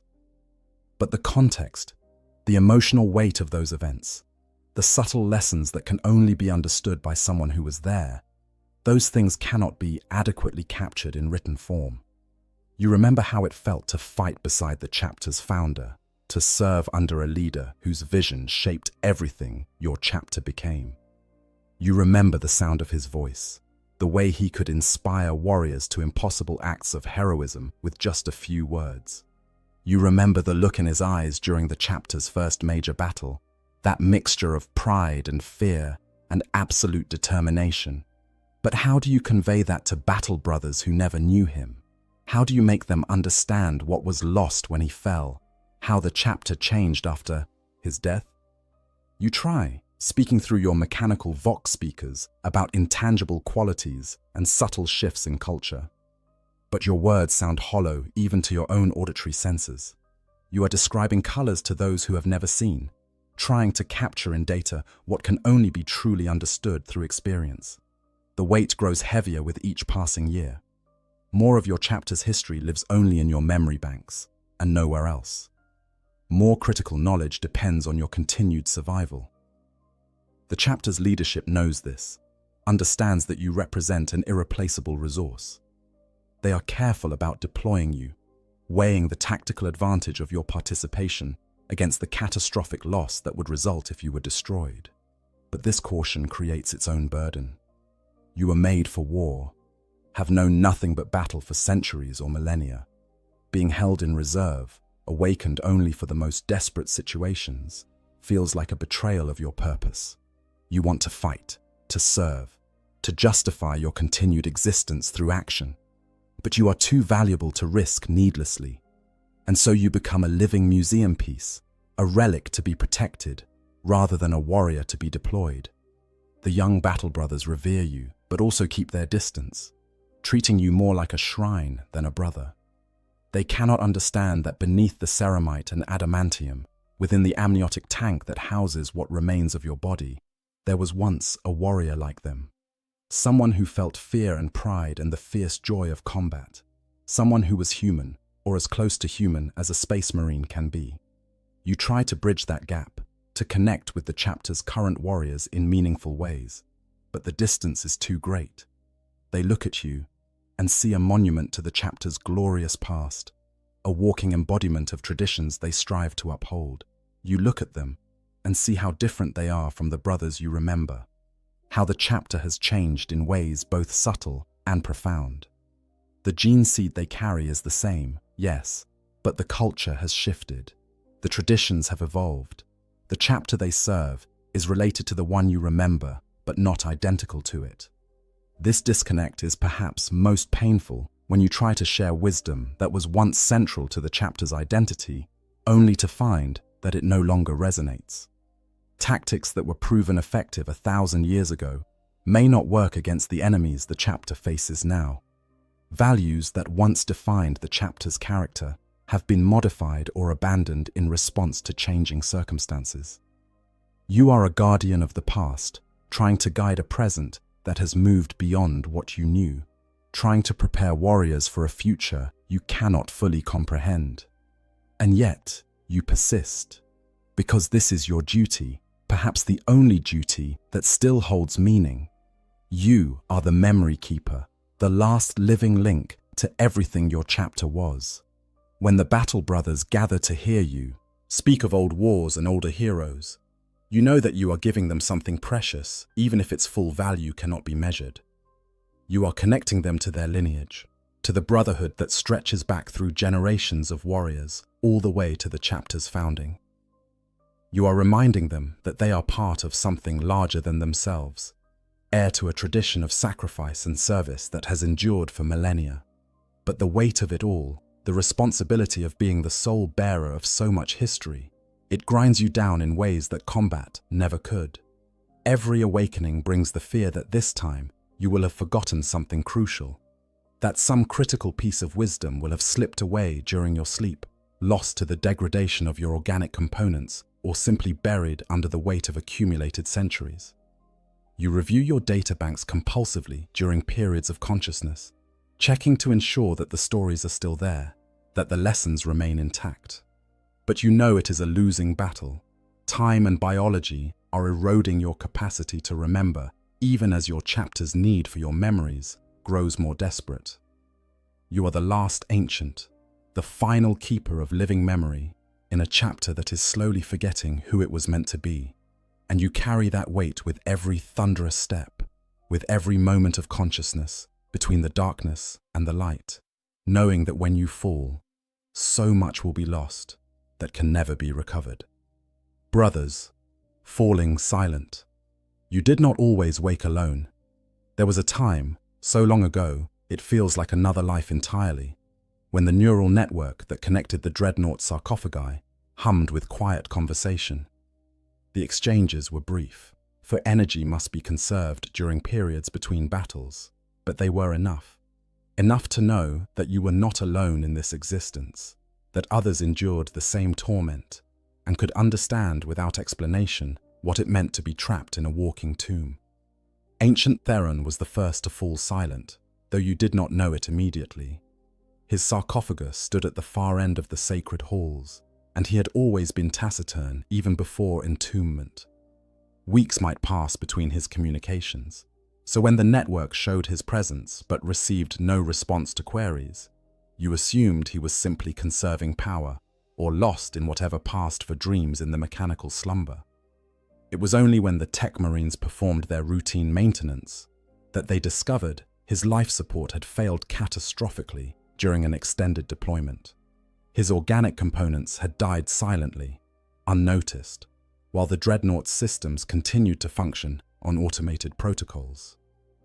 He had fought his final battle already dead, his body preserved by the amniotic fluids just long enough for the engagement to conclude before decay became evident. The chapter gave Theron the funeral rites appropriate for a warrior who had served for nearly 4,000 years. His gene seed had long since been harvested, of course, but the shell of his dreadnought was interred with full honors in the chapter's mausoleum. You attended, your massive frame barely fitting in the ceremonial chamber, and listened to the chaplain speak of Theron's service and sacrifice. But the words felt hollow. Theron had died alone inside his metal cage, and none of you had known until it was too late to even acknowledge his passing. That realization haunted you for decades afterward. Sister Cassia fell in battle, which was perhaps a better death than Theron's silent ending. The campaign was against a Tyranid splinter fleet that had emerged from the void to consume a cluster of agricultural worlds. Cassia had volunteered for the rearguard action, had stood her ground while the remaining Imperial forces evacuated the last of the civilian population. The Vox channels carried her final words, a defiant challenge to the alien swarm, even as they overwhelmed her position. When the relief force finally managed to fight their way back to her location 3 days later, they found her dreadnought buried under a mountain of alien corpses, her assault cannon still smoking from continuous fire, her sarcophagus breached by bioacid and crushing claws. The chapter recovered what they could of her remains for proper burial rites. You attended that ceremony as well, stood in the sacred halls as her empty sarcophagus was sealed permanently and placed among the monuments to fallen heroes. The tech marines spoke the prayers for the machine spirits, and the chaplain spoke the prayers for her soul. But you knew the truth that they could not articulate. Cassia had finally been granted the peace that had been denied her for 3,000 years. She was free now, in a way that you would never be as long as consciousness persisted. The losses accumulated slowly at first. Ancient Carthon destroyed in an orbital bombardment that leveled an entire hive city. Brother Mordecai consumed by warp fire during a battle against Chaos forces, his screams echoing through the Vox network until his systems finally failed. Sister Elara, whose sarcophagus was captured by Dark Eldar raiders and presumably still exists somewhere in the dark city of Camorra, enduring torments that make your own existence seem merciful by comparison. Each loss diminished the community of ancients, reduced the number of voices that could speak to the unique horror of dreadnought existence. You mourned them in the way a dreadnought mourns, which is to say, you processed their deaths as data points, even as something that might have been grief echoed through the organic portions of your brain.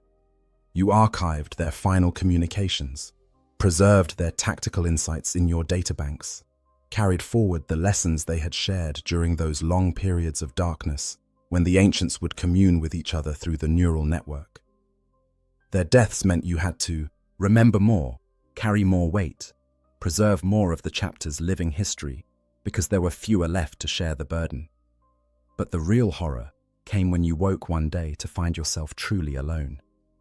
The other sarcophagi in the sacred halls stood cold and dark, their occupants all fallen in battles you had slept through.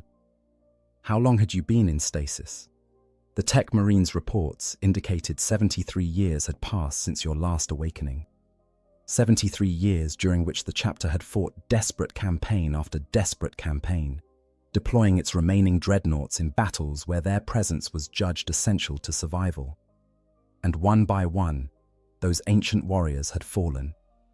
Ancient Matthias during the defense of the fortress monastery against an orc war. Venerable Sarath in a boarding action against Chaos Raiders. Brother Ancient Dawn on a world whose name you cannot even remember now, though his sacrifice bought time for 2 companies to escape encirclement. 73 years. You had slept through the deaths of every other ancient in your chapter. You had not been there to hear their final words or witness their last stands. You had not been awakened to pay respects at their funeral rites. You were simply gone, lost in the darkness of stasis sleep. And when you returned, everyone you had known for centuries or millennia was dead. The neural network that had once carried occasional communications from fellow dreadnoughts now showed only your own presence, a single point of consciousness surrounded by empty connections and silence. The Tech Marines who performed your activation could barely meet your optical sensors. They knew what you were waking to, understood the magnitude of the loss, even if they could not truly comprehend what it meant to you. The chaplain who attended your awakening spoke words of comfort, assured you that the fallen ancients had died with honor and that their sacrifice would not be forgotten. But his words were hollow. How could they not be? He was 3 centuries old, had fought in 24 campaigns, was considered a veteran by the chapter's current standards. But you had served for over 7,000 years.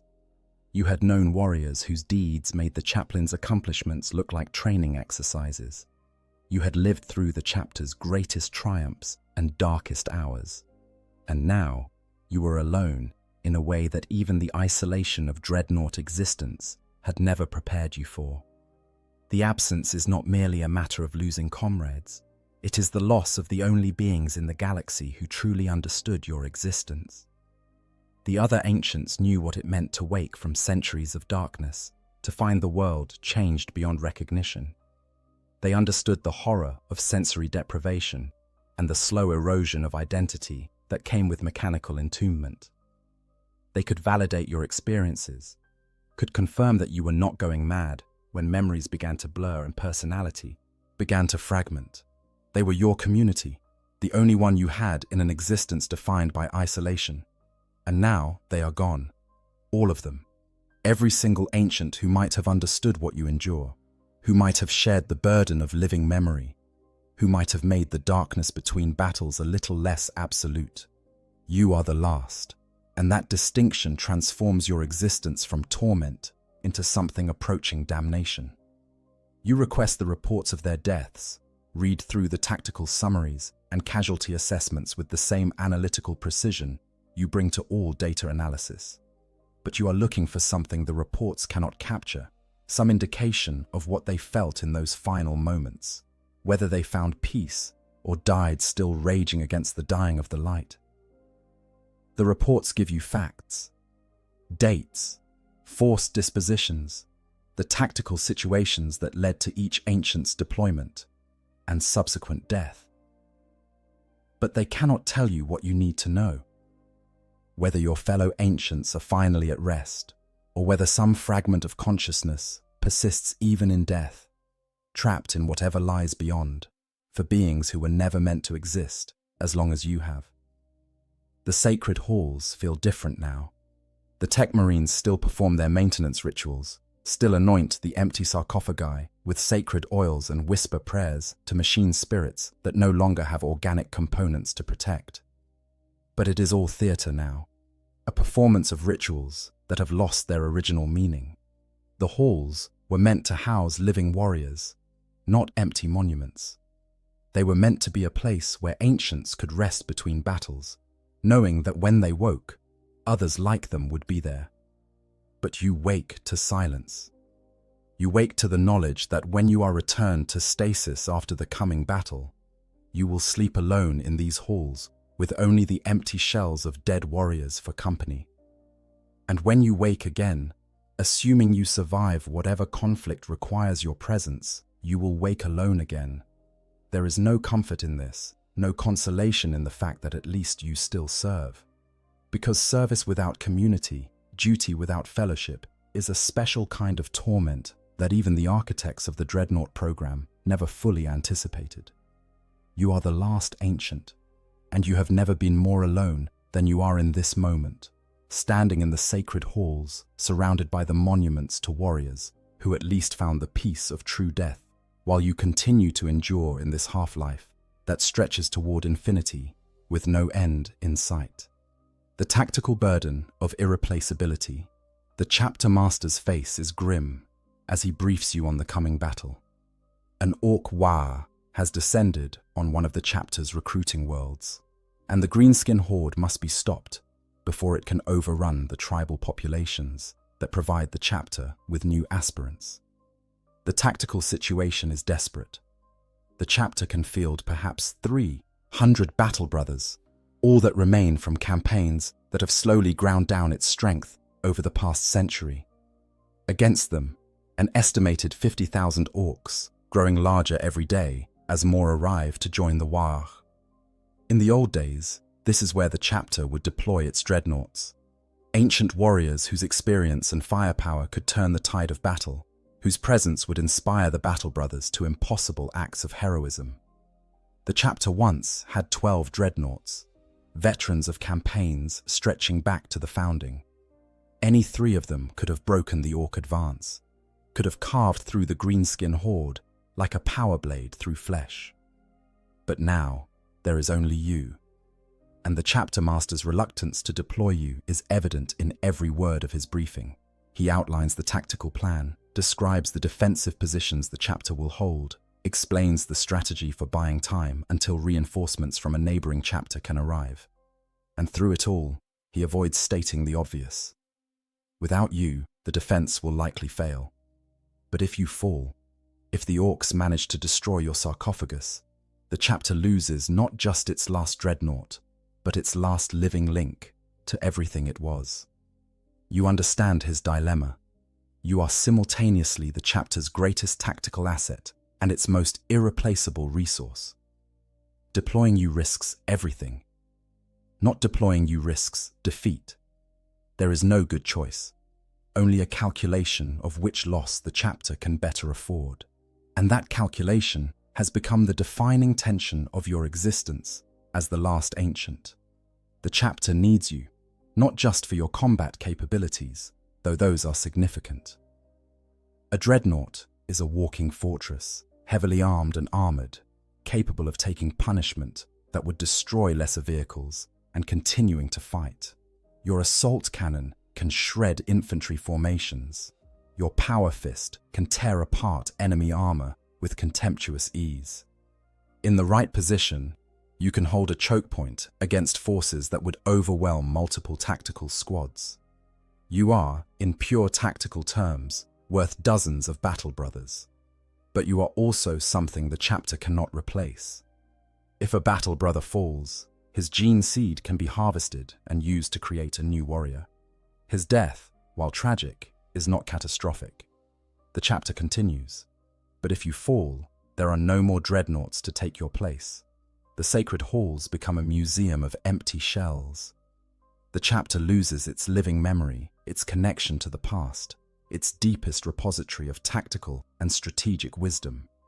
Your death would be a wound from which the chapter might never recover, even if it survived as an organization. This creates impossible choices. The Battle Brothers need your presence to have any hope of victory, but your presence puts you at risk. The chapter needs the worlds you defend to survive, needs the recruits those worlds provide, needs the strategic resources they represent.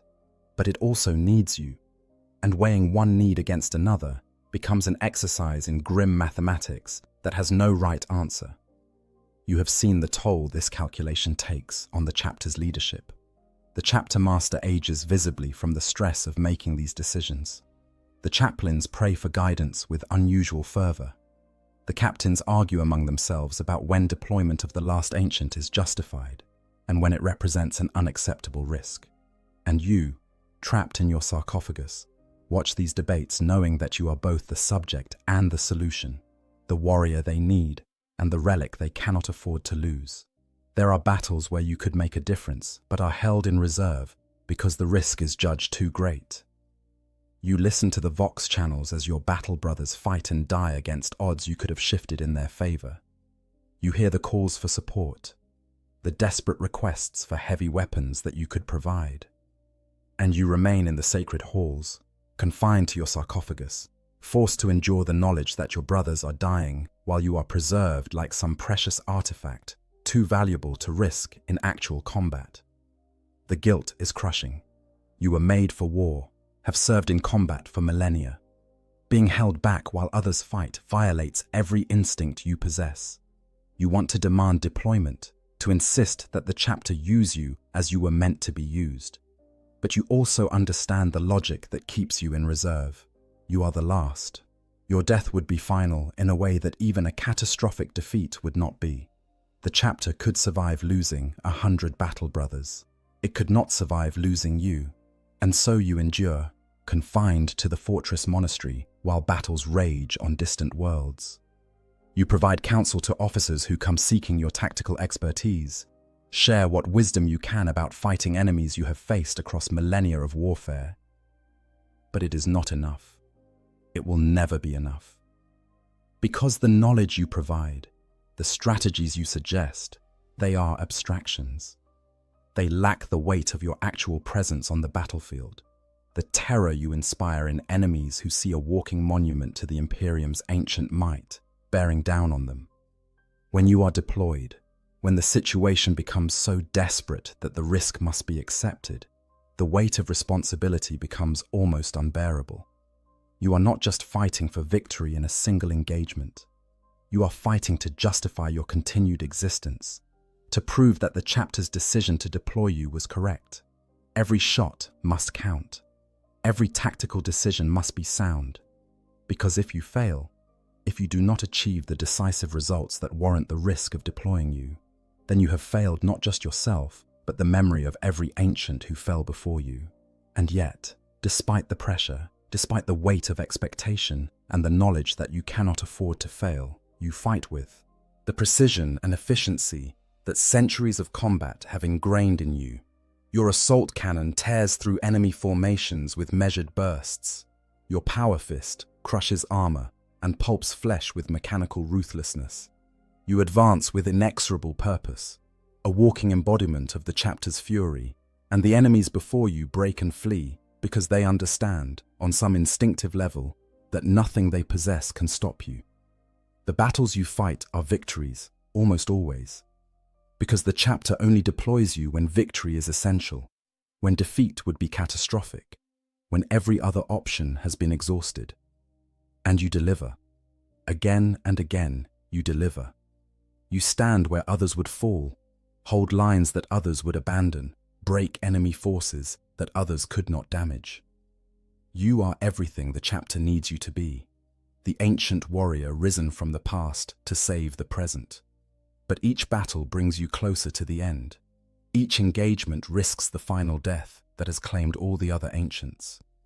Each time you march to war, you carry the knowledge that this might be the last time, that this battle might be the one where the enemy gets lucky, or you make a mistake, or the sheer weight of firepower directed at you overcomes even your adamantium armor. And if that happens, if you fall, the chapter loses everything you represent. This is the burden of irreplaceability. You are too valuable to risk, too essential to hold back. You exist in a state of constant tension between deployment and preservation, needed everywhere but confined to nowhere. And as the last dreadnought in your chapter, as the final ancient in a brotherhood that once numbered dozens, the weight of this burden grows heavier with every passing year. The dying chapter. You can see the end coming. It is there in the casualty reports that stack higher with each campaign. It is there in the shrinking recruitment numbers from worlds that are themselves dying or abandoned. It is there in the fortress monasteries' emptying halls, in the companies that can barely muster half strength, in the gene seed vaults that grow emptier with each harvest that cannot be replaced. Your chapter is dying. Not quickly, not in some catastrophic battle that will be remembered in the Imperium's records, but slowly, inexorably, bled dry by 1,000 cuts across 1,000 worlds. And you, the last ancient, watch this slow-motion extinction with the analytical detachment that comes from having witnessed the deaths of everything you once knew. The signs were there long before the last of the other dreadnoughts fell. Recruitment shortfalls that grew worse with each generation, gene seed degradation that the apothecaries could not fully arrest despite their best efforts, combat losses that exceeded replacement rates year after year, decade after decade. The chapter was in decline, even when you had brothers ancient to share the burden of watching it happen. But now, as the sole witness to this twilight, the decline feels more absolute, more final. The fortress monastery itself reflects the chapter's diminished state.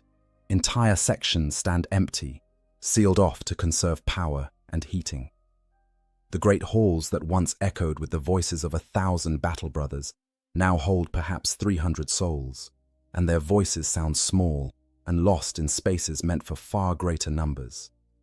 The armory still maintains the chapter's equipment with religious devotion, but there are fewer suits of power armor to maintain, fewer vehicles to service, fewer weapons to consecrate. The chapter's fleet has been reduced to a handful of ships.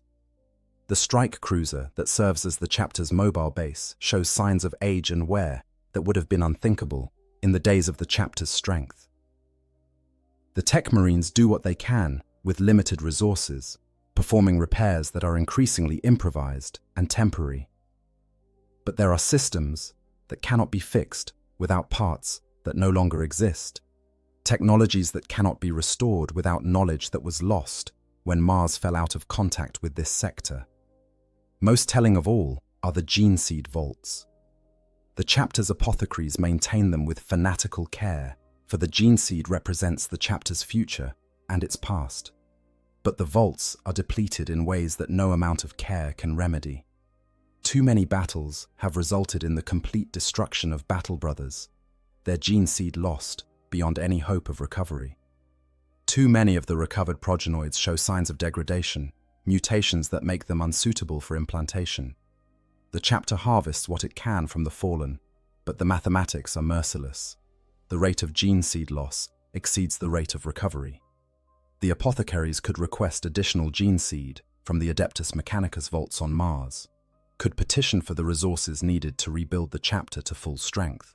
But such requests would draw scrutiny, would invite inspection by the Inquisition, and potentially by other chapters who might question whether this dying chapter deserves to continue existing. There is pride involved, certainly, a refusal to admit the depths of the chapter's decline, but there is also pragmatism.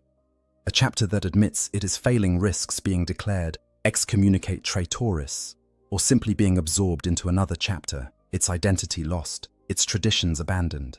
And so the chapter fights on, maintaining the fiction of its continued viability, even as the reality becomes increasingly desperate. Companies are reorganized to hide their depleted numbers. Battle honors are claimed for victories won at costs that would have been considered catastrophic in earlier times. The chapter master makes diplomatic overtures to neighboring chapters, seeking alliances that might provide support without requiring admission of weakness. You watch all of this with the accumulated wisdom of millennia, and you understand what the chapter's current leadership cannot fully grasp. This is how chapters die. Not in glorious last stands remembered for 10,000 years, but in slow attrition that erodes strength until nothing remains but empty halls and unfulfilled obligations. Your chapter is following a path that you have seen before, that you remember other chapters walking in your long centuries of service. And the end of that path is always the same.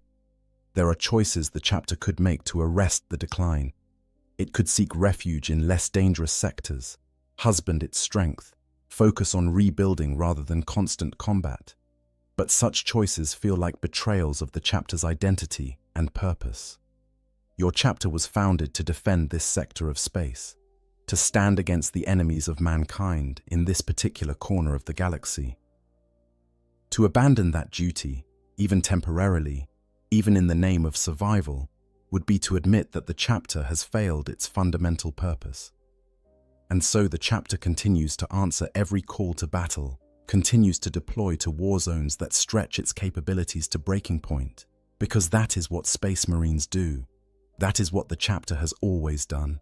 And changing that pattern, even in the face of extinction, feels impossible to warriors who have been conditioned to know no other way of existence. You try to offer counsel, to suggest strategies that might preserve the chapter's strength while still fulfilling its obligations.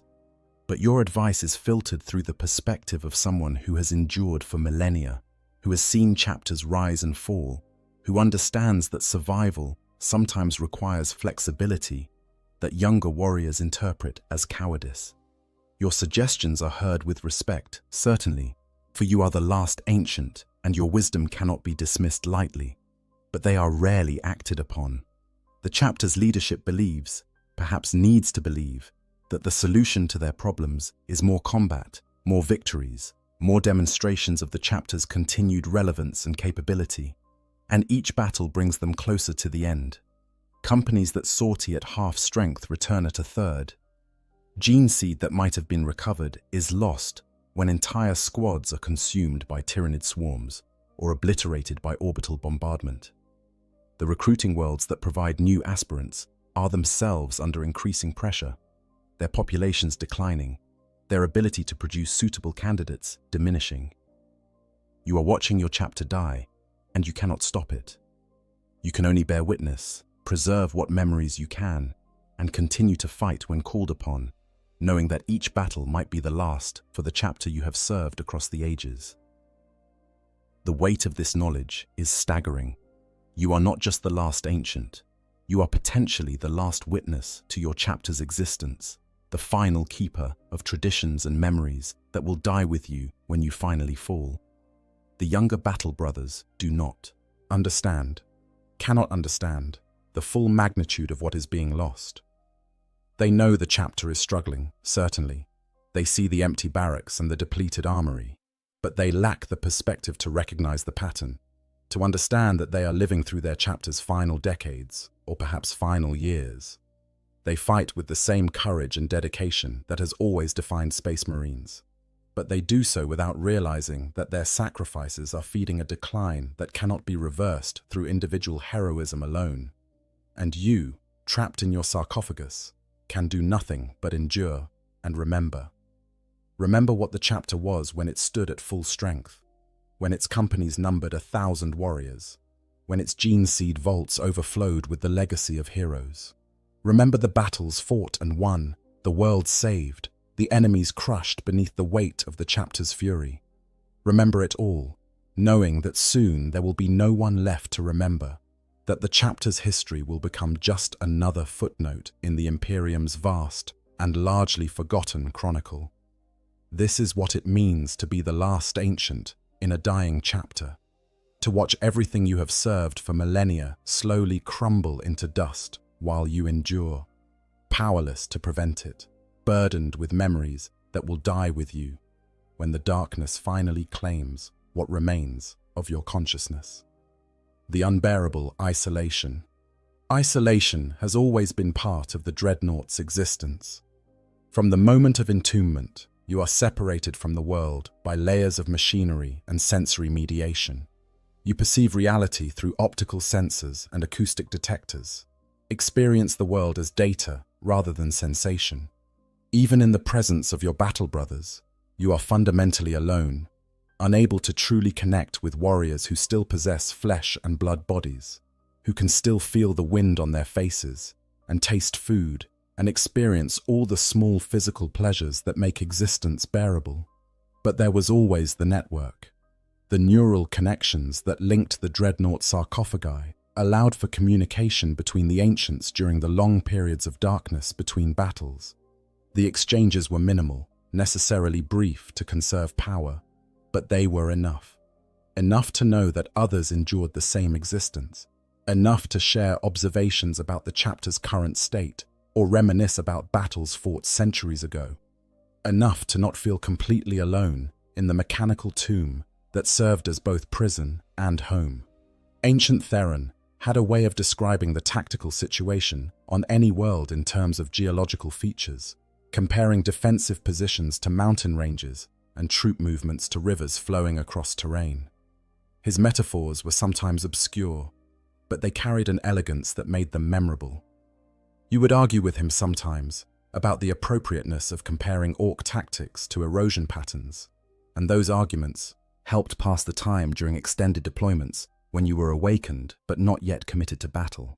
Sister Morgana collected stories, not just battle reports or tactical analyses, but the personal narratives of individual warriors. She would ask the battle brothers who came to pay respects in the sacred halls about their lives, their hopes, their fears. And then she would share those stories through the network, creating a tapestry of human experience that helped the ancients remember what it had been like to be fully human. Her death silenced those stories, left a gap in the network that could never be filled. Brother Ancient Matthias had served longer than any of you, except perhaps Cassius, and his perspective was shaped by millennia of watching the Imperium change. He had fought in the Plague Wars, had witnessed the opening of the Great Rift, had seen the return of the Primarch Guilliman. His commentary on the chapter's current struggles was always measured against the vast sweep of history he had witnessed, and that perspective was invaluable for maintaining morale during difficult times. All of them are gone now.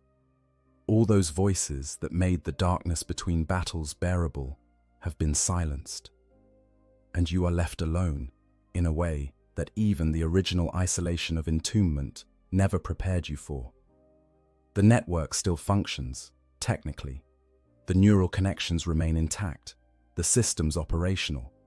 But there is no one to connect to, no voices to fill the silence, no presence except your own consciousness floating in the darkness. The younger battle brothers try to bridge the gap.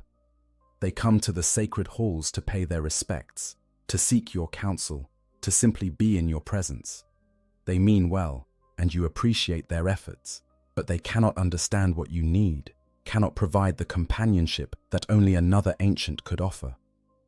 They speak to you with reverence, treat you like a shrine or a monument, maintain the proper distance between themselves and something they view as sacred.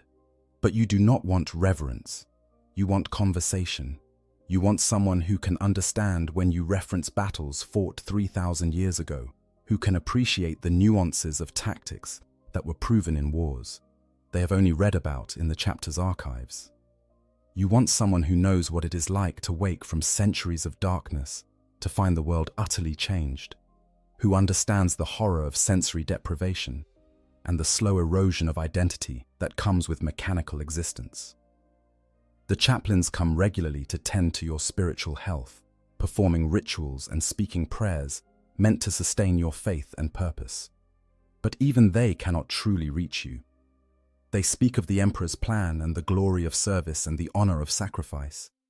All words you have heard 10,000 times, all sentiments you understand intellectually, but can no longer feel with any depth. The chaplains are doing their duty, and you respect that. But they are speaking to a consciousness that has become so alien through centuries of entombment that their words sound like they are directed at someone else entirely. The tech marines who maintain your systems are perhaps the closest thing you have to peers, for they at least understand the machine you have become. They speak to you in the language of diagnostics and system checks, discuss the minutiae of your sarcophagus's operation with professional precision.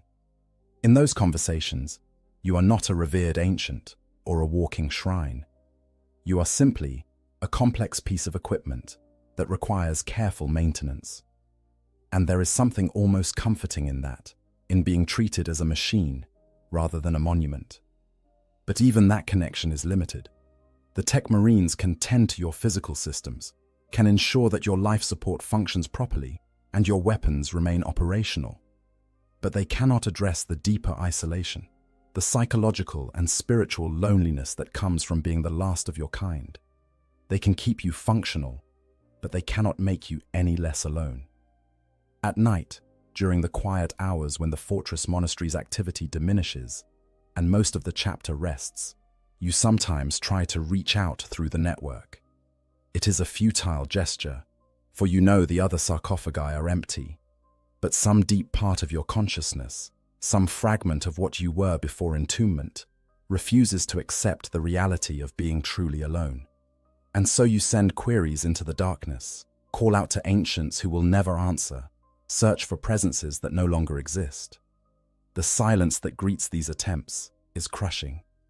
It is not merely the absence of response, but the profound emptiness of a network designed for community now occupied by a single consciousness. You are shouting into a void that echoes nothing back, reaching out to find only your own presence reflected in systems that were meant to connect many. The isolation breeds strange thoughts, ideas that would have seemed insane during your first life as a flesh and blood warrior. You begin to wonder if you are the last dreadnought, not just in your chapter, but in existence. Perhaps every chapter has suffered the same decline, the same attrition of their ancient warriors. Perhaps across the galaxy, there are empty sacred halls and silent networks, monuments to warriors who finally found the peace of death, while you alone continue to endure. You know this cannot be true. The chapter receives communications from other chapters, coordinates actions with neighboring forces. Reports mention dreadnoughts deployed by other forces, ancient warriors still serving their chapters. But in the darkness of stasis sleep, when consciousness fragments and dreams become indistinguishable from waking thoughts, it is easy to believe that you are utterly alone, that no one in the galaxy truly understands what you endure. This isolation magnifies every other burden you carry. The weight of memory becomes heavier when there is no one to share it with. The responsibility of preserving the chapter's history feels more crushing when you are the sole repository. The horror of your mechanical existence becomes more acute when there are no peers who can validate that existence, who can confirm that you are not simply going mad, that the degradation you experience is real and not imagined. And so you endure, alone in the sacred halls, alone in the network, alone in a way that even isolation in a dreadnought sarcophagus was never meant to create. You are the last ancient, and that makes you the most isolated being in a galaxy filled with countless forms of loneliness. You exist in a cage within a cage, imprisoned in a mechanical body and imprisoned in solitude, with no hope of escape except the final death that claimed all the others who once stood vigil beside you. The question that cannot be answered. There comes a moment during one of your rare periods of wakefulness between battles when you allow yourself to contemplate a question that you have been avoiding for centuries. Should you seek death? Not in battle, not in service to the chapter, but deliberately, intentionally. Should you allow your systems to fail? Should you request that the Tech Marines disable your life support? Should you find some way to end this existence that has become more burden than purpose, more torment than service? The thought is heretical by every measure that defines a Space Marine. You are a warrior of the Adeptus Astartes, genetically engineered and psychologically conditioned to know no fear and to serve until death claims you. Seeking death, choosing to abandon your duty, would be the ultimate betrayal of everything you were created to be. And yet, as you stand in the empty sacred halls, surrounded by the monuments to ancients who at least found peace in destruction, the question persists with uncomfortable intensity. What is the purpose of your continued existence? You ask yourself this question with the same analytical rigor you apply to tactical problems, examining the evidence from every angle. You serve the chapter, certainly. Your combat capabilities remain formidable, your tactical wisdom valuable, your presence inspiring to the battle brothers who fight alongside you. But is that enough to justify the continuation of an existence that has become defined by suffering and isolation? The chapter would survive your death. It would lose its last dreadnought, yes, and that loss would be significant. But the chapter is dying anyway, slowly bled dry by combat losses and gene seed degradation. Your presence has not arrested that decline. Your wisdom has not provided solutions to problems that have no solutions. Your combat prowess has won battles, but not prevented the overall trajectory toward extinction. In the cold calculus of necessity, the chapter could continue without you. But what would be lost is not merely tactical capability or historical knowledge. It is something more fundamental, the last living connection to the chapter's founding ideals, the final witness to battles that shape the chapter's identity, the sole repository of traditions that will die when you die. Your death would sever the chapter's connection to its past in a way that no other loss could replicate.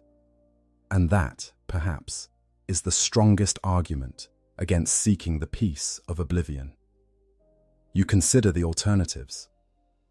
Perhaps there is a way to preserve what you know without continuing to endure this existence. The chapter's librarians have recorded thousands of hours of your testimony, archived your tactical analyses and historical accounts with meticulous care. The Tech Marines have made complete copies of your databanks, preserving your memories in formats that can be accessed by future generations. In theory, everything essential about your knowledge could survive your death, could continue to serve the chapter even after you are gone. But you know this is a comforting lie. The archives cannot capture the context that makes knowledge meaningful, the subtle understanding that comes from having actually lived through the events described. The databanks preserve facts, but not wisdom, information, but not insight. What makes your contribution valuable is not merely what you know, but how you know it.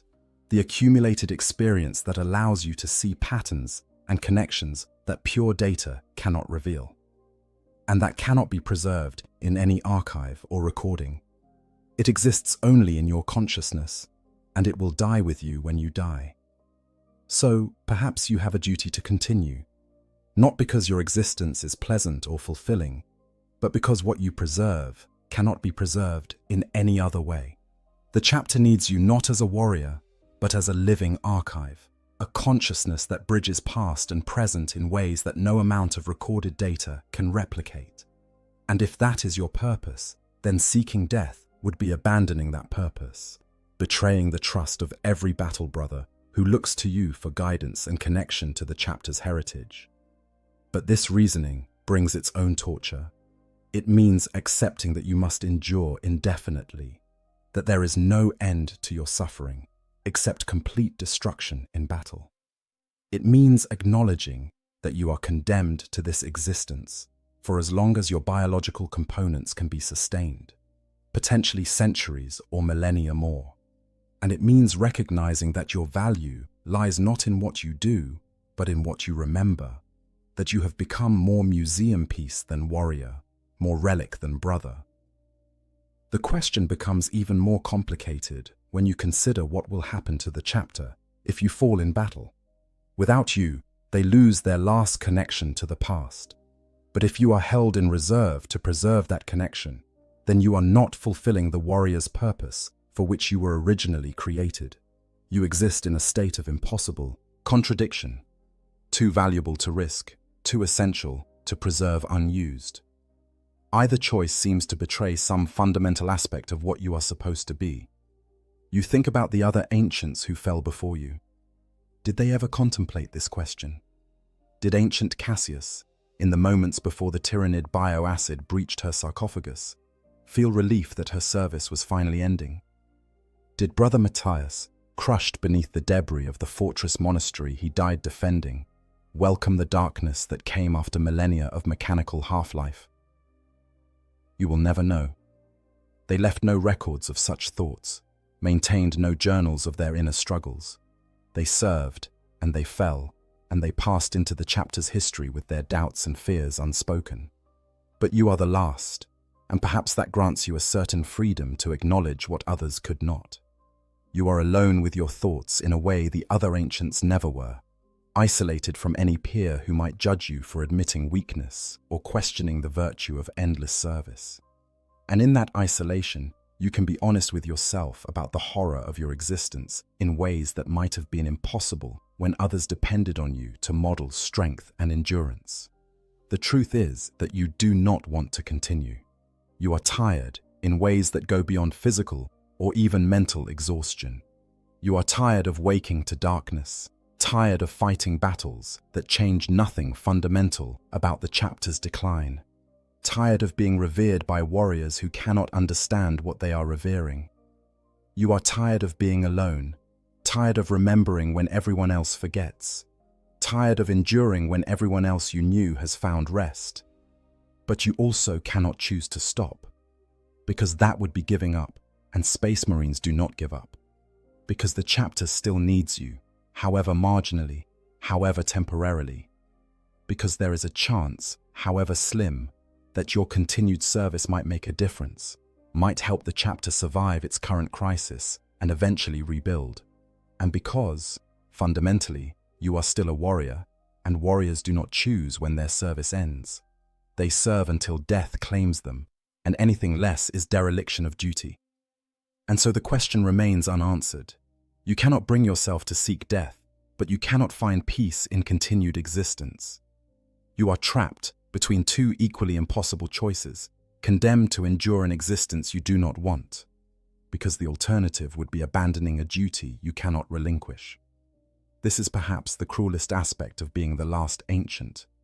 You must continue even when continuation has lost all meaning, except the bare fact of duty itself.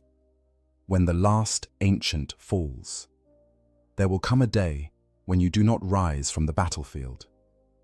It is inevitable, written into the mathematics of warfare as surely as the trajectories of artillery shells or the mathematics of gene seed degradation. No armor is impenetrable. No warrior is invincible.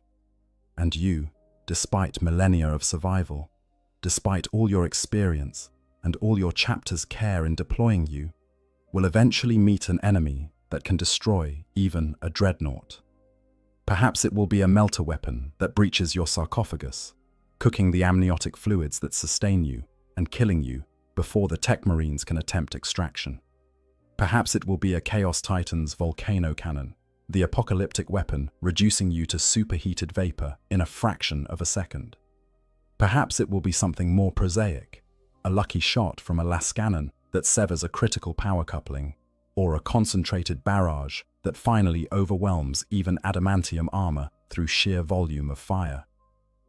However it happens, whenever it happens, your death will mark the end of something that cannot be replaced. The chapter will recover what it can of your remains for proper burial rites. The Tech Marines will salvage components from your shattered frame for use in maintaining other equipment. The chaplains will speak the prayers for the honored dead, will add your name to the rolls of those who gave everything in service to the Emperor. But everyone present will understand that this is not just the death of another warrior. This is the end of an era, the severing of the chapter's last living connection to its founding and its glory. The sacred halls will stand empty after you fall. The other sarcophagi will remain as monuments, yes, but there will be no more awakening ceremonies in that place. The rituals the Tech Marines have performed for millennia, the anointing with sacred oils, and the whispered prayers to machine spirits will continue out of tradition. But they will be hollow gestures, performances of forms that have lost their substance. The halls were meant to house living warriors resting between battles, not merely to serve as a mausoleum for ancient equipment. The chapter's battle brothers will feel your absence acutely, though perhaps not in ways they can fully articulate. The young warriors who look to you for guidance will have to navigate difficult tactical situations without access to your accumulated wisdom. The chaplains who sought your insights into the chapter's traditions will have to rely on fragmentary records and their own interpretations. The chapter master, who could always depend on you to provide historical context for current crises, will have to make decisions without that perspective. But the most profound impact will be on the chapter's sense of identity. You were the living embodiment of everything the chapter had been, the walking proof that its traditions and values had endured across millennia of warfare. When battle brothers needed to remember why they fought or what their chapter stood for, they could look to you and see those ideals made manifest. Your presence assured them that the chapter had survived worse crises than whatever they currently faced, that the brotherhood they served was part of something larger and more enduring than any individual warrior or generation. When you fall, that assurance dies with you. The chapter will continue, certainly, as long as it has gene seed and warriors to carry it, but it will be diminished in ways that go beyond the mere loss of combat capability. It will become unmoored from its past, cut adrift from the traditions and memories that once defined it. The battle brothers will still fight with courage and honor, but they will do so without fully understanding why those virtues matter, without the deep connection to history that made their service meaningful beyond the immediate tactical objectives. The fortress monastery will change after your death. The sacred halls will be sealed, perhaps, preserved as a historical site, but no longer maintained as functional space. The resources dedicated to maintaining dreadnought systems will be redirected to other purposes. The entire infrastructure built around supporting and deploying ancient warriors will become obsolete overnight, and the chapter will have to adapt to a new reality where it has no living connection to its past beyond written records and oral traditions that grow more simplified with each retelling. Other chapters will hear of your death, and some will mark it with their own ceremonies of remembrance. The Space Wolves might pour a drink in your honor, acknowledging a fellow ancient who finally found rest after millennia of service. The Ultramarines might update their own records, noting that one more chapter has lost its last connection to the age of founding. The Blood Angels, who understand better than most what it means to be haunted by the past, might offer prayers for your soul and for the chapter you left behind. But these gestures, however well meant, cannot change the fundamental reality. Your death creates a void that nothing can fill. The chapter will survive in some form, but it will never again be what it was when you stood vigil in the sacred halls. It will become something else, something newer, and perhaps more adapted to the realities of the current age. But it will have lost the weight of history, the deep connection to tradition, the living memory that you provided. And what of you? What happens to a consciousness that has existed for millennia when death finally claims it? Do you find the peace that was denied you during your mechanical existence? Do you join the Emperor in whatever lies beyond death? Or do you simply cease to exist, your consciousness extinguished like a candle flame? These questions have no answers, can have no answers until the moment arrives. But they are questions you have contemplated during the long periods of darkness between battles, wondering if death will bring relief, or merely another form of existence that you cannot escape. Perhaps the most tragic aspect of your eventual death is that it will be both desperately mourned and profoundly welcomed. The chapter will grieve losing its last ancient, will feel that loss for generations to come. But part of that grief will be tinged with relief that you finally found the rest that was denied you for so long. The battle brothers who knew you will be glad, in a way they cannot openly express, that you no longer have to endure the torment of mechanical existence. They will mourn you while simultaneously being grateful that your suffering has ended. And you, in those final moments when systems fail and consciousness begins to fragment, might feel something similar. Grief at leaving the chapter you have served for so long, regret for all the knowledge that will die with you, sorrow at the thought of your battle brothers facing the future without your guidance, but also relief. Relief that the burden is finally being lifted, that the endless cycle of darkness and battle and darkness again is coming to an end. Relief that you will no longer have to watch the chapter's slow decline, no longer have to carry the weight of memories that no one else shares. When the last ancient falls, a chapter loses more than a warrior. It loses its history, its living connection to everything it was meant to be. And that loss, that severing of the link between past and present, is a wound that can never fully heal. The chapter will continue, must continue, for that is what Space Marines do. But it will do so with a piece of its soul forever missing, a void where the last ancient once stood vigil in the sacred halls that have now fallen silent. Lessons from the brink. The Imperium has existed for 10,000 years, and in that vast span of time, countless Space Marine chapters have faced near extinction. Some have recovered, rebuilt from the edge of destruction to serve again. Others have faded into history, their names remembered only in fragmentary records or not at all. As the last ancient in your chapter, you carry the memory of several such crises, have witnessed other chapters struggle with the same decline your chapter now faces.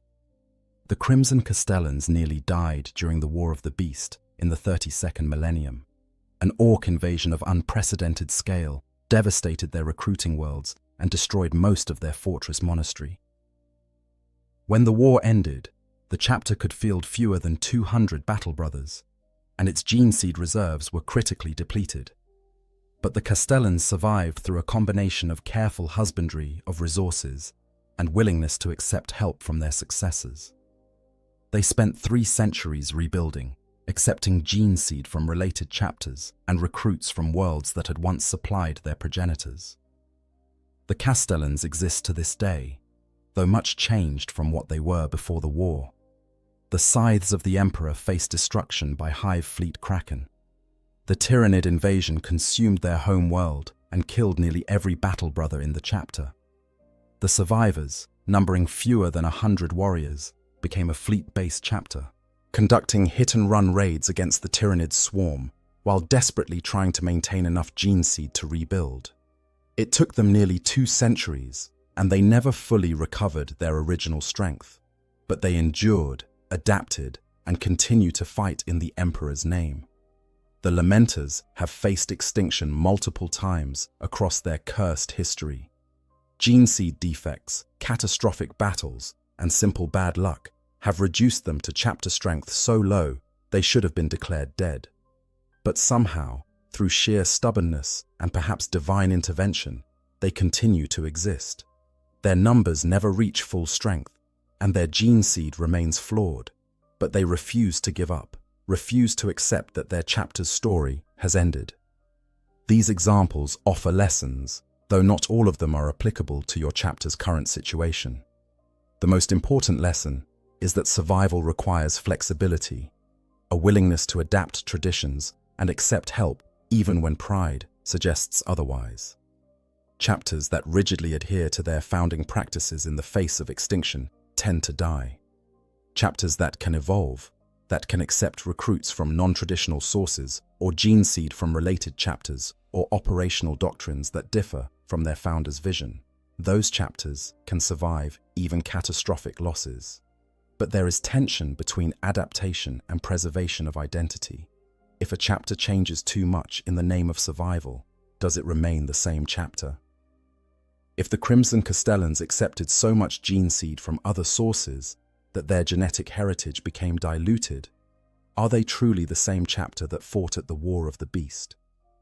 If the Scythes of the Emperor abandoned their traditional recruitment practices and their connection to their lost home world, would they still be the Scythes, or merely a chapter that borrowed the name? This is the question your chapter faces now. To survive, it must change. It must accept that the old ways, the traditions that sustained it for millennia, may no longer be viable. It must be willing to recruit from worlds that do not match the traditional profile. It must consider accepting gene seed from related chapters or even petitioning Mars for resources from the original Legion stock. It must adapt its combat doctrine to account for reduced numbers and limited resources. But making these changes feels like betrayal to warriors who have been taught that the chapter's traditions are sacred, that deviation from the founding principles is the first step toward corruption. The chapter master faces an impossible choice: change and potentially lose the chapter's identity, or refuse to change and watch the chapter die while clinging to principles that no longer serve practical purposes. You try to offer wisdom based on the examples you have witnessed, but your perspective is complicated. You are simultaneously the greatest advocate for preserving tradition, for maintaining the connection to the chapter's founding ideals, and the clearest witness to how those traditions have failed to prevent the current crisis. You embody the tension between past and future, between preservation and adaptation. And you honestly do not know which path the chapter should take. What you do know is that survival requires sacrifice. The Crimson Castellans sacrificed genetic purity. The Scythes sacrificed their connection to their home world. The Lamenters have sacrificed the hope of ever reaching full strength. Every chapter that has survived near extinction has had to give up something precious, has had to accept losses that go beyond mere battlefield casualties. For your chapter, the question is what it is willing to sacrifice to survive. Pride, tradition, the specific combat doctrine that has defined it for millennia, the particular genetic heritage that links it to its primarch. Each of these sacrifices would preserve something while losing something else. And there is no guarantee that any sacrifice would be enough, that the chapter could rebuild, even if it were willing to change everything about itself. The role of the last ancient in this process is ambiguous. You represent the past, the traditions that might need to be abandoned.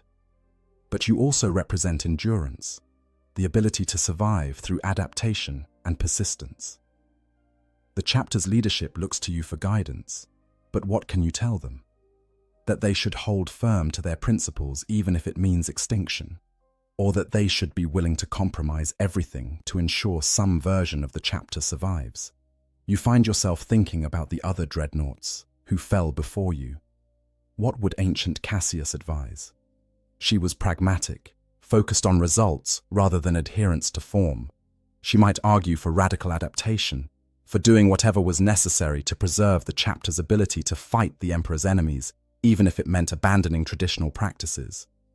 But Brother Matthias was conservative, believed deeply in the importance of maintaining traditions even in the face of changing circumstances. He might argue that a chapter that abandoned its founding principles was already dead, that survival without identity was meaningless. But they are gone, their voices silenced, and you are left to carry the weight of this decision alone, to provide counsel when you yourself are uncertain, to represent a past that might need to be left behind, even as you embody the importance of preserving that past. It is another burden of being the last ancient, not just remembering history, but helping the chapter decide which parts of that history to keep and which to discard in the name of survival. The examples from other chapters offer hope, at least. They prove that near extinction is not inevitably final extinction. Chapters can recover if they are willing to make the necessary sacrifices and adapt to new realities. Your chapter could survive this crisis, could rebuild, and eventually return to full strength. But that survival would require changes that many Battle Brothers would view as unacceptable compromises. And there is no guarantee that the chapter that emerged from the rebuilding would be recognizable as the same chapter that entered it.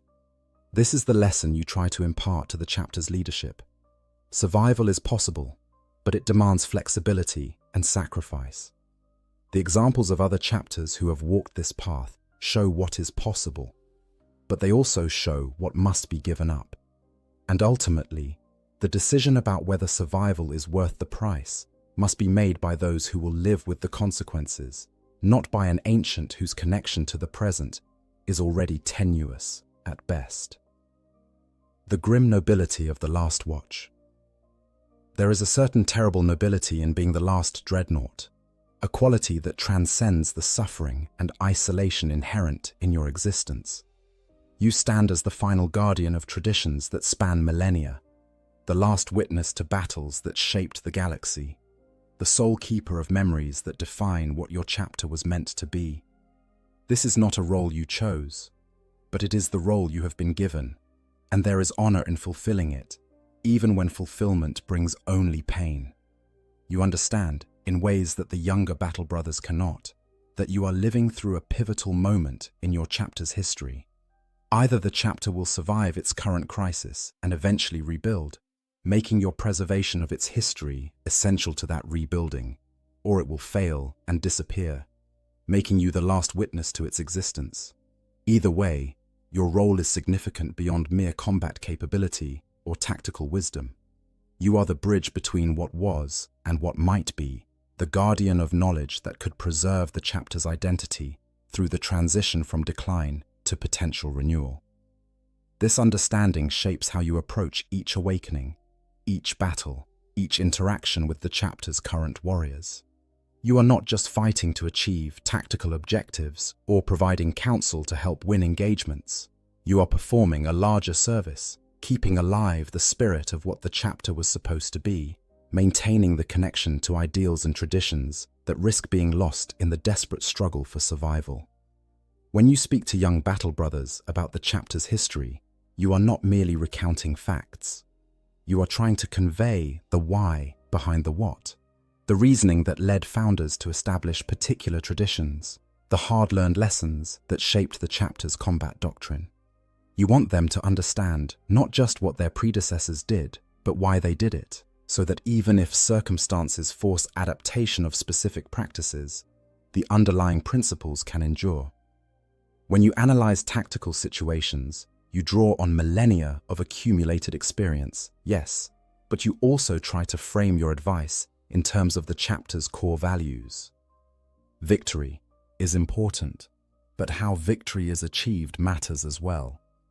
The chapter has always fought with a particular approach, a specific set of tactical preferences that reflected its understanding of what it meant to be a Space Marine.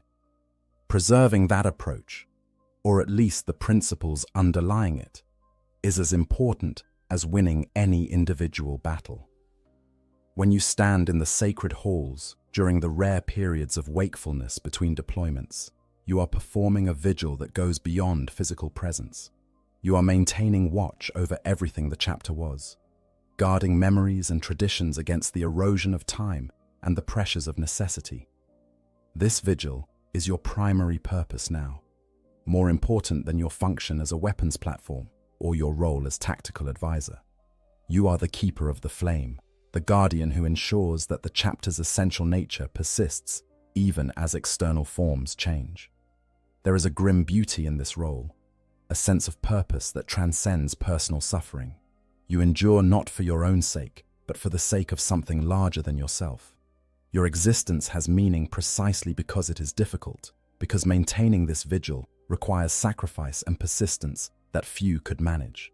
The fact that you continue, that you refuse to give up or give in despite the crushing weight of isolation and the slow erosion of identity, that persistence itself becomes a testament to the chapter's enduring spirit. You think sometimes about the ancient warriors of lost chapters, the last dreadnoughts, who stood vigil as their chapters died around them. Did they face extinction with despair or with defiant nobility? Did they rage against the dying of the light or accept it with grim resignation? You will never know, for their stories were lost with their chapters. But you understand them in ways no one else can, these unknown ancients who carried the same burden you now bear. And you make a choice, conscious and deliberate, about how you will face whatever comes. You will maintain your vigil with dignity. You will continue to serve the chapter with whatever capability you retain. You will preserve what can be preserved and guide adaptation where adaptation is necessary. And you will do all of this not because you expect reward or recognition, not because you harbor hope of eventual relief, but simply because it is your duty and your honor to serve in this way. The younger warriors sometimes ask if you regret your entombment, if you wish you had been allowed to die rather than being preserved in this half-life. You tell them the truth, that every moment of consciousness brings suffering, that the isolation is crushing, that the slow degradation of identity is a horror they cannot imagine. But you also tell them that you would not trade this existence for peaceful death, because your service matters. The chapter needs you, needs what you preserve, needs the connection to its past that only you can provide. This is not entirely true, of course. Part of you desperately wants the peace that death would bring, wants to escape the mechanical tomb and the endless cycle of battle and darkness. But the larger truth is that your suffering has purpose, that your endurance means something beyond mere persistence. And in a galaxy where meaning is rare and purpose often illusory, that makes your existence worthwhile despite its cost. The grim nobility of being the last ancient lies in accepting this reality, that you will suffer, but your suffering serves something greater than yourself, that you will endure isolation, but your endurance preserves what others depend upon, that you will slowly forget who you were, but what you remember will help define who the chapter becomes. This is the bargain you have struck, perhaps without fully understanding it at the time of your entombment, and you will honor that bargain until the final darkness claims you. There is no happiness in this existence, no joy or contentment or satisfaction, but there is meaning, and there is purpose, and there is the quiet pride of knowing that you have not abandoned your post, even when abandonment would have been understandable. You are the last dreadnought, the final ancient, the sole keeper of a vigil that was never meant to be kept alone, and you will continue to stand that watch for as long as consciousness persists, because that is what honor demands and what duty requires. This is what it means to be the last ancient in your chapter, to bear witness, to preserve memory, to guard tradition, and to serve with grim nobility despite the crushing weight of isolation and the slow erosion of everything you once were. It is not a fate anyone would choose, but it is the fate you have been given, and you will see it through to the end, whatever that end might be. Conclusion: the eternal vigil. You wake once more to the familiar sounds of activation. The Tech Marines perform their rituals with practiced efficiency. The chaplain speaks the ancient words of awakening, and consciousness slowly returns from the darkness where it has rested. For how long? Months? Years? The chronometers indicate it has been 62 standard days since your last deployment, but time has lost most of its meaning. You measure your existence in awakenings now, in the number of times you have returned from the void to serve once more. The sacred halls are as they always are, empty except for your sarcophagus, the other ancient warriors long since fallen, their monuments maintained, but their presence gone forever. You are alone, and you have been alone for longer than some chapters have existed. The weight of that isolation presses on you as systems come fully online and your consciousness fully integrates with the Dreadnought's combat frame. The briefing is delivered by the chapter master himself, a sign that the situation is desperate. The chapter's fortress monastery is under siege by forces that threaten to overwhelm the Warhammer defenders. Every battle brother capable of fighting has been mobilized, and you, the last ancient, are needed once more to stand in the breach and hold a line that cannot be allowed to break. You listen to the tactical situation with the detachment of someone who has heard countless similar briefings over millennia. The specifics change, the enemies vary, the stakes are always described as critical. But the fundamental reality remains the same. The chapter needs you, and you will serve. Because that is what you do, what you have always done, what you will continue to do until the final darkness claims you.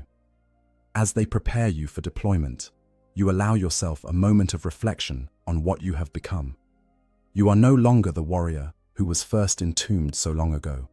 That person, with his hopes and fears and individual personality, has been eroded by time and isolation until only fragments remain.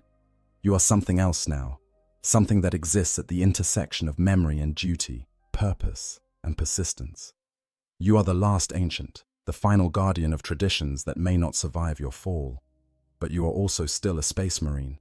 Despite everything that has been taken from you, despite the mechanical shell that houses what remains of your body, despite the isolation and the slow erosion of identity, you are still a warrior dedicated to the defense of the Imperium and the service of your chapter. And that core identity, that fundamental purpose, has endured when everything else has been stripped away. The chaplain completes the final prayers. The Tech Marines confirm all systems are operational, and you stride from the sacred halls toward the battlefield that awaits. Each step thunders with the weight of your massive frame, ceramite and adamantium, bearing you forward with inexorable purpose. You are death incarnate, an engine of war given consciousness and sent to destroy the Emperor's enemies. But you are also memory-given form, history walking, the last keeper of knowledge that will die when you die. You carry with you the weight of millennia, the burden of being the sole witness to everything your chapter was and might have been. And that burden makes each step heavier than mere physical mass could account for. The battle awaits. The enemies gather. The chapter's survival hangs in the balance once more. And you will fight, as you have always fought, with the precision and efficiency that centuries of warfare have ingrained in every system and subroutine. You will hold the line that cannot break, will stand where others would fall, will embody the chapter's fury and determination in ways that inspire the battle brothers fighting alongside you. And when the battle ends, assuming you survive, you will be returned to the sacred halls to sleep once more in the darkness, to wait for the next awakening, the next battle, the next moment when the chapter needs its last ancient to rise and fight. The cycle will continue, as it has continued, across the ages, until the final battle that you do not survive. This is your existence. This is your purpose. This is what it means to be the last dreadnought in your chapter, and you embrace it not with joy or even acceptance, but with grim determination born of duty and honor, and the understanding that some burdens must be carried even when they crush the one who bears them. You are the last ancient, the final guardian, the keeper of the eternal vigil, and you will stand watch until the darkness claims you, because that is what you were made for, what you have endured for, what you will continue to do for, as long as consciousness persists in this shell of metal and broken flesh. The Emperor protects, the chapter endures, and you, the last of your kind, will serve them both until the end. If you enjoyed this deep dive into the psychological and existential horror of being the last dreadnought in a dying chapter, please consider liking this video and subscribing to Stories of Hammer for more explorations of Warhammer 40k lore. We cover the grim darkness of the far future with the depth and atmosphere it deserves, examining not just the facts, but the meaning behind them. Share this with fellow fans who appreciate the tragedy and nobility at the heart of the 40K universe. Until next time, remember, even in death, some still serve, and their vigil is eternal. In the deepest halls of every Space Marine Fortress monastery, far below the training grounds where neophytes first learn to wield a bolter, far beneath the chapels where battle brothers gather for prayer, there exist chambers that most of the chapter will never enter. These are places of absolute reverence and profound silence, lit only by the faint glow of stasis fields and the dim lumens of maintenance servitors. The air here tastes of sacred oils and incense, thick with the weight of millennia. And in these halls stand the sarcophagi, towering forms of ancient ceramite and adamantium, each one containing something more precious and more terrible than any relic blade or fragment of the Emperor's own armor. Within these armored tombs sleep warriors who walked when the Imperium was young. They fought beside Primarchs whose names are now legend, witnessed the galaxy ablaze with the fires of the Horus heresy, and saw with their own eyes the moment when humanity's brightest dream became its darkest nightmare. They are dreadnoughts, the honored ancients, the undying witnesses to an age that the Imperium has spent 10,000 years trying to forget, to rewrite, to transform into myth and propaganda. And when these ancient warriors wake, when their mechanical voices crackle to life, after decades or centuries of dreamless sleep, they speak of things that no living soul in the 41st millennium was meant to know. The mere existence of these ancient warriors presents a profound paradox for the Imperium of man. They are revered as living relics, honored as embodiments of the chapter's history and martial prowess, consulted as sources of tactical wisdom accumulated over millennia of warfare. Yet they are also dangerous, for they remember. They remember a time before the imperial creed, before the ecclesiarchy declared the emperor a god, before 10,000 years of dogma and lies reshaped the truth of what happened during humanity's greatest civil war. They remember the Primarchs not as demigods and saints, but as brothers and warriors, flawed and proud and all too human in their ambitions. They remember the emperor not as the divine master of mankind, but as a man, impossibly powerful and terrifyingly brilliant, but still a man, with a man's capacity for miscalculation and hubris. These witnesses to the heresy carry within their scarred minds a version of history that contradicts almost everything the modern Imperium believes about itself. They know that the traitor Primarchs did not fall purely to the corrupting influence of chaos, but were driven to rebellion by legitimate grievances, by the Emperor's own mistakes, by resentments that festered for decades before finally erupting into open war. They know that many of the rituals and beliefs that define the Imperium in the 41st millennium would have been considered rank heresy during the Great Crusade, when the imperial truth preached reason and science over superstition and faith. They know things about the nature of the warp, about the Emperor's secret projects, about the true relationship between the Space Marine legions and their Primarchs, that could shake the foundations of the Imperium if widely known. And so, when these ancient warriors wake, their words are heard by only a select few. Chapter masters consult them in private, behind sealed doors where no servitor or serf might overhear. Chaplains record their testimonies in cipher, in codes known only to the highest echelons of the chapter hierarchy. What these ancients say is weighed carefully, filtered, contextualized through 10,000 years of institutional memory and political necessity. Because the truth these warriors carry is not always convenient, not always useful, and sometimes actively dangerous to the carefully constructed myths that hold the Imperium together. This is the story of what happens when a dreadnought, who witnessed the Horus heresy, finally speaks. It is a story about memory and madness, about the weight of 10,000 years of existence, about the terrible burden of being the last living link to an age when the galaxy burned. It is a story about what the Imperium has forgotten, what it has chosen to forget, and what secrets are locked away in the armored tombs of warriors who can never truly die. The Living Tomb. What it means to be a dreadnought. Before we can understand what happens when a heresy-era dreadnought speaks, we must first comprehend what it means to exist as one of these undying warriors, to be sealed within a walking tomb of ceramite and steel, to trade mortality for an eternity of service that is both the highest honor a Space Marine can receive and a fate that some would consider worse than death. The creation of a dreadnought begins with catastrophic injury. Not the kind of wound that can be repaired with bionics and surgery, not the loss of a limb or even multiple limbs, but injuries so severe that the Space Marine's enhanced physiology, remarkable as it is, cannot sustain life. Imagine a warrior crushed beneath the rubble of a collapsing fortress, his spine shattered in 3 places, his legs destroyed beyond any hope of reconstruction, his internal organs ruptured and failing. Imagine a champion struck down by a Chaos Demon's blade, his body corrupted at the cellular level by energies that no amount of surgery can excise. Imagine a captain torn apart by an enemy dreadnought's power fist, his torso barely intact, his nervous system traumatized beyond repair.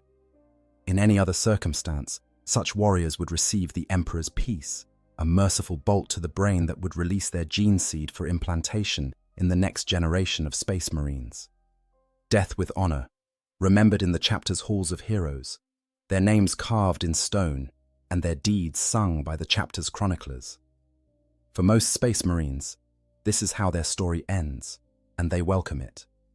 Death in service to the Emperor, death in the defense of humanity is the ultimate expression of their purpose. But for a rare few, those whose deeds have marked them as truly exceptional, those whose tactical wisdom or combat prowess are deemed too valuable to lose, the apothecaries make a different choice. Instead of death, they offer a kind of immortality. The dying Space Marine is stabilized, placed into a state of suspended animation while the chapter's tech Marines prepare the sarcophagus that will become his new body. His ruined flesh is stripped away, piece by piece, until only the essential remains: a torso, perhaps fragments of limbs, the vital organs, and most importantly, the brain and nervous system. What's left of his body is then immersed in a thick, oily amniotic fluid that will sustain his remaining tissues for as long as the life support systems continue to function. The neural connectors are the worst part, according to the few accounts that exist of the process. Imagine having your consciousness directly wired into a machine, your every thought translated into mechanical impulse, your senses replaced entirely by Auspex arrays and targeting systems. The pain of this neural integration is said to be beyond human comprehension, even for a Space Marine with all his genetic enhancements and mental conditioning. Some don't survive the procedure, their hearts simply stopping from the shock despite all the drugs and life support. Those who do survive emerge forever changed, their perception of reality fundamentally altered. A dreadnought no longer sees through human eyes. He perceives the world through optical sensors and thermal imaging, through motion trackers and targeting reticules. Sound comes to him as data, wavelengths and frequencies, rather than the organic experience of hearing. Touch is pressure readings on armor plating, temperature fluctuations in the hydraulics. The amniotic fluid in which his body floats is numbingly cold, and he cannot feel his own flesh, cannot move limbs that no longer exist.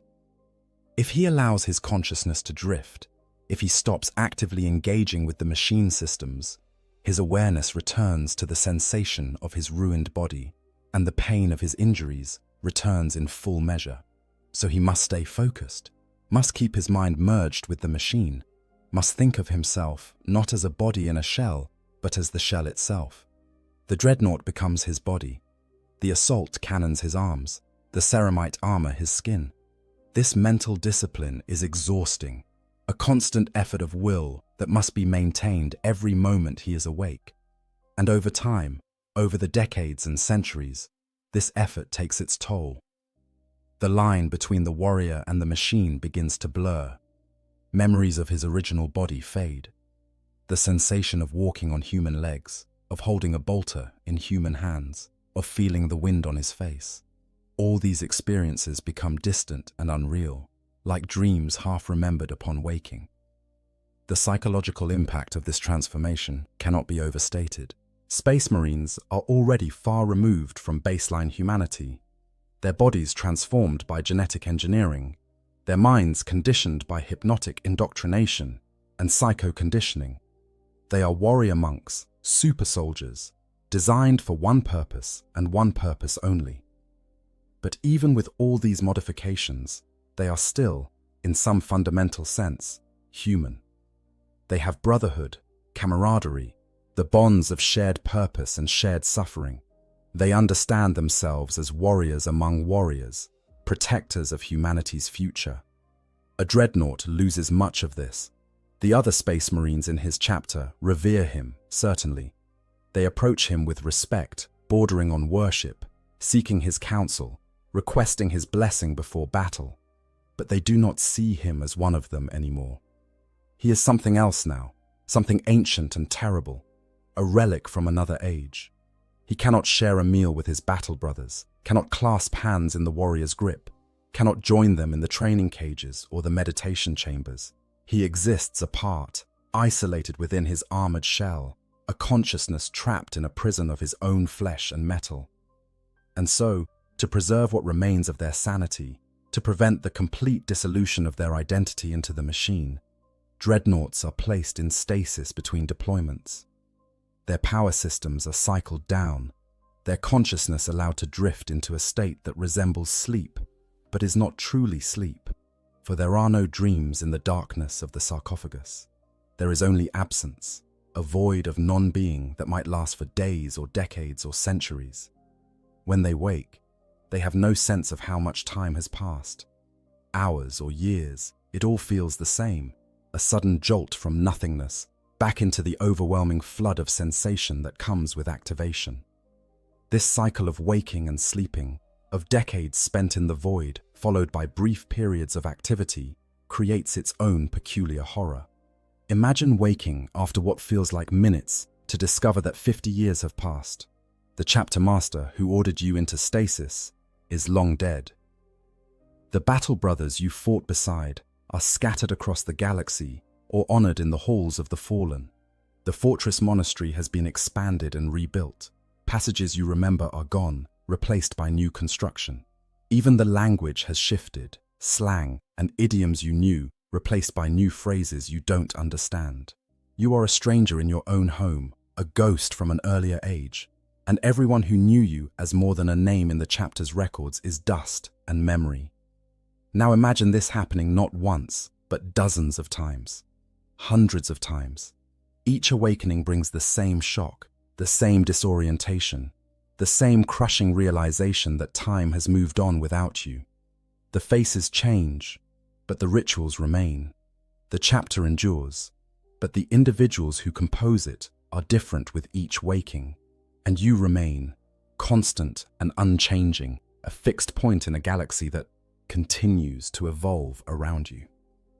For a dreadnought who has survived for millennia, who has witnessed the rise and fall of entire dynasties of chapter masters, who has fought in wars whose causes are now forgotten, the sense of disconnection from the present becomes overwhelming.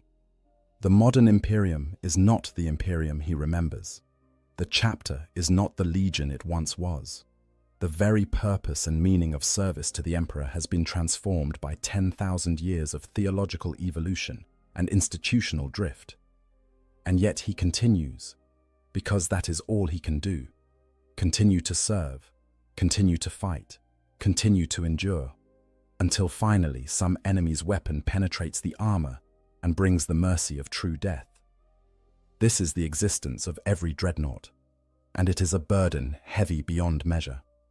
But for those ancient few who were interred during or shortly after the Horus Heresy, who carry within their scarred minds the direct experience of that terrible war, the burden is heavier still.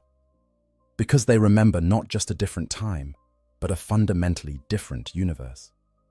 They remember when the galaxy was being united under the banner of the Great Crusade, when the Primarchs walked among their legions, when the Emperor himself strode the battlefields of 1,000 worlds. They remember the moment when all of it came crashing down, when brother turned on brother, and the dream of a unified humanity died in fire and betrayal. And when these ancient warriors speak, their words carry a weight that transcends mere tactical advice or historical recollection. They speak of a truth that the modern Imperium has spent 10 millennia trying to bury, to forget, to transform into comfortable myth. They speak of the heresy not as ancient history, but as lived experience, raw and immediate and devastating in its implications. The Horus heresy. What the ancients remember. To understand the significance of a heresy-era dreadnaught's testimony, we must first understand what he witnessed, what he experienced firsthand, what he carries locked within his mechanical tomb. The Horus heresy was not simply a rebellion, not just another civil war in the long and bloody history of human civilization. It was the moment when the Imperium's greatest dream transformed into its darkest nightmare, when the Emperor's vision of a unified, rational, enlightened humanity, free from the tyranny of superstition and alien domination, was shattered beyond repair. The heresy began, as most catastrophes do, with the best of intentions and the most human of emotions. Pride, ambition, the gnawing sense of betrayal that festers when one believes they have been cast aside by someone they love. Horus Lupercal, greatest of the Primarchs, the war master chosen by the Emperor to lead the Great Crusade, while he returned to Terra for mysterious projects in the bowels of the Imperial Palace, came to believe that his father had abandoned him, that after centuries of conquest, after bringing world after world into compliance, after literally shaping the future of the galaxy through his tactical brilliance and charisma, he had been discarded, left to finish his father's work while the Emperor claimed all the glory for himself. The Chaos Gods, those ancient malevolent intelligences that dwell in the warp, saw this resentment and exploited it with terrible efficiency. They showed Horus visions of a future where the Emperor was worshipped as a god, where the Primarchs were forgotten or remembered only as myths and legends, where all their sacrifices and achievements counted for nothing. They whispered to him that the Emperor had used the Primarchs as tools, weapons to conquer the galaxy, to be discarded once their purpose was fulfilled. They promised him power, recognition, the throne of Terra itself, if he would only turn against his father and claim what was rightfully his. And Horus, wounded by what he perceived as the Emperor's betrayal, listening to the poisoned counsel of Erebus of the Word-Bearers, broke. His turn to chaos was not instantaneous, not a sudden moment of corruption. It was a gradual slide, a series of choices and compromises, each one seeming reasonable at the time, each one taking him further from the light of the Emperor's vision until finally there was no way back. He was committed to rebellion, and he would take half the Imperium with him into damnation. A dreadnought who lived through the opening moves of the heresy would remember the confusion, the absolute disbelief when the first reports came through. The Lunar Wolves, renamed the Sons of Horus, had turned traitor. The Death Guard, the Emperor's children, the World Eaters, all betraying their oaths to the Emperor. It was impossible, unthinkable. These were the Space Marine Legions, the finest warriors humanity had ever produced, led by demigods who had fought at the Emperor's side for 2 centuries. How could they turn traitor? But the reports kept coming, and with them, the horror. The virus bombing of Istvan III, where Horus purged his own legion of those he deemed insufficiently loyal, killing tens of thousands of Space Marines who would not follow him into treachery. The drop site massacre at Istvan V, where 7 loyalist legions deployed to crush the rebellion, only to discover that 4 of those legions, the Iron Warriors, the Night Lords, the Word-Bearers, and the Alpha Legion, were traitors as well. The trap was sprung, and the loyalist forces were slaughtered, cut down by those they thought were allies. The Iron Hands, the Raven Guard, and the Salamanders were devastated, their Primarch Ferrus Manus killed in single combat by his former friend Fulgrim. A warrior who fought at Istvan would remember the moment of betrayal, the sick realization as the guns that should have been targeting the traitors instead opened fire on the loyalists. He would remember the screams over the Vox channels, the desperate calls for support that would never come, the sight of battle brothers gunned down by those who had fought beside them only days before. He would remember the feeling of the galaxy tilting beneath his feet, the fundamental certainty of his existence, that Space Marines stood united in service to the Emperor, shattered in an instant. The war that followed would be etched into his memory in fire and blood. The burning of Prospero, where the Space Wolves, following what they believed were the Emperor's orders, destroyed the Thousand Suns' home world in a catastrophic assault that would drive Magnus the Red and his legion into the arms of chaos. The Shadow Crusade, where the Word-Bearers and World-Eaters rampage through the Ultramar sector, bringing fire and damnation to 500 worlds. The betrayal at Calth, where the Word-Bearers attempted to destroy the Ultramarines in a surprise attack that would leave scars on that system for 10,000 years.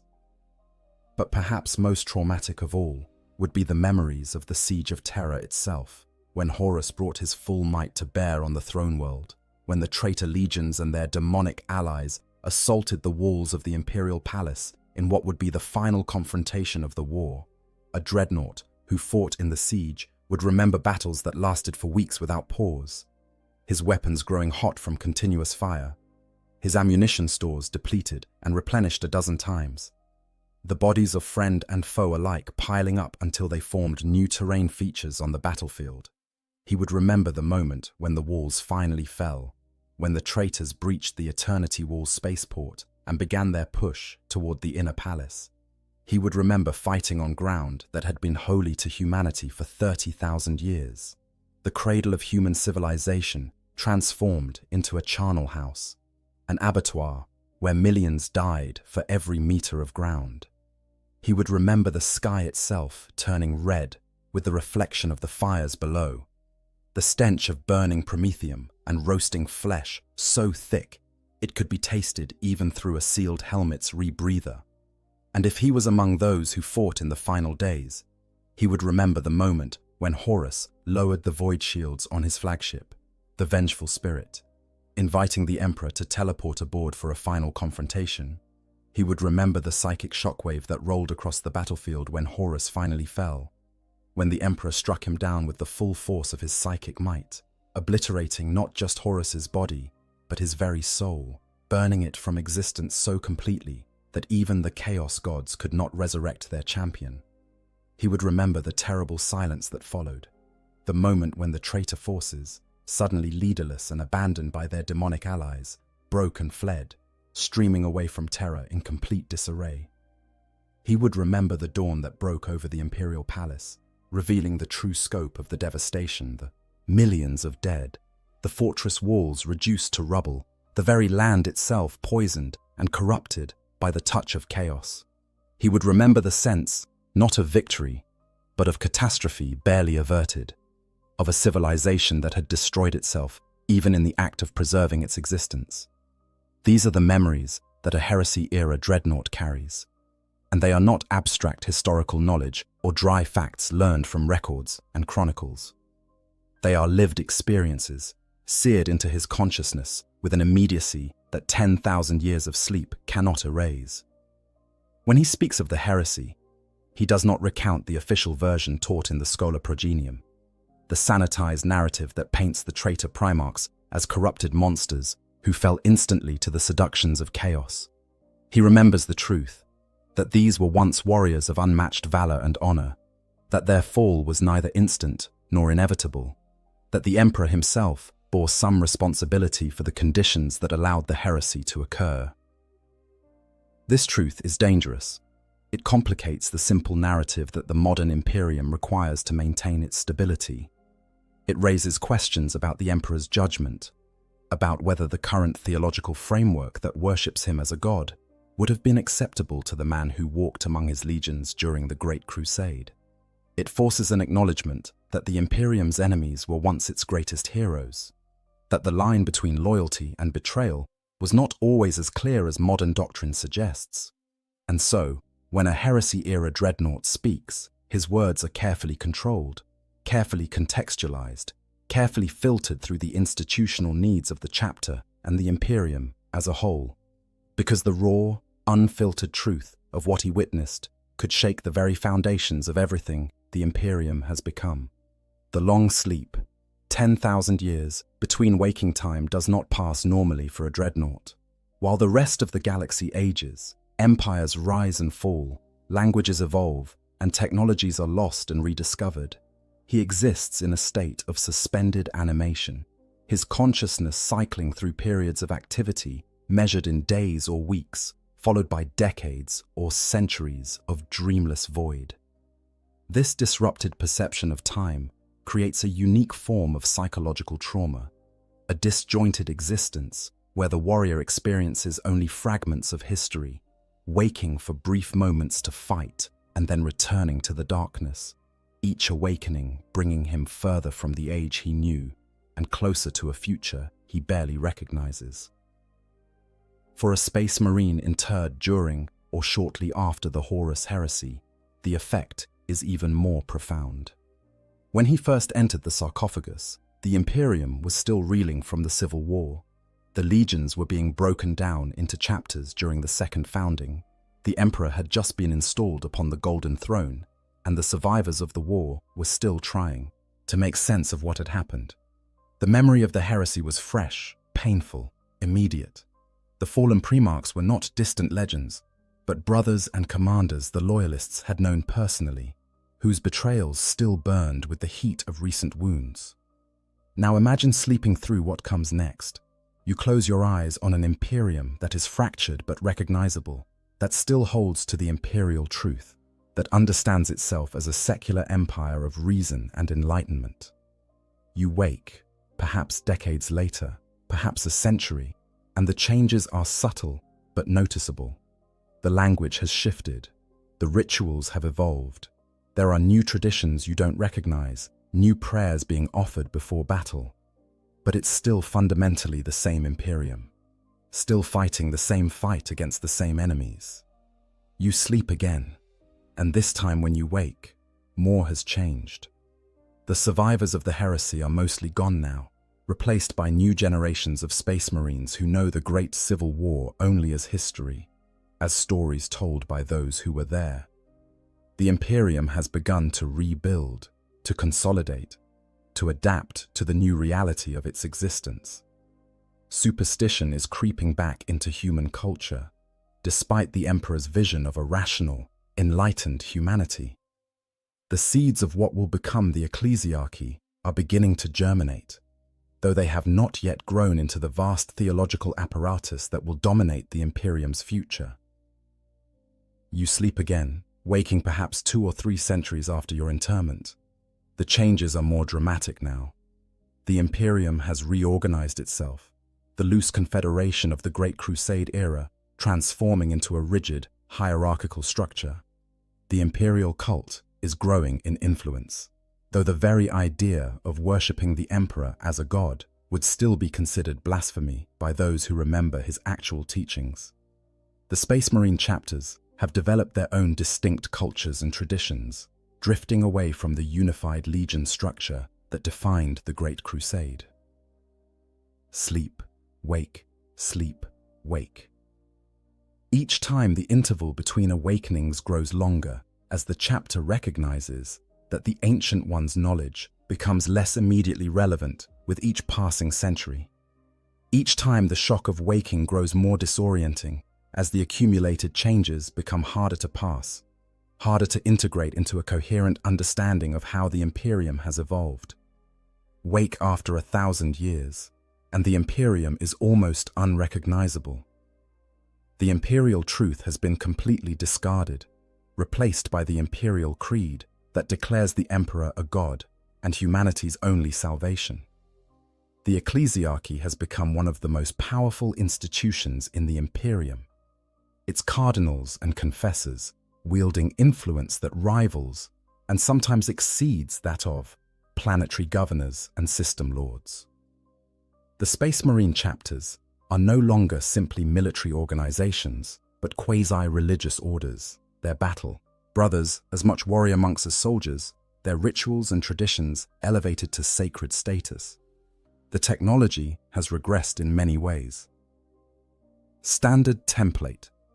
Construct systems that were commonplace during the Great Crusade are now lost artifacts, their principles forgotten, their operation maintained only through ritual and rote repetition, rather than genuine understanding. The Adeptus Mechanicus has transformed from an organization of scientists and engineers into a priesthood of machine worship, where every repair is a prayer and every activation a sacrament. Knowledge that was freely shared during the Crusade is now hoarded, encoded in mysteries and dogma, accessible only to the initiated. And the wars continue, but their nature has changed. The enemies are the same: traitor space marines, chaos cultists, alien invaders. But the Imperium's response has become more desperate, more brutal, more willing to sacrifice entire worlds rather than risk potential contamination.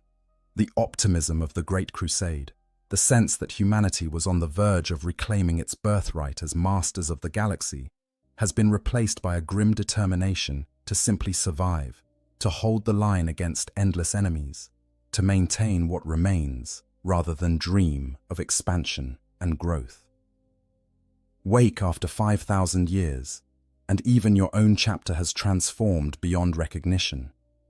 The fortress monastery has been rebuilt multiple times, each reconstruction layering new architecture over old foundations, until the original structure is buried beneath millennia of additions and modifications. The chapter's traditions have calcified into rigid dogma, practices that began as practical solutions to specific problems, now elevated to sacred rituals that must be performed exactly as written, lest the chapter's honor be compromised. The very language spoken in the halls has evolved, new words and phrases replacing the old, until the dialect you learned during the Great Crusade sounds archaic and formal to modern ears. Wake after 10,000 years, as Bjorn the Fell-Handed does with each new generation of space wolves, and you are a living fossil, the last remnant of an age that might as well be mythology to those who wake you. The space marines who gather around your sarcophagus to hear your words have never known anything but the grim darkness of the 41st millennium. They have been raised in a culture of endless war, taught from childhood that the Emperor is a god, that suffering and sacrifice are the highest virtues, that hope for anything beyond survival is foolish optimism. The very concepts that defined the Great Crusade, reason, progress, human unity, are foreign to them, replaced by faith, tradition, and acceptance of humanity's diminished state. And yet, when they ask you to speak of the old days, to recount the wars of the Horus heresy, to tell them what it was like to fight beside the Primarchs, and to serve under the Emperor's direct command, what can you tell them? How do you explain a worldview so fundamentally different from their own that it might as well be alien? How do you describe the Great Crusade's optimism, its sense of building something permanent and glorious, when they have been taught that the Imperium's only purpose is to endure, to survive another day in a galaxy that wants nothing more than to destroy them? This is the peculiar torture of the ancient dreadnought. Not just the physical suffering of existence in the sarcophagus, not just the psychological burden of 10,000 years of scattered consciousness, but the existential horror of outliving his own world, of becoming a stranger in a civilization he helped to build. He is a living bridge between two ages, the Imperium that was and the Imperium that is, and the gulf between them is so vast that sometimes he wonders if they can even be considered the same civilization.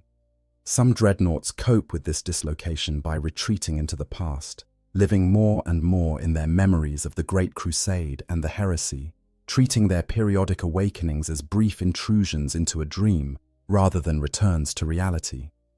They engage mechanically with the battles they're deployed in, following orders, destroying the enemy, fulfilling their function as weapons of war, but their consciousness remains focused on another time, another war, another galaxy. They are ghosts, present in body, but absent in spirit, their minds dwelling in an age that can never return. Others attempt to adapt, to learn the customs and beliefs of the modern Imperium, to understand how their chapter has evolved and find their place in this strange new world. But this adaptation comes at a cost. To truly integrate into the 41st millennium, they must accept that much of what they fought for during the Great Crusade has been lost or perverted beyond recognition. They must make peace with the fact that the Imperium's transformation from rational empire to theocratic nightmare is permanent, that there is no going back to the vision the Emperor originally championed. They must learn to value what the Imperium has become rather than mourn what it might have been. And a few, the strongest or perhaps the most stubborn, refuse either retreat or adaptation. They remain fully present, fully engaged, carrying their memories of the past as precious treasures that must not be forgotten, even as they operate within the reality of the present. These are the ones whose testimony is most valuable and most dangerous, because they can draw direct comparisons between the Imperium that was and the Imperium that is, can identify where the modern institution has strayed from the Emperor's original vision, can speak uncomfortable truths about how far humanity has fallen from the ideals that drove the Great Crusade. These are the ones whose words, when they finally speak, can change the course of their chapter's history, can challenge long-held assumptions, can force a reckoning with uncomfortable truths. And these are the ones whose testimony is most carefully controlled, most heavily filtered, most zealously guarded by those who understand the danger of allowing their full truth to be heard by the wider Imperium. The awakening, protocols and rituals. The process of waking a dreadnought, particularly one of the ancient few who dates from the heresy era, is never undertaken lightly. It is a sacred ritual, governed by elaborate protocols and wrapped in layers of ceremony that serve multiple purposes beyond the merely functional. These awakening rites are part technical procedure, part religious sacrament, and part psychological preparation, designed to ease the ancient warrior's transition from the void of suspended animation back into the overwhelming reality of consciousness, and to remind him of his purpose, his loyalty, and his place within the chapter's hierarchy. In most chapters, only the chapter master himself has the authority to order the awakening of a venerable dreadnought who dates from the heresy. The decision is never made capriciously, never in response to a minor threat or a routine deployment. These ancient ones are reserved for moments of true crisis, when the chapter faces an enemy that threatens its very existence, when their accumulated wisdom and combat experience become absolutely necessary, or, more subtly, when the chapter leadership requires counsel on matters of such sensitivity that only one who remembers the age before the current orthodoxy can provide appropriate perspective. The awakening begins in the deepest vaults of the fortress monastery, in chambers that are more shrine than armory, where the dreadnought has stood in silent vigil for decades or centuries. Tech Marines approach the sleeping giant with reverence, their movements slow and deliberate, their prayers to the Omnissiah spoken in whispers that echo through the vault's acoustics. They anoint the sarcophagus with sacred oils, trace protective sigils on its armor plating, light incense burners that fill the chamber with thick, pungent smoke. These actions serve both practical and symbolic purposes, preparing the ancient machine for reactivation while also establishing the ritual context for what is about to occur.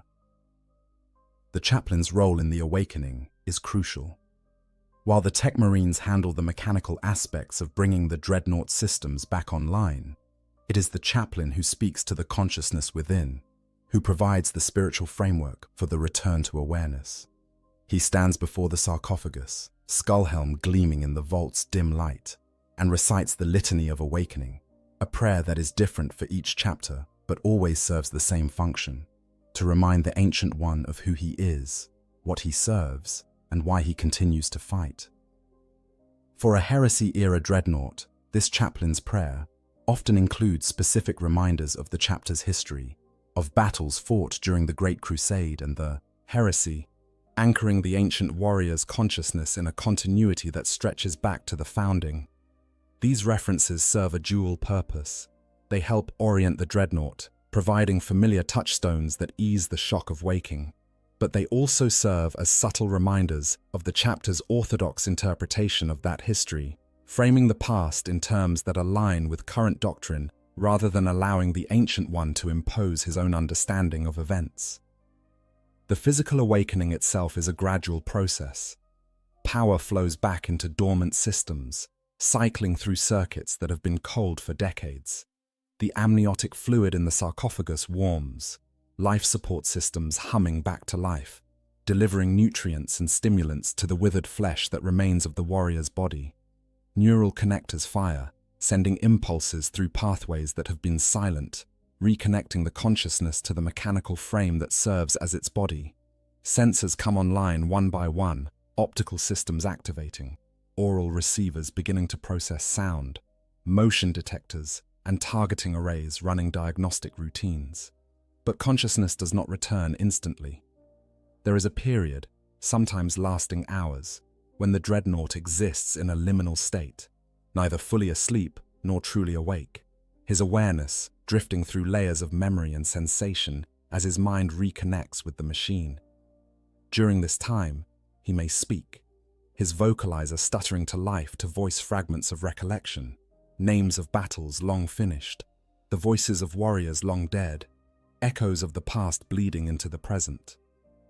The chaplain and tech marines who attend the awakening listen to these utterances carefully, for they can provide insight into the Ancient One's mental state, revealing what memories dominate his consciousness, what traumas may have resurfaced during his long sleep. Finally, true consciousness returns, and with it, the terrible shock of existence. Imagine being torn from nothingness back into being, from the peaceful void of non-awareness, into the overwhelming flood of sensation that comes with the dreadnought's mechanical senses. Every input is immediate and intense, targeting data, thermal readings, structural integrity reports, ammunition counts, all of it hitting the consciousness simultaneously in a cascade of information that must be processed and integrated. And with awareness comes disorientation. How long has it been? Days, years, centuries? The dreadnought has no internal sense of time passed during his sleep, no way to gauge the interval except by external clues. He must ask, and the answer, when it comes, is often shocking. 50 years since your last awakening, Ancient One. A century and more, honored ancestor. The last time you walked, the chapter master was someone else entirely. All your old battle brothers have passed to the Emperor's side. This moment of disorientation is carefully managed by the chaplain, who provides context, explains what has changed, brings the ancient warrior up to date on the current state of the chapter and the Imperium. But this briefing is selective, emphasizing information that is immediately relevant while downplaying or omitting details that might be troubling or contradictory to chapter doctrine. The chaplain is not simply providing facts. He is constructing a narrative, shaping the Ancient One's understanding of the present in ways that serve the chapter's interests. For heresy-era dreadnoughts, this briefing often includes specific assurances about the continued strength of the chapter, about victories achieved during his sleep, about the preservation of traditions he would recognize from his own time of service. These assurances serve to anchor him psychologically, to provide continuity between the age he remembers and the present in which he now finds himself. But they also serve to forestall questions that might arise about how much has changed, about how far the chapter and the Imperium have drifted from the principles that guided them during the Great Crusade. The awakening concludes with a statement of purpose, the chaplain explaining why the Ancient One has been roused from his slumber. A great enemy threatens the chapter, honored ancestor. The orcs mass at our borders in numbers not seen for 1,000 years. A demon prince of the ruinous powers has manifested on the world we defend. We face traitor marines who bear the colors of those who betrayed us at Istvan. Your wisdom and your wrath are needed once more. This statement serves multiple functions.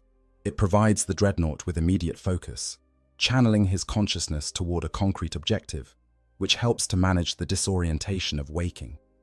It reminds him of his purpose, his function as a weapon in service to the chapter and the Emperor, and it establishes clear boundaries for his participation in chapter affairs. He has been awakened for a specific mission, and once that mission is complete, he will be returned to sleep. There is no expectation that he will involve himself in the chapter's broader governance or question the decisions of the current leadership. But of course, things are rarely so simple. A heresy-era dreadnought does not wake as an obedient weapon, ready to be pointed at an enemy and deployed without question. He wakes with 10,000 years of experience, with direct memories of the Emperor and the Primarchs, with knowledge of battles and strategies that predate the chapter's very existence. He has earned the right to question, to offer counsel, to speak his mind on matters of tactics and doctrine. And it is in these moments when the Ancient One begins to engage with the present, not just as a warrior, but as a conscious participant in the chapter's fate, that the carefully constructed protocols of awakening can begin to break down. This is when the chapter leadership must decide how much autonomy to grant the Ancient One, how much of his testimony to accept at face value, and how much to filter, recontextualize, or quietly suppress. Because a heresy-era dreadnought who is fully engaged, who is asking questions and making observations about how the chapter and the Imperium have changed, can quickly become a source of disruption rather than strength. His very presence forces the current generation to confront uncomfortable truths about how far they have strayed from the ideals of the Great Crusade, and that confrontation can shake the foundations of belief and tradition that hold the chapter together. The testimony. What forbidden knowledge they carry. When a dreadnought who witnessed the Horus heresy finally speaks, truly speaks, rather than simply responding to questions with the answers his questioners expect, the knowledge he reveals can be simultaneously enlightening and devastating. These ancient warriors carry within their scarred consciousness truths that the modern Imperium has spent 10 millennia trying to bury, to rewrite, to transform into comfortable myth. They remember the Great Crusade not as ancient history, but as lived experience. And their testimony, if heard without the filters and reinterpretations that usually mediate it, can fundamentally challenge the orthodoxies that define the 41st millennium.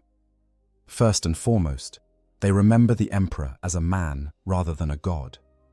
To a heresy-era dreadnought, the very idea of the imperial cult, of declaring the Emperor divine and demanding his worship, would have been considered rank heresy during the Great Crusade. The imperial truth, which the Emperor preached with absolute conviction, held that there were no gods, that all supernatural phenomena were merely insufficiently understood natural forces, that reason and science, rather than faith and superstition, would light humanity's path forward. The Emperor specifically forbade his worship, punishing those who attempted to deify him, viewing such devotion as a dangerous regression to the superstitious thinking that had held humanity back during Old Night. An ancient warrior who fought under the Emperor's direct command would remember this clearly. He would remember the speeches the Emperor gave, emphasizing human potential and self-determination rather than divine intervention. He would remember the Primarchs as the Emperor's sons, yes, but also as tools, as weapons carefully crafted for specific purposes in the grand project of reclaiming the galaxy for humanity. He would remember the clinical efficiency with which the Great Crusade operated, its systematic approach to bringing worlds into compliance, its emphasis on infrastructure and governance rather than conversion and faith. Now imagine that warrior waking in the 41st millennium to discover that the Imperium has become everything the Emperor warned against, that the Imperial Creed teaches that the Emperor is not merely divine, but the one true God, that all of humanity's achievements are credited to his divine will rather than human effort, that faith is valued above reason and prayer above analysis. that the ecclesiarchy, an institution that would have been banned as heretical during the Great Crusade, is now one of the most powerful organizations in the Imperium, its cardinals wielding influence that rivals planetary governors and sector lords. The Ancient One's initial reaction would be shock, perhaps even horror. How did this happen? Why did this happen? Who allowed the Imperium to transform so completely from the Emperor's original vision? But as he is briefed on the history of the intervening millennia, as he learns about the desperate struggles that have marked the 10,000 years since the heresy, he might begin to understand, even if he does not approve.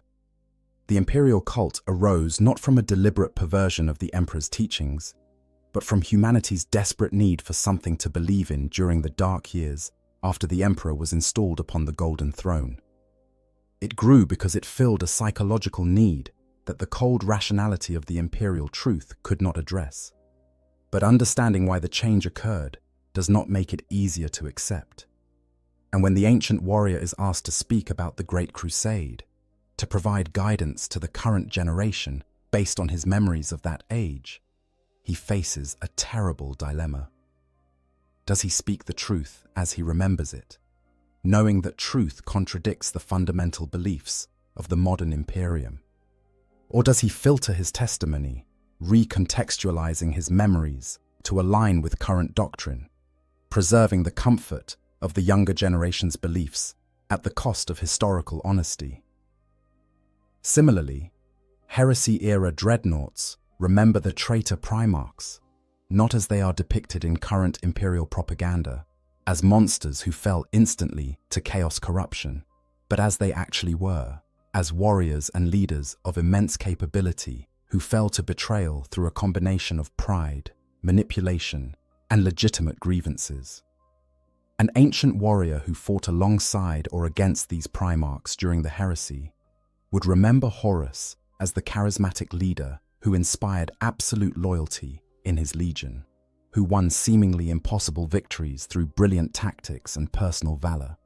He would remember Fulgrim as an aesthete and perfectionist, obsessed with elevating the Emperor's children to the highest standards of excellence.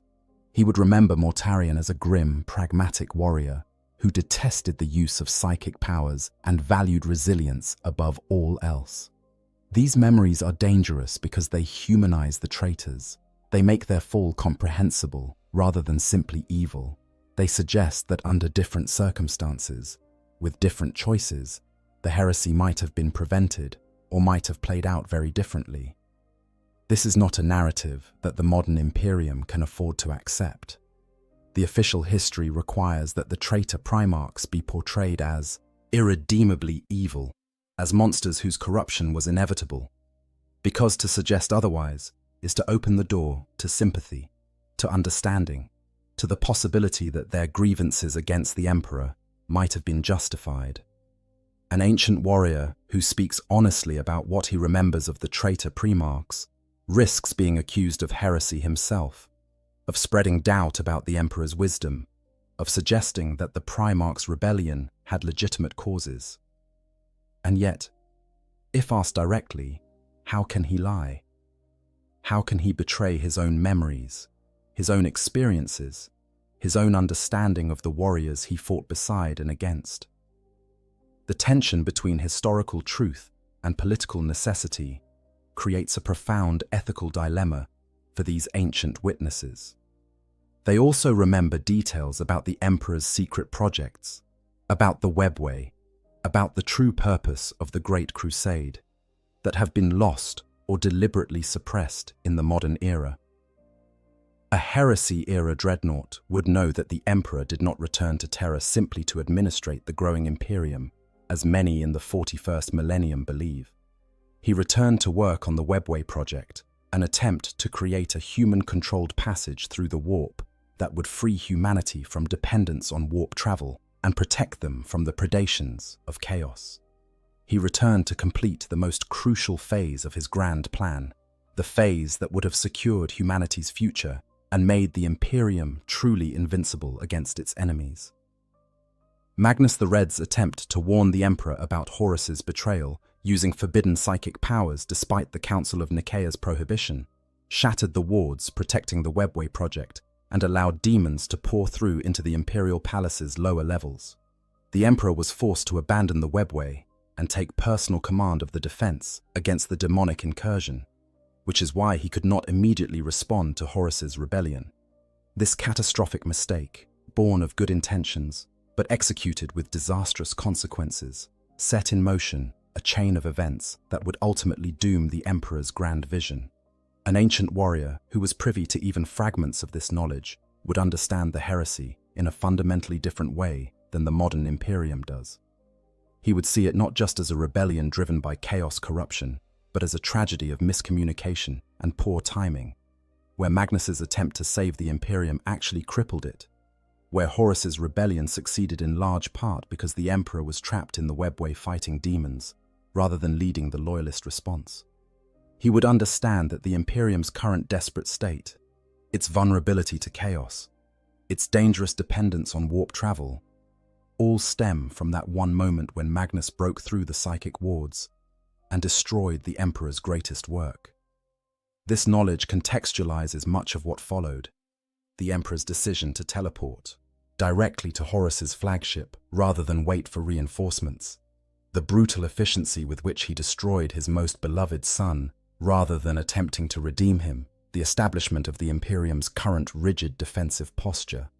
But it is knowledge that is rarely shared with the wider Imperium, knowledge that is kept closely guarded because it raises uncomfortable questions about the Council of Nicaea's prohibition on psychic powers, about the Emperor's decision to keep his projects secret, even from his most loyal sons, about whether the heresy might have been prevented if the Primarchs had been fully informed about what the Emperor was attempting to achieve.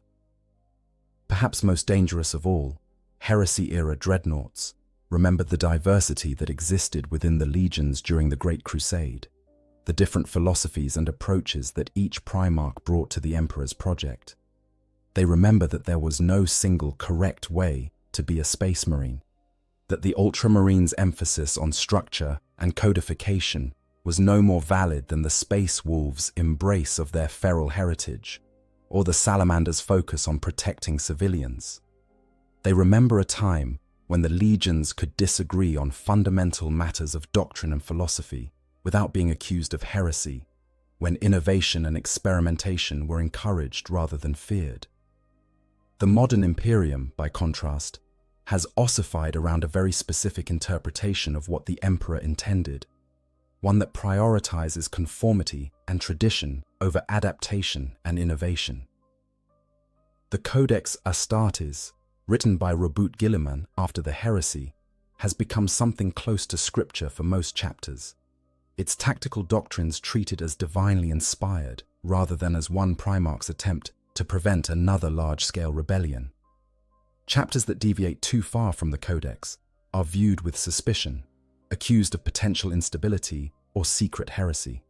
An ancient warrior who remembers the Legion era would see this conformity as a betrayal of the Great Crusade spirit, which valued results over adherence to doctrine, which judged success by outcomes rather than by how closely one followed prescribed procedures.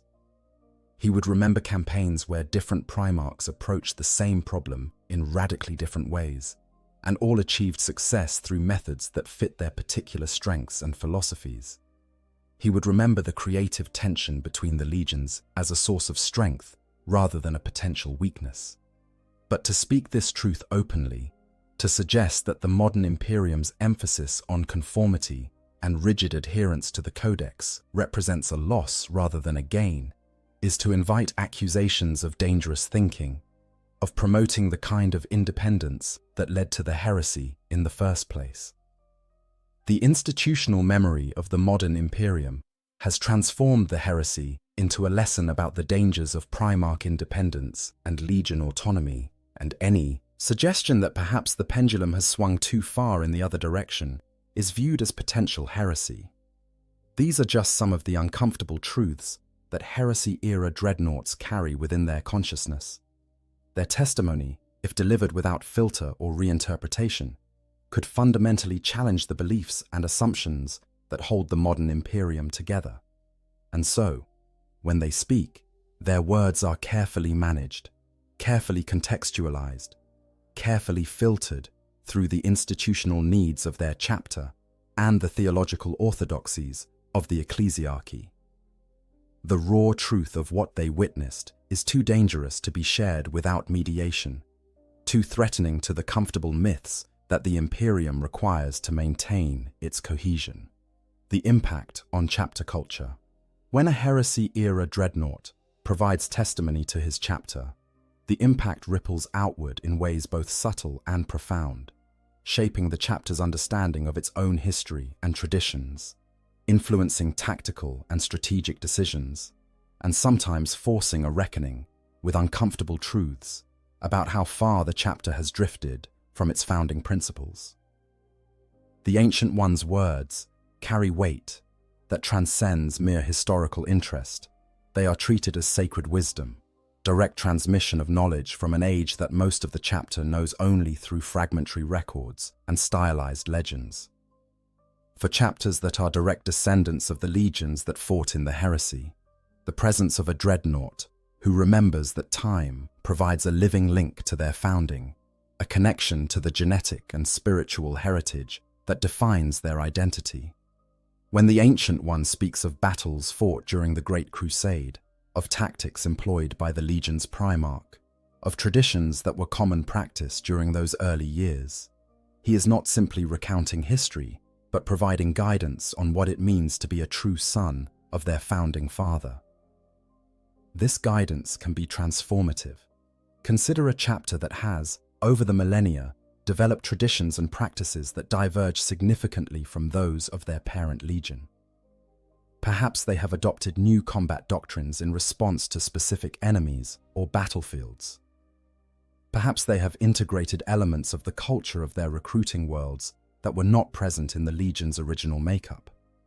Perhaps they have simply evolved naturally, as all organizations do over 10,000 years, developing new rituals and beliefs that serve current needs rather than historical precedent.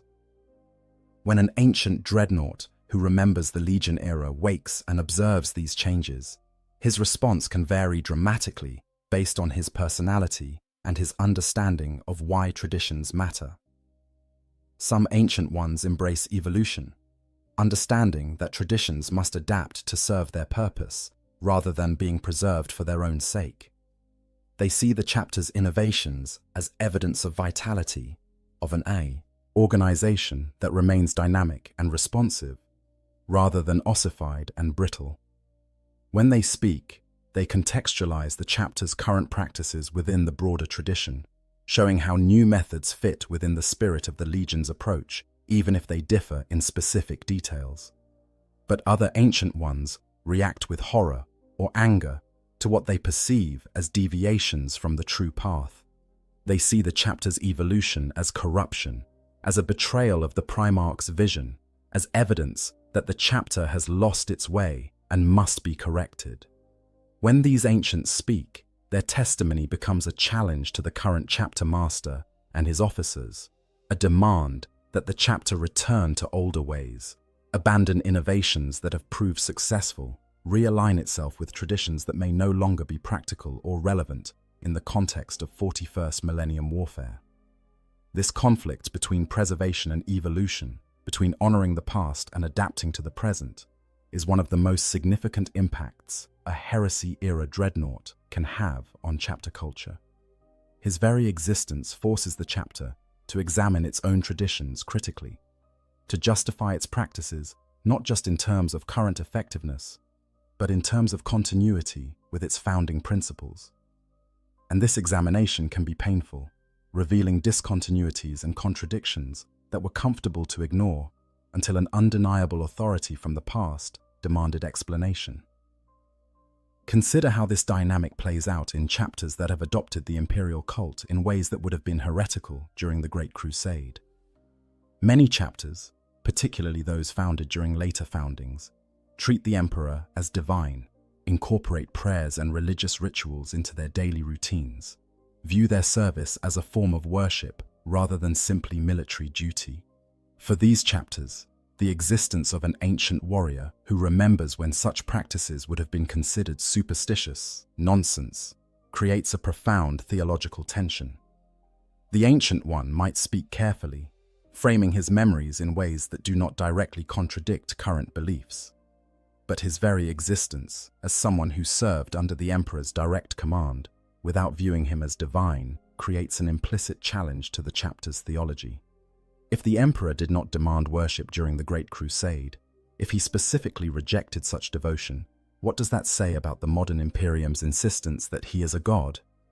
Was the Emperor's original position wrong, a mistake that the Imperium has since corrected? Or has the Imperium fallen into the very superstition the Emperor fought to eliminate? And if so, what obligation do the Astartes have to correct this error? These are not comfortable questions, and most chapters prefer not to address them directly. Instead, they develop complex theological frameworks that allow them to honor both the Emperor's historical position against worship and the modern Imperium's insistence on his divinity. The Emperor was always divine, they argue, but during the Great Crusade, he walked among humanity in mortal form and hid his true nature because humanity was not yet ready for such knowledge. His prohibition on worship was a test of faith or a strategic deception designed to protect humanity from the predations of chaos. The imperial truth was never meant to be permanent, but rather a temporary measure appropriate to a specific phase of humanity's development. An ancient dreadnought might accept these rationalizations, or he might not. If he challenges them, if he insists that the Emperor's prohibition on worship was sincere, and that the modern imperial cult represents a fundamental betrayal of the Emperor's vision, the chapter leadership faces a crisis. They cannot simply ignore or contradict the Ancient One, whose authority is too great, whose knowledge too direct. But neither can they accept his interpretation if it undermines the theological foundations of their current practices. The result is often a kind of uneasy compromise, where the Ancient One's testimony is acknowledged but carefully contextualized, where his memories are honored but reinterpreted through the lens of modern doctrine. The impact of a heresy-era dreadnought's testimony extends beyond theology to practical matters of tactics and strategy. An ancient warrior who fought during the Great Crusade, and the heresy possesses combat experience that spans scenarios and enemy types that many modern chapters have never encountered. He has fought against other space marines in conditions of total war, something that most loyalist chapters in the 41st millennium have limited experience with. He has witnessed the deployment of super-heavy assets and strategic-level operations on a scale that is rarely matched in the modern era, when the Imperium's resources are too depleted for such massive campaigns. He has observed the tactical approaches of multiple Primarchs, learning directly from the greatest military minds humanity has ever produced. This experience makes heresy-era dreadnoughts invaluable advisors when the chapter faces unusual or particularly dangerous threats. A Space Marine chapter that encounters a significant force of traitor. Astartes might wake their Ancient One specifically to gain insight into how to fight their own kind effectively. A chapter planning a major campaign might seek the Ancient's counsel on strategic-level planning, drawing on his experience with the kind of large-scale operations that are now rare but occasionally necessary. A chapter facing an enemy that has proved particularly difficult to defeat might ask the Ancient One if he remembers similar foes from his own time and how they were overcome. But this advisory role can also create tension. Modern Space Marine doctrine has evolved significantly since the heresy, shaped by 10,000 years of experience fighting enemies that did not exist or were not significant during the Great Crusade. The Tyranids, the Necrons in their current awakened state, the Tau Empire, all these represent threats that a heresy-era dreadnought has never faced. When the Ancient One offers tactical advice based on his experience fighting orcs or traitor marines, is that wisdom applicable to enemies with fundamentally different capabilities and strategic objectives? The chapter master must navigate this carefully, The Ancient One's advice cannot be simply discarded. His authority is too great and his experience too valuable. But neither can it be followed blindly. The galaxy has changed, and tactics that worked during the Great Crusade may not be optimal in the present. The result is often a synthesis, where the ancient strategic principles are adapted to modern circumstances, where his understanding of enemy psychology and tactical fundamentals is applied to threats he has never personally encountered. Perhaps the most profound impact a heresy-era dreadnought can have on chapter culture is on the identity and self-understanding of the Space Marines who serve alongside him. These warriors have been raised in the grim darkness of the 41st millennium, taught that suffering and sacrifice are their inevitable lot, that the Imperium's best days are behind it, that all they can do is hold the line against entropy and corruption. They view their service as a kind of martyrdom, glorious perhaps, but ultimately tragic, a holding action against the inevitable decline of humanity. Now imagine these warriors encountering an ancient who remembers a time when the Imperium was expanding, when humanity was on the offensive rather than the defensive, when victory seemed not just possible but inevitable. The Ancient One's memories, even filtered through 10,000 years and the trauma of the heresy, carry an echo of the Great Crusade's optimism, its sense of building something permanent and glorious, its belief in human potential and destiny. This perspective can be both inspiring and devastating to Space Marines, who have never known anything but the Imperium's current desperate state. On one hand, it reminds them that the Imperium's decline is not inevitable, that humanity has been in worse positions before and recovered, that the current crisis, however severe, is not necessarily terminal. On the other hand, it forces them to confront how far the Imperium has fallen from its original promise, how much has been lost, how the compromises and adaptations that seem necessary have accumulated into a fundamental transformation of what the Imperium was meant to be. This confrontation with the gap between the Great Crusade and the present can inspire a renewed sense of purpose in some warriors, a determination to reclaim at least some of what was lost, to fight not just for survival, but for the possibility of a better future.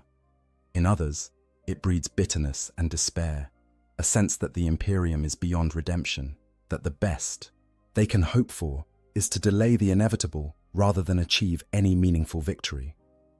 And in a few, it plants seeds of radicalism, a willingness to challenge the status quo, to question whether the current orthodoxies are truly serving the Emperor's vision, or merely perpetuating a system that has failed. This is why the testimony of heresy-era dreadnoughts is so carefully controlled, why their words are filtered through chaplains and chapter masters before reaching the broader brotherhood, why certain truths are emphasized while others are quietly suppressed. Because these ancient warriors do not just carry historical knowledge, they carry the power to reshape how their chapter understands itself, its purpose, and its place in the Imperium. And that power, like all power in the grim darkness of the far future, is dangerous, capable of building up or tearing down, of inspiring greatness or breeding destructive radicalism. Bjorn, the Fell-Handed, the last of the company of Russ. Among all the heresy-era dreadnoughts who still serve in the 41st millennium, none is more legendary, more ancient, or more significant than Bjorn the Fell-Handed of the Space Wolves chapter. Bjorn is not simply old, he is the oldest warrior in the Imperium, who has not fallen to chaos, the last living being, aside from the Emperor himself, who can claim to have fought in the Horus Heresy and survived into the present. He is a direct link to Leman Russ, having served in the Primarch's personal Wolf Guard, having fought at Russ's side during some of the Great Crusade's most critical campaigns, having been chosen by the Primarch himself to remain behind when Russ departed on his mysterious final journey into the Eye of Terror. Bjorn's story, as much as can be reconstructed from fragmentary records and his own carefully managed testimonies, spans 10,000 years of Imperial history.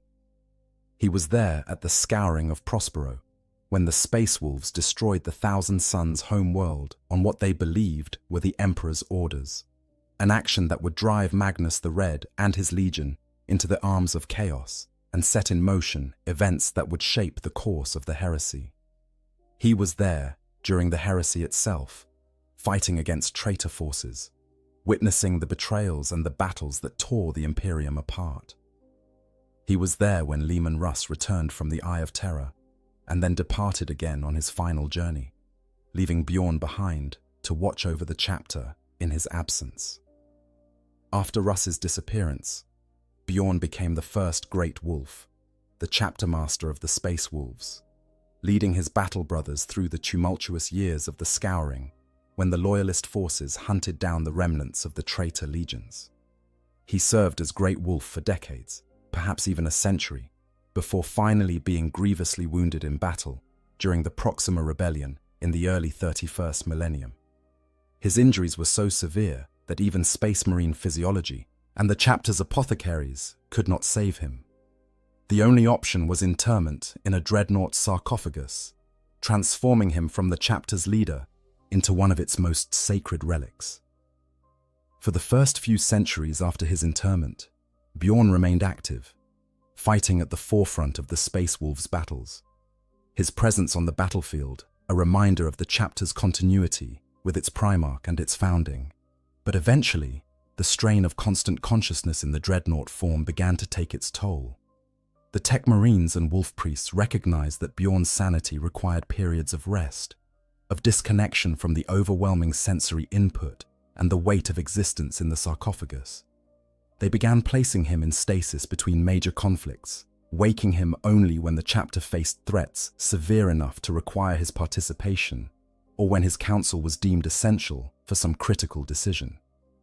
Over the millennia, these periods of sleep grew longer. Bjorn was awake for weeks or months of activity, then placed back in stasis for decades or even centuries. By the 41st millennium, the Space Wolves have developed a tradition of waking Bjorn only once every 1,000 years or so, bringing him forth to preside over the chapter's great feast, to hear the tales of what has transpired during his sleep, to offer his wisdom to the current generation of Space Wolves, and then, after a brief period of waking, returning him to his slumber. This careful management of his conscious periods has allowed Bjorn to survive for 10,000 years, where other Heresy-era dreadnoughts succumbed to madness or mechanical failure long ago. But this survival has come at a terrible cost. Bjorn exists in a state of profound temporal dislocation, experiencing the 41st millennium not as a continuous flow, but as a series of snapshots separated by vast gulfs of unconsciousness. Each time he wakes, the Space Wolves he knew are gone, replaced by new generations who know him only as legend. The Fortress Monastery has been rebuilt and expanded. The galaxy has changed in ways both subtle and dramatic, and Bjorn must reorient himself, must catch up on centuries or millennia of history in the space of a few hours or days, must find his place in a chapter that has continued to evolve in his absence. The Space Wolves treat Bjorn's awakenings as sacred events, times when the living link to their Primarch walks among them, when they can hear directly from one who served in Leman Russ's own retinue, who remembers the Primarch not as a distant legend, but as a brother and commander.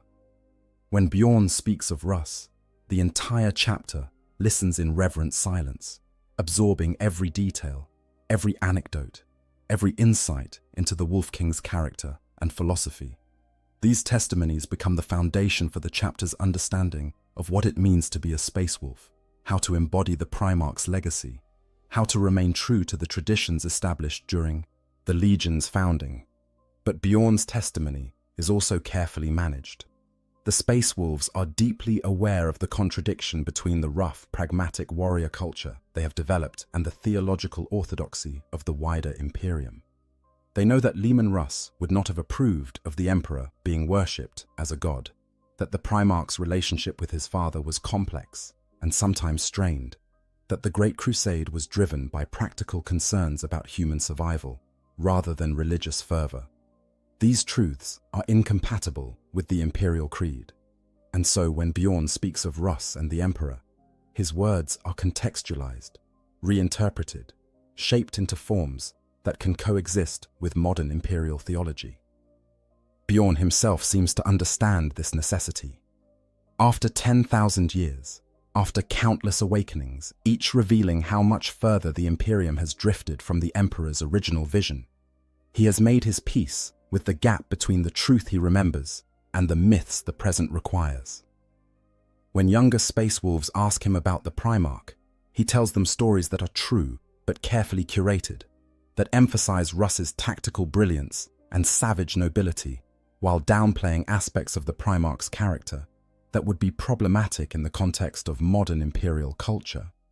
He speaks of the Emperor with respect, but not reverence, acknowledging his power and genius while avoiding the language of divinity that the Imperial Creed would demand. This careful navigation of the line between historical honesty and political necessity is perhaps Bjorn's greatest service to the Space Wolves in the 41st millennium. He provides them with continuity and legitimacy, a direct link to their founding that no other chapter can match, while also understanding that the raw, unfiltered truth of what he remembers could destabilize not just his chapter, but the wider Imperium. He is wise enough, or perhaps simply weary enough, to know when to speak and when to remain silent, what truths to share, and what secrets to carry to his eventual final rest. But there are moments when the weight of this compromise becomes visible, when Bjorn's frustration with the gap between past and present breaks through his careful diplomatic exterior. In some accounts, he has been known to express contempt for the more extreme manifestations of the imperial cult, to mock the excessive rituals and prayers that have become standard in many parts of the Imperium.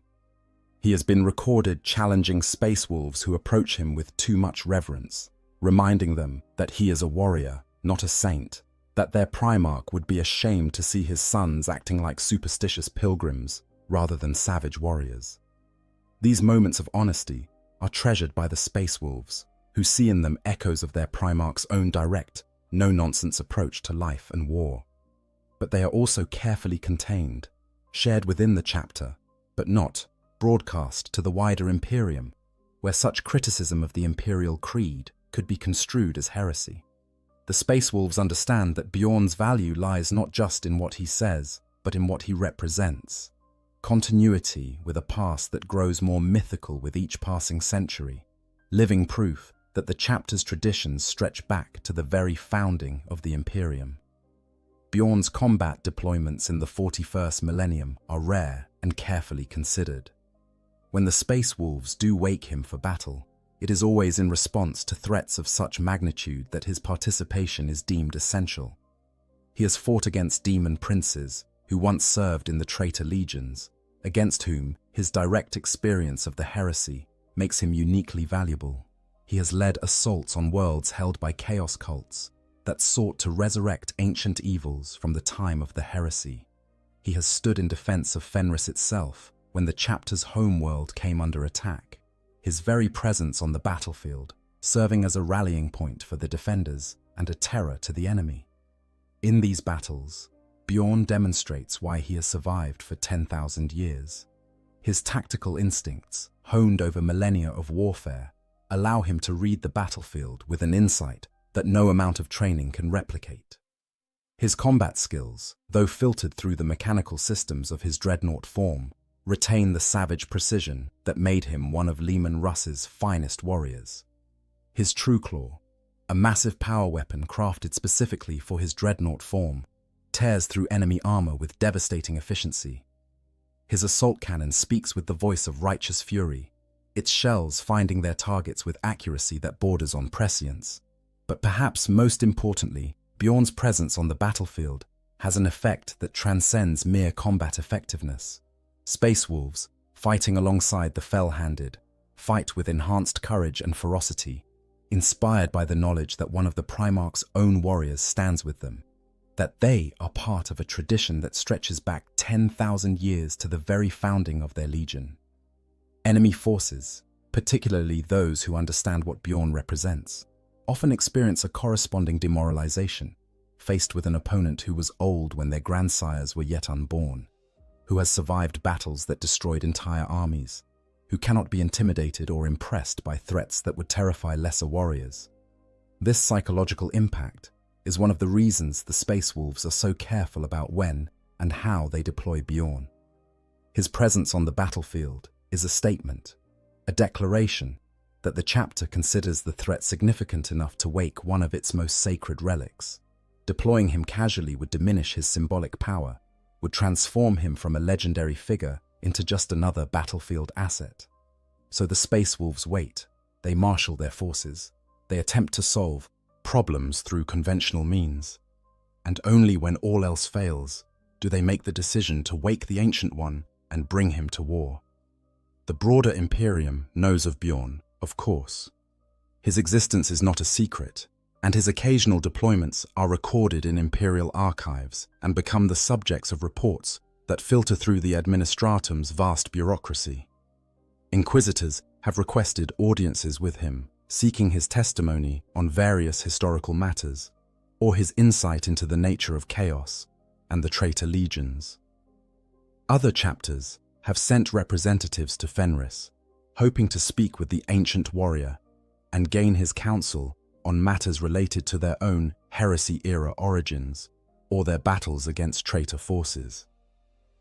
The Space Wolves manage these requests with extreme care. They cannot simply refuse all outside access to Bjorn. His significance is too great, and his testimony too valuable. But they also cannot allow unrestricted access, cannot risk the Ancient One saying something that would be misinterpreted or used against the chapter or the Imperium. So they negotiate, they mediate, they ensure that any meetings with outsiders occur under conditions they can control, that Bjorn's words are properly contextualized, that the ancient warrior understands the political sensitivities involved in speaking to representatives of other institutions. In this way, Bjorn has become not just a warrior or even a symbol, but a carefully managed resource, a living repository of knowledge and continuity, whose testimony is too valuable to be freely shared, but too significant to be completely restricted. He stands at the intersection of history and mythology, memory and propaganda, truth and necessary fiction. And in that liminal space, he serves the Space Wolves and the wider Imperium by being both the genuine article, a true veteran of the heresy who remembers what actually happened, and a carefully constructed legend, a symbol whose meaning is shaped as much by what he doesn't say as by what he does. Bjorn's ultimate fate remains uncertain. The Space Wolves believe that he will endure until the Wolf Time, the apocalyptic final battle when Leman Russ will return, and the chapter will fight its last war. Whether this is prophecy or simply hope is unclear, but it reflects the profound symbolic importance Bjorn holds for the chapter. He is not just a veteran or a relic, he is a promise that the connection to the Primarch has not been broken, that when Russ returns, he will find at least one of his original warriors waiting for him, that the thread of continuity from the Legion's founding to its final day will remain unbroken. Until that day, if it ever comes, Bjorn will continue his existence, waking briefly to fight and counsel before returning to the darkness of stasis, a fixed point in a galaxy that continues to change around him, the last witness to an age that grows more mythical with each passing century, the keeper of truths that the Imperium both treasures and fears. The psychological horror of extended existence. The existence of a dreadnought, particularly one who has survived for millennia, represents a form of suffering that is difficult for those who have not experienced it to fully comprehend. It is not simply physical pain, though the process of interment and the constant awareness of one's ruined body certainly involve that. It is not simply psychological trauma, though the isolation and the passage of time create their own mental tortures. It is something more fundamental, a kind of existential horror that comes from existing in a state that defies human understanding of what life should be. trapped between life and death, consciousness and oblivion, human and machine. The physical aspects of this horror begin with the interment process itself. Imagine the moment when the dying space marine realizes that he will not be granted the mercy of death, that instead he will be locked into the sarcophagus, his ruined body preserved in a state of living death. The neural connectors are installed while he is still conscious, still aware. The pain of having his nervous system directly wired into mechanical systems so intense that even space marine conditioning cannot fully suppress it. The sensation of his body being immersed in the cold amniotic fluid, of his lungs filling with the thick, oily substance that will sustain him, of his physical senses being replaced one by one with mechanical equivalents. This initial trauma is just the beginning. Once interred, the dreadnought must learn to exist in a state that contradicts every instinct, every natural understanding of what it means to be embodied. He cannot feel his body in any normal sense. He exists as a consciousness floating in fluid, his perception of the physical world mediated entirely through sensors and data feeds.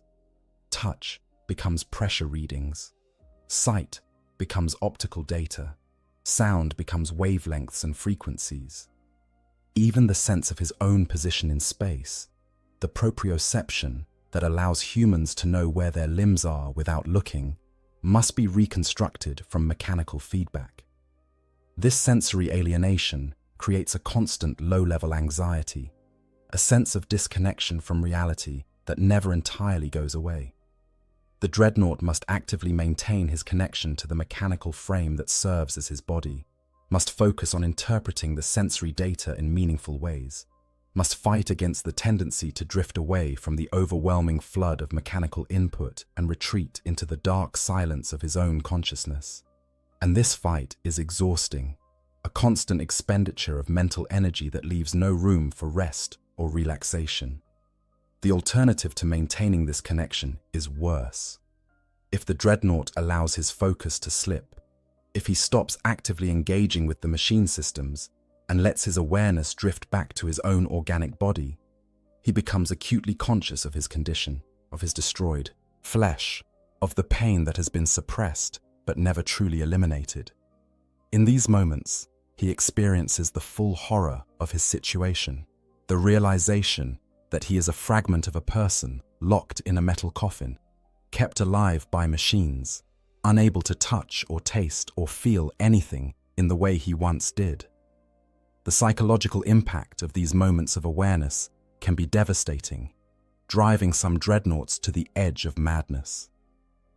So the dreadnought must maintain a careful balance, staying connected enough to the machine to function effectively, but not allowing himself to think too deeply about what he has become. He must exist in a kind of perpetual dissociation, treating his consciousness as if it is the machine rather than a prisoner within it. This psychological gymnastics is necessary for survival, but it comes at a cost to his sense of identity, to his understanding of who and what he is. The temporal aspect of dreadnought existence compounds these psychological horrors. The cycle of waking and sleeping, of brief periods of activity separated by decades or centuries of stasis, creates a fragmented experience of time that is profoundly disorienting. Each awakening is a shock, a jarring transition from nothingness to overwhelming sensation, accompanied by the realization that time has passed, that the world has moved on without him, that he is once again a stranger in a future he did not experience. For a heresy-era dreadnought, this temporal fragmentation is even more extreme. He has not simply missed years or decades. He has missed entire millennia of history. Civilizations have risen and fallen. Technologies have been lost and partially rediscovered. The very language has evolved to the point where his speech patterns sound archaic and formal.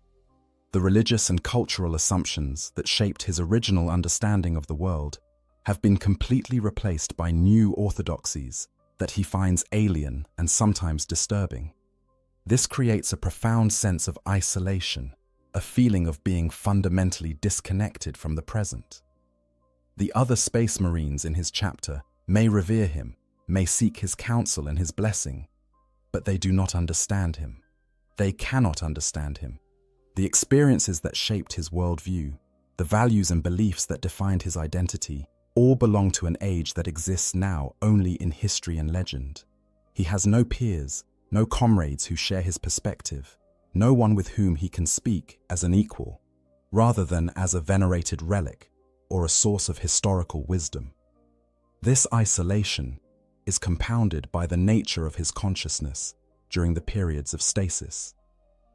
Unlike normal sleep, where dreams provide some continuity of conscious experience, the Dreadnought's stasis is a complete void, an absence of consciousness so total that each awakening feels like being newly created.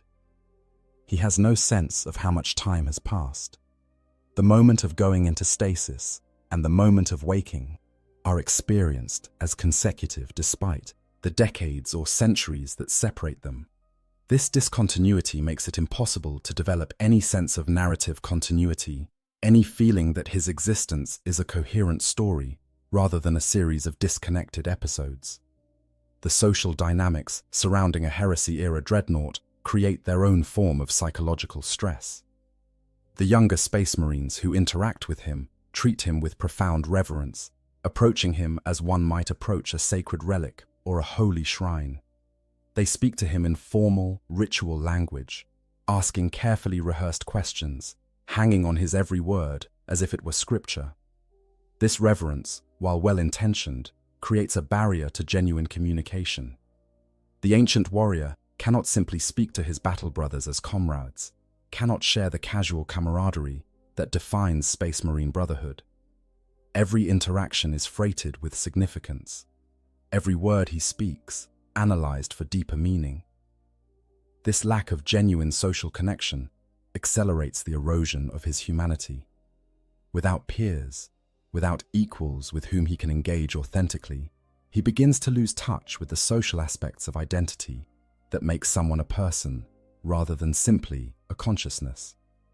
He becomes more and more like the machine that houses him, responding to inputs with appropriate outputs, fulfilling his function efficiently, but without the spark of genuine engagement that characterizes human interaction. Some heresy-era dreadnoughts cope with these psychological pressures by retreating into memory, spending more and more of their conscious time reliving the past rather than engaging with the present. They experience their awakenings as interruptions, brief necessities to be endured before they can return to the more comfortable world of their memories, where they still have bodies and comrades and a sense of purpose that made sense. These dreadnoughts become increasingly unreliable as tactical assets, their attention drifting during battles, their responses delayed as they struggle to pull themselves out of memory and into present awareness. Others cope by embracing the machine, accepting their transformation, and actively working to suppress the remaining organic aspects of their consciousness. They become more and more mechanical in their thinking, treating every problem as a tactical challenge to be solved through the application of appropriate force, losing the capacity for emotional engagement or moral complexity. These dreadnoughts become extremely effective weapons, but lose much of their value as advisors or sources of wisdom, because their perspective becomes too alien, too disconnected from the human concerns that motivate most decisions. And a few, the strongest, or perhaps the most stubborn, manage to maintain some balance between these extremes. They remain conscious of their humanity, even as they operate through a mechanical frame. They engage with the present, while honoring the memory of the past. They maintain relationships with their battle brothers despite the barriers of time and reverence. But this balance is precarious and exhausting, requiring constant effort to maintain. And even these strongest warriors show signs of erosion over the millennia, their personalities slowly compressing into simpler, more rigid forms, as the parts of them that were most flexible and adaptive are worn away by time and trauma. The question of death becomes increasingly complex for heresy-era dreadnoughts. In one sense, they have already died. Their bodies are ruined beyond recovery. They exist only through artificial life support. By any reasonable definition, they should be granted the Emperor's peace and allowed to rest. But they are also still conscious, still capable of service, and the value of their experience and wisdom is deemed too great to waste.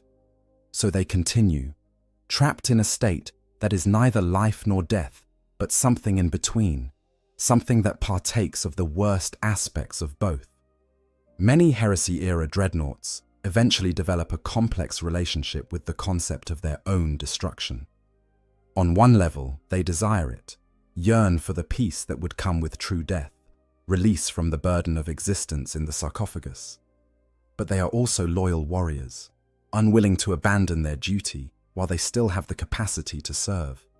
And beneath both these feelings is often a deeper fear, the terror that death might not bring the peace they hope for, that consciousness might continue in some form even after the destruction of the sarcophagus, trapped in an even more complete isolation than they currently experience. This ambivalence manifests in their combat behavior. Some Heresy-era dreadnoughts develop a reckless disregard for their own preservation, charging into situations that would give other warriors pause, perhaps unconsciously seeking the final destruction that would release them from service. Others become extremely cautious, fighting efficiently but avoiding unnecessary risks, determined to survive until the chapter explicitly releases them from their obligation. And some oscillate between these extremes, their approach to combat varying based on their mental state, how recently they have been awakened, and how heavy the burden of existence feels in that particular moment. The chapter leadership must manage these psychological pressures carefully. They cannot simply ignore the suffering of their ancient warriors, both because it would be cruel and because a dreadnought who has lost his sanity is as dangerous to his own side as to the enemy. They must provide enough engagement to keep the ancient ones mentally active, but not so much constant waking that the psychological strain becomes unbearable. They must honor the dreadnaught's service while also being alert for signs that the burden has become too great, that mercy requires releasing the warrior from his obligations and granting him the peace of true death. This is, perhaps, the darkest secret of Heresy-era dreadnoughts, that the greatest honor a Space Marine can receive, the privilege of continuing to serve beyond death, is also a form of torture that stretches across millennia. That these ancient warriors, these living links to the Imperium's founding, are held in a state of perpetual suffering because their knowledge is too valuable to lose and their service too necessary to forego. That the reverence with which they are treated masks a fundamental cruelty, the exploitation of warriors who have already given everything in service to the Emperor, but are denied the rest they have earned because the Imperium's desperate circumstances require every possible resource be utilized to its maximum. This is the psychological horror at the heart of the dreadnaught's existence, and it is a horror that compounds with every awakening, every century of fragmented consciousness, every moment of awareness that this is not life as it should be, but a shadow of life, a mechanical simulation of existence that becomes more hollow and less meaningful the longer it continues. How chapters handle the truth. The presence of Heresy-era dreadnoughts creates profound challenges for chapter leadership, requiring a delicate balance between honoring the ancient warrior's knowledge and managing the disruptive potential of their testimony. Different chapters have developed different approaches to this challenge, shaped by their own cultures, their understanding of history, and their willingness to confront uncomfortable truths about how much they have diverged from their founding principles. Some chapters, particularly those that trace their lineage directly to the most loyal of the first founding legions, treat their Heresy-era dreadnoughts as sacred sources of absolute truth. When these ancient warriors speak, their testimony is recorded verbatim, studied intensively by the chapter's librarians and chaplains, incorporated into the chapter's understanding of its own history and identity. These chapters view their ancient ones as direct links to the Emperor's vision, as authorities whose perspective on the Great Crusade and the heresy carries more weight than any second-hand account or institutional interpretation. This approach has its advantages. It allows the chapter to maintain a more accurate understanding of its own history, to preserve details and perspectives that might otherwise be lost to time and institutional drift. It creates a culture that values historical continuity and takes seriously the question of whether current practices align with the chapter's founding principles. And it gives the heresy-era dreadnoughts a sense of purpose and respect that helps maintain their sanity and their commitment to continued service. But this approach also creates significant challenges.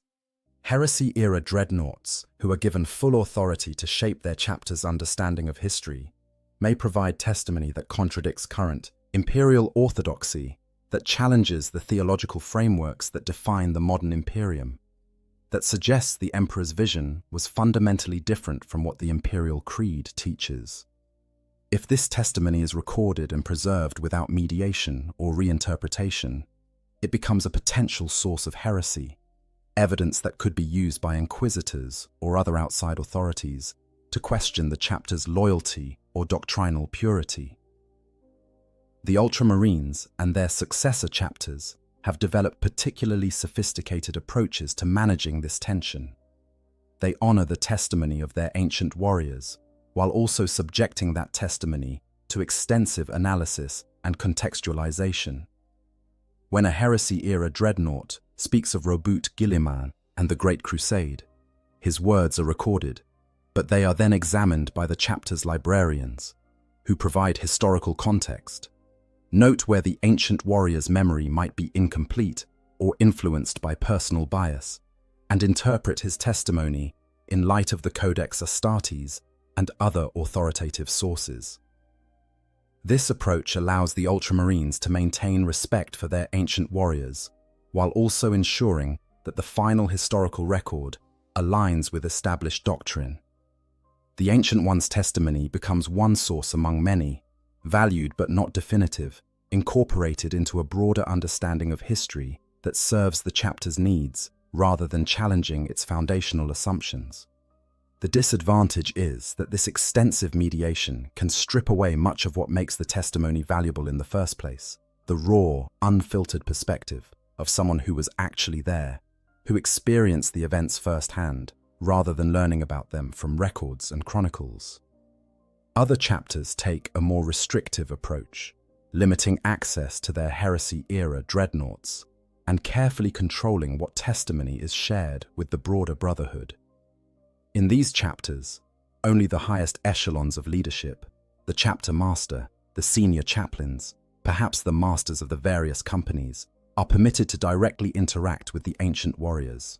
When the dreadnoughts speak, their words are heard by this select few, and it is this leadership cadre that determines what information should be shared with the rest of the chapter and how that information should be framed. This approach maximizes the leadership's control over potentially disruptive knowledge. If the ancient warrior says something that contradicts current doctrine or reveals uncomfortable truths about the chapter's or the Imperium's history, the leadership can decide to suppress that information, to recontextualize it, or to share only carefully edited versions that serve the chapter's institutional needs. The Ancient One's testimony becomes a resource available only to those with the authority and discretion to use it properly, rather than something that might destabilize the beliefs and commitment of the Chinese rank-and-file battle brothers. The disadvantage of this restrictive approach is that it reduces the ancient warrior's value to the chapter as a whole. If only a handful of leaders can interact with him, if his testimony is filtered through multiple layers of mediation before reaching the broader brotherhood, then much of his potential to inspire, to provide continuity, to connect the current generation with the chapter's founding, is lost. The heresy-era dreadnought becomes more symbol than source, more icon than advisor, his actual knowledge and experience subordinated to what the leadership believes the chapter should know about its past. The Space Wolves, true to their contrarian nature, have developed an approach that falls somewhere between these extremes. Bjorn the Fell-Handed is accessible to the chapter as a whole during his brief periods of waking and when he speaks, his words are heard by any space wolf who chooses to attend. But the context in which this speaking occurs is carefully managed. Bjorn's testimonies are delivered during sacred feasts and rituals, in an atmosphere of celebration and brotherhood, rather than formal instruction. Stories about Lehman Russ are framed as entertainment, as the sharing of memories among brothers, rather than as authoritative historical accounts that must be incorporated into official doctrine. This approach allows the Space Wolves to honor Bjorn's testimony, while also maintaining flexibility in how they interpret and apply his words. If Bjorn says something that contradicts current practice or suggests uncomfortable truths about the Primarch or the Emperor, it can be treated as the reminiscence of an old warrior rather than a binding pronouncement that requires action or adjustment. The chapter benefits from Bjorn's presence and wisdom while retaining the authority to make its own decisions about how to integrate that wisdom into its ongoing evolution. Some chapters face unique challenges because their heresy-era dreadnoughts carry testimony that directly contradicts the chapter's preferred narrative about its own history. Consider a chapter that was created during the Second Founding from the loyalist elements of a legion that turned traitor during the heresy. Such a chapter has a strong institutional interest in emphasizing its loyalty, in distancing itself from the traitor legion, in demonstrating that it represents the true spirit of the Primarch, uncorrupted by chaos. The existence of a dreadnought who remembers the legion before it fell, who knew the Primarch personally, who can testify to the qualities that made that Primarch great, as well as the flaws that led to his fall, creates significant complications for this narrative. The chapter leadership in such cases must walk a very fine line. They cannot simply suppress or ignore the ancient warrior's testimony. His knowledge is too valuable and his presence too significant. But they also cannot allow him to speak freely because what he remembers might humanize the traitor Primarch, might suggest that the fall to chaos was not inevitable, might raise questions about whether the current chapter has strayed too far from some aspects of the original Legion's culture and traditions. The solution often involves very careful management of what questions the Ancient One is asked, what contexts he speaks in, and how his testimony is recorded and preserved. The Dark Angels and their successor chapters face perhaps the most extreme version of this challenge, because they possess ancient warriors who remember the schism within their own legion during the heresy, when approximately half of the legion turned traitor under the influence of Luther. These fallen angels are the subject of the Dark Angel's deepest shame and most closely guarded secret. The existence of dreadnoughts who witnessed that schism firsthand, who knew both the loyalist and traitor elements of the legion, who can provide direct testimony about what happened and why, is both invaluable and terrifying to the chapter's leadership. These ancient warriors are kept in the deepest vaults of the rock, the Dark Angel's fortress monastery, their very existence known only to the inner circle of the chapter's highest leadership. They are awakened only under the most carefully controlled conditions, consulted only about matters directly relevant to the hunt for the fallen, their testimony shared with absolutely no one outside the inner circle. The knowledge they carry about the Legion's schism is considered too dangerous to risk any potential exposure, and so these Ancient Ones exist in an even more profound isolation than other heresy-era dreadnoughts, cut off not just from the present, but from their own chapter's rank and file.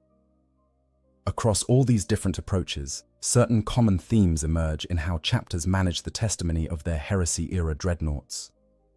First is the principle of mediation, the recognition that raw, unfiltered testimony from an ancient warrior can be disruptive and destabilizing, and that some level of contextualization and interpretation is necessary to integrate that testimony into the chapter's current operations and beliefs. Second is the principle of selectivity, the understanding that not all of the Ancient One's knowledge needs to be widely shared, that some truths can be restricted to those with the authority and discretion to handle them appropriately. Third is the principle of reverence, the maintenance of profound respect for the ancient warriors, even when their testimony is being carefully managed and filtered, ensuring that they continue to feel valued, and that their service is honored. But beneath all these practical considerations lies a deeper ethical question that most chapters prefer not to examine too closely. By filtering and managing the testimony of heresy-era dreadnoughts, by deciding what truths to share and what to suppress, by recontextualizing their memories to serve current, institutional needs, are the chapters honoring these ancient warriors or exploiting them? Are they preserving valuable knowledge or distorting it beyond recognition? Are they maintaining necessary stability or perpetuating comfortable lies? The ancient ones themselves often understand the game being played around their testimony.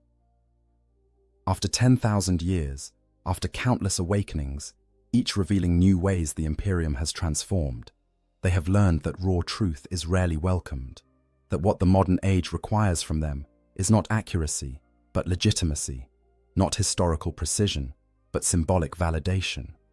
And so they often become complicit in their own management, offering testimony that they know will be well received, framing their memories in ways that align with current needs, understanding that this is the price of continued relevance and respect. But this complicity comes at a psychological cost. It requires the ancient warrior to become a curator of his own memories, to sort through his experiences and decide which are safe to share and which must be kept locked away. It requires him to participate in the distortion of his own history, to become party to the transformation of truth into myth, and it adds another layer to the burden of his existence. The knowledge that he is not simply a witness to history, but an active participant in its rewriting.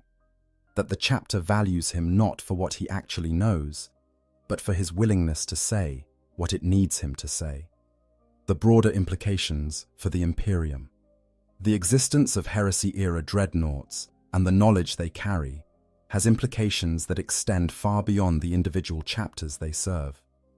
These ancient warriors represent a profound challenge to the carefully constructed historical narrative that underpins the modern Imperium's identity and legitimacy. They are living proof that the official history taught in the Schola Progenium, enshrined in the records of the Administratum, and preached from the pulpits of the ecclesiarchy, is, if not entirely false, at least incomplete and heavily distorted by 10,000 years of institutional self-interest and theological evolution. The highest echelons of imperial governance are acutely aware of this problem. The Inquisition, particularly those ordos concerned with doctrinal purity and historical truth, maintains careful watch over known heresy-era dreadnoughts. Inquisitors periodically request access to these ancient warriors, seeking their testimony on matters ranging from the nature of chaos corruption to the exact sequence of events during specific battles of the heresy. These requests are invariably sensitive affairs, requiring negotiation between the Inquisition and the affected chapter, balancing the Imperium's legitimate need for accurate historical information against the chapter's interest in maintaining control over its own sacred relics. Some chapters cooperate fully with these inquisitorial requests, understanding that the information their ancient warriors provide serves the broader interests of humanity's survival. Others resist, viewing inquisitorial interest as an unwelcome intrusion into chapter affairs, a potential threat to the ancient one's sanity or well-being, or a risk that sensitive information about the chapter's history or practices might be exposed to outside scrutiny. The resulting negotiations can drag on for years or decades, with the Inquisition applying various forms of pressure while the chapter deploys every available delay tactic and bureaucratic obstacle. The testimony that emerges from these carefully managed encounters rarely provides the kind of clear, definitive answers the Inquisition seeks. Heresy-era dreadnoughts, whether instructed by their chapter leadership or simply wise from experience, understand that giving complete, unfiltered testimony to inquisitors would be dangerous for themselves, their chapter, and potentially the wider Imperium. They speak carefully, offering information that is technically accurate but heavily contextualized, that answers the immediate questions without revealing broader patterns or uncomfortable truths, that satisfies the inquisitor's need for data without challenging the fundamental assumptions that shape imperial policy. But occasionally, something slips through. An ancient warrior, disoriented from waking, or simply too honest to dissemble effectively, provides testimony that contradicts official history in significant ways. He describes the emperor not as the divine master of mankind, but as a brilliant but flawed human leader. He explains that the traitor primarchs fell not solely due to chaos corruption, but because of legitimate grievances and the emperor's own mistakes.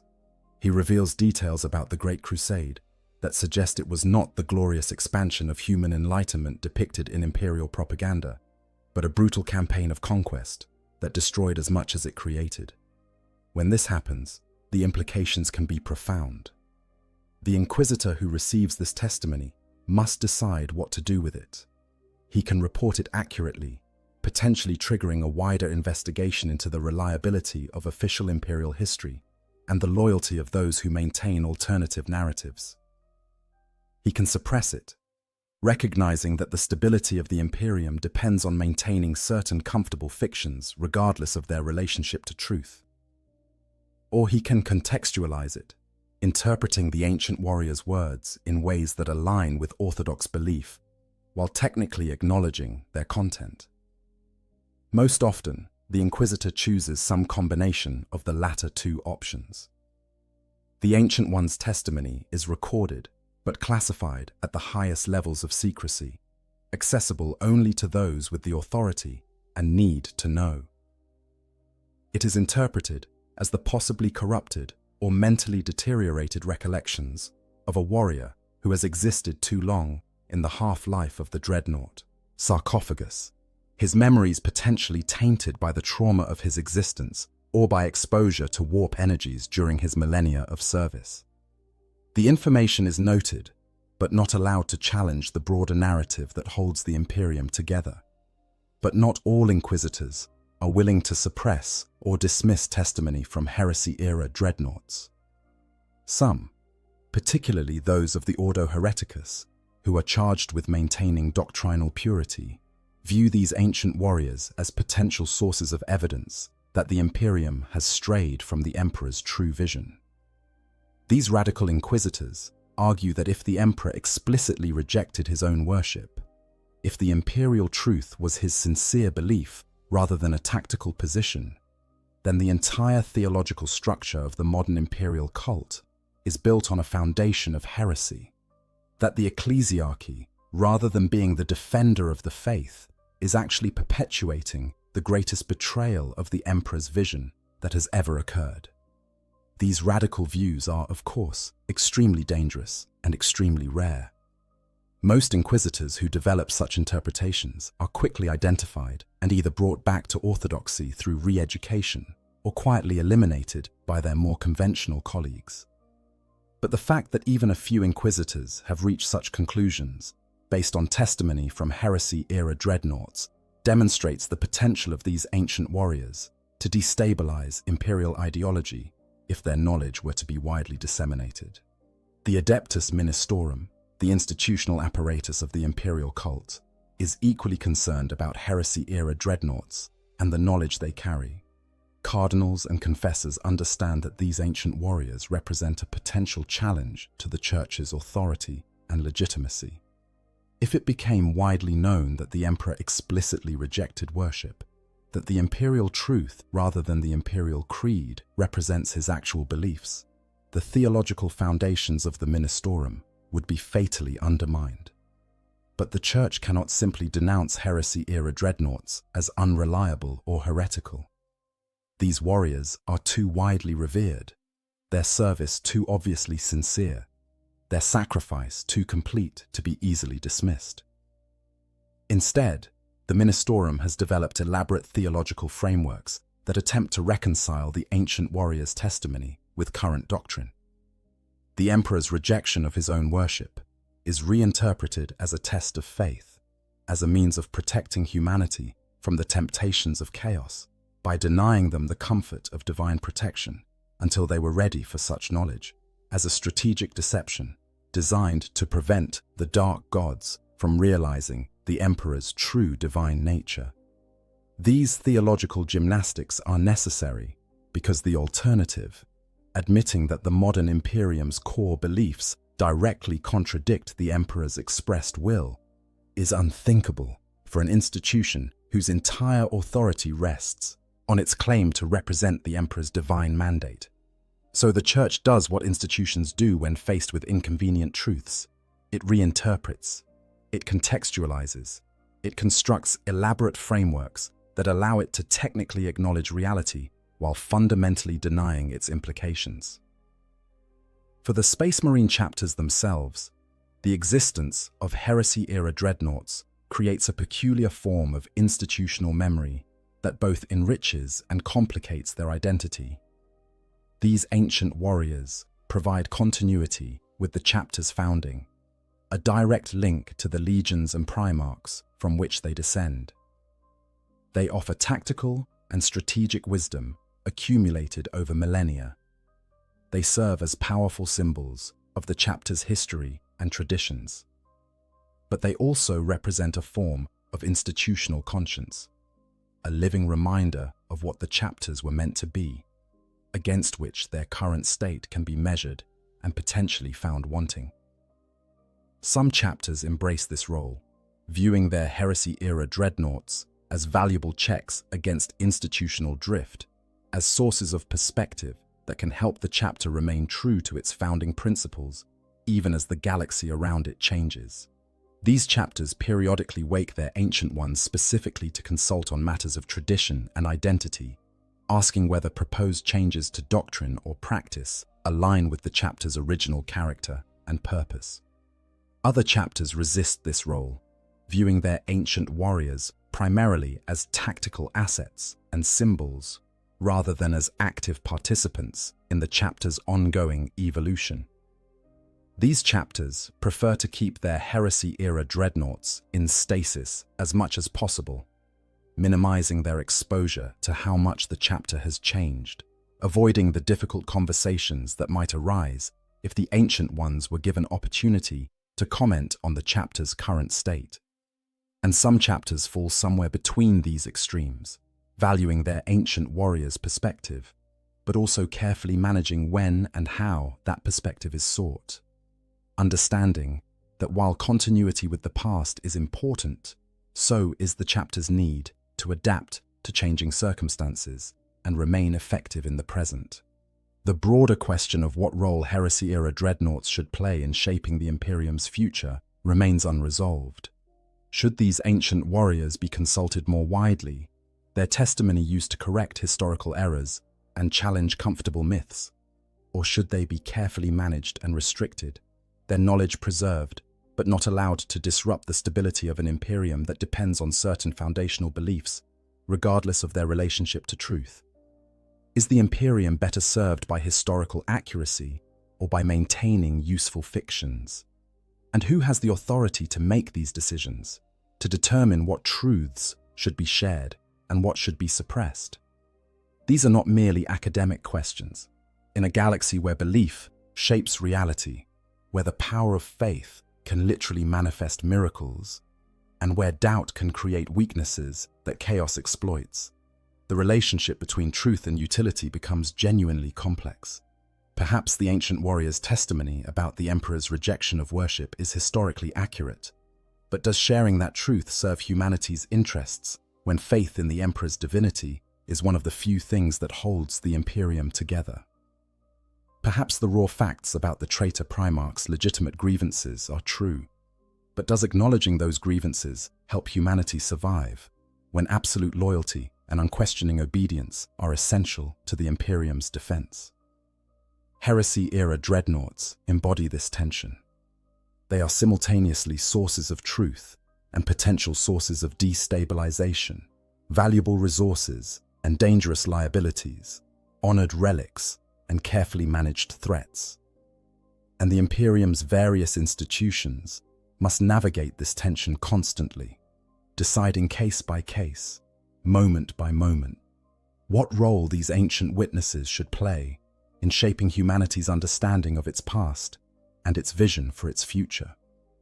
The ultimate irony is that the ancient warriors themselves, these heresy-era dreadnoughts, who have survived 10,000 years of service, who have witnessed the entire arc of the Imperium's transformation, from the enlightened rationalism of the Great Crusade to the superstitious desperation of the 41st millennium, may not even care about these broader implications. After millennia of existence in the sarcophagus, after countless cycles of waking and sleeping, many of them have lost the capacity to concern themselves with grand questions of truth and stability, historical accuracy and institutional need. They continue to serve because service is what they know, because duty is all that remains after time and trauma have stripped away everything else. They speak when asked to speak, fight when ordered to fight, sleep when returned to stasis. The question of what their testimony means, how it should be used, what implications it has for the Imperium's future, these are concerns for those who still have the luxury of caring about such things, who still possess the fullness of human consciousness necessary to engage with abstract questions of meaning and purpose. The ancient ones themselves exist in a simpler, more immediate reality. Wake, fight, sleep, remember, forget, continue, endure, until finally, if they are fortunate, an enemy's weapon penetrates the armor and brings the mercy of true death, releasing them from a service that has stretched across 10 millennia and a burden that no living being was meant to bear. Conclusion. When a dreadnought who witnessed the Horus Heresy finally speaks, his words carry the weight of 10,000 years of history, lived experience that spans from the bright optimism of the Great Crusade through the devastating betrayal of the heresy to the grim darkness of the 41st millennium. He is a living bridge between ages, a consciousness that has endured when it should have died, preserved not out of mercy, but because his knowledge is deemed too valuable to lose and his service too necessary to forego. The testimony these ancient warriors provide is carefully managed, filtered through layers of institutional mediation, shaped to serve the needs of the present rather than simply reflecting the truth of the past. What they remember about the Emperor, about the Primarchs, about the causes and conduct of the heresy, often contradicts the comfortable myths that the modern Imperium requires to maintain its stability. And so their words are contextualized, reinterpreted, sometimes suppressed, transformed from raw historical truth into something that can coexist with the theological and political orthodoxies that define the 41st millennium. But beneath all this careful management, beneath the rituals and protocols and theological frameworks, the truth remains. These ancient warriors remember when the Imperium was different, when humanity aspired to something more than mere survival, when the Emperor walked among his subjects as a man rather than being worshipped as a god. They remember when the galaxy seemed conquerable, when the future appeared bright, when the great project of reunifying humanity and reclaiming the stars felt not just possible, but inevitable. They remember the moment when all of it came crashing down, when brother turned on brother, and the dream died in fire and betrayal. They remember the heresy not as ancient history, but as lived trauma, a wound that has never truly healed despite 10,000 years of attempted recovery. They carry within their scarred consciousness the knowledge of what humanity has lost, what it might have been, what it still could be, if only it could overcome the weight of its own history and the inertia of its accumulated mistakes. This knowledge is their gift and their curse, the reason they are revered and the reason they are carefully controlled, the source of their value and the root of their suffering. They are witnesses to truth in an age that often cannot afford truth, repositories of history in an era that requires myth, voices from a better time speaking to an age that can barely comprehend what that better time was like. And so they continue, waking and sleeping, fighting and remembering, serving and enduring, until finally the mercy of true death releases them from a burden that no one should have to bear, but that someone must carry if the Imperium is to maintain any connection at all to its founding vision and its original purpose. In the end, perhaps that is the real significance of these heresy-era dreadnoughts. Not the specific facts they remember or the tactical wisdom they provide, but but simply their existence itself, proof that the connection to the past has not been completely severed, that somewhere in the depths of fortress monasteries across the galaxy, warriors who remember what the Imperium was meant to be still draw breath, still serve, still hope that perhaps, someday, humanity might reclaim at least some of what it has lost. Until then, they wait in the darkness of stasis, dreaming dreams that are not dreams, existing in a state between life and death, ready to wake when called, to speak when asked, to fight when needed, carrying forward a legacy that spans 10,000 years and a truth that the Imperium both treasures and fears. If you enjoyed this deep dive into the lives and testimonies of Heresy-era dreadnoughts, please consider liking this video and subscribing to the channel. There's so much more to explore in the grim darkness of the far future, and your support helps make videos like this possible. What aspect of Warhammer 40,000 lore would you like to see covered next? Drop your suggestions in the comments below. Until next time, for the Emperor. In the grim darkness of the far future, there are tombs that walk. Ancient warriors encased in adamantium and ceramite, preserved beyond death itself, waiting in darkness for the call to battle once more. These are the dreadnoughts of the Adeptus Astartes, and some have slumbered for millennia, their dreams filled with battles fought when the Imperium was young and their primarchs still walked among men. But what happens when the greenskin tide finds one of these sleeping giants? When orcs, those brutal, cunning, and utterly destructive Xenos, stumble upon a dreadnought that has been lost to time, buried beneath centuries of rubble, and forgotten by the very chapter that once revered it. The answer is a story of violence, dark comedy, and the terrible awakening of a warrior who has outlived everything he once knew. This is not a tale of glory. This is a story of what happens when the past refuses to stay buried, and when the galaxy's most enthusiastic looters find a prize beyond their wildest imaginings. 5,000 years is a long time, even for a space marine entombed in a walking sarcophagus. Wars have been fought and forgotten. Empires have risen and fallen.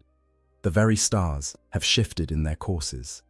And through it all, one warrior has slept in darkness, waiting for a call to arms that never came. Until now. Until the orcs arrived. The setting for our tale could be any one of 1,000 forgotten battlefields scattered across the Imperium. Let us imagine a world that was once called Talassar Prime, a hive world that fell to Xenos invasion during the Age of Apostasy, reclaimed at great cost during the Wars of Vindication, only to be abandoned when the forge complexes that had sustained it failed. The planet became a graveyard, its vast cities crumbling into dust, its billions of dead lying where they fell. Among the ruins, entombed deep within what was once the fortress monastery of the Celestial Lions chapter, lay a dreadnought. Not just any dreadnought, but a venerable, contemptor-pattern war machine, a relic of the Great Crusade itself. Inside this ancient shell rests Brother Captain Ethan, who last saw battle when the Emperor still walked among his people. Ethan remembers the Great Crusade. He remembers fighting alongside warriors whose names have become legend. He remembers when the galaxy seemed full of hope and possibility, before the heresy tore everything apart.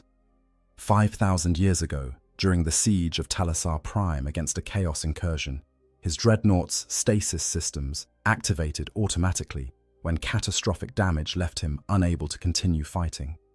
The retreat order never reached him. The Tech Marines, who might have recovered him, died in the final evacuation. The chapter, devastated by losses, eventually withdrew from the sector entirely, and Ethan slept on, alone in the darkness, dreaming of battles that had become ancient history. The nature of the dreadnought. To understand what the orcs are about to encounter, we must first understand what a dreadnought truly is. These are not mere machines. They are not simple weapons of war, though they function as such on the battlefield. A dreadnought is a tomb, a prison, and a terrible form of salvation all wrapped into one towering construct of blessed metal and humming machinery. When a space marine suffers wounds so catastrophic that even their enhanced physiology cannot save them, when their body is broken beyond all hope of recovery, the chapter faces a choice. They can grant their brother the mercy of a quick death, preserving his gene seed for the next generation. Or, if the warrior is deemed worthy enough, if his experience and tactical knowledge are considered too valuable to lose, they can offer him a different path. They can seal what remains of his shattered body within the armored sarcophagus of a dreadnought, preserving his consciousness and giving him the ability to fight on for centuries, even millennia, beyond his natural lifespan. The process is horrifying in its clinical precision. What little remains of the Space Marine's body is carefully extracted from his ruined power armor. Often, this consists of little more than a torso, some vital organs, and crucially, the brain. The body is suspended in amniotic fluids within an armored coffin, connected to life support systems that will keep the organic components alive indefinitely. Then comes the neural interface, the mind impulse unit, that links the warrior's consciousness directly to the dreadnought's machine systems. This is not like piloting a vehicle. This is a complete sensory replacement. The dreadnought's optical sensors become the warrior's eyes, seeing the world through targeting matrices and thermal imaging systems. Acoustic sensors replace ears, translating sound into data streams. The massive limbs of the dreadnought, mounting weapons that could level buildings, become the warrior's arms. Every movement, every action, is filtered through layers of mechanical interface until the line between man and machine blurs into something neither fully human nor completely mechanical. A standard Castroferrum pattern. Dreadnought stands roughly 12 to 15 feet tall, a towering construct of ceramite armor plates and adamantium skeletal structure.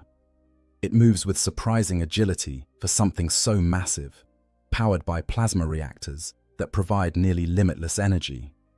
One arm typically mounts a close combat weapon, a massive power fist capable of crushing enemy vehicles, or a chain fist that can tear through the thickest armor. The other arm carries heavy ranged weaponry, assault cannons that spit out hundreds of mass-reactive shells per minute, multi-melters that can reduce ceramite to slag, or twin-linked lascannons that punch through armor with beams of superheated light. But the Contemptor pattern is something else entirely. These are relics from the Great Crusade, designed when the Imperium still possessed technology that has since been lost to the ravages of time and the degradation of knowledge. A Contemptor stands taller and moves with even greater fluidity than its more common successor. Its systems are more advanced, incorporating atomantic shielding that can deflect energy weapons and even minor psychic attacks. The internal architecture is more sophisticated, providing better integration between the organic pilot and mechanical systems. When the Emperor still walked among humanity, when the Mechanicum still remembered how to truly innovate rather than simply maintain, they created these master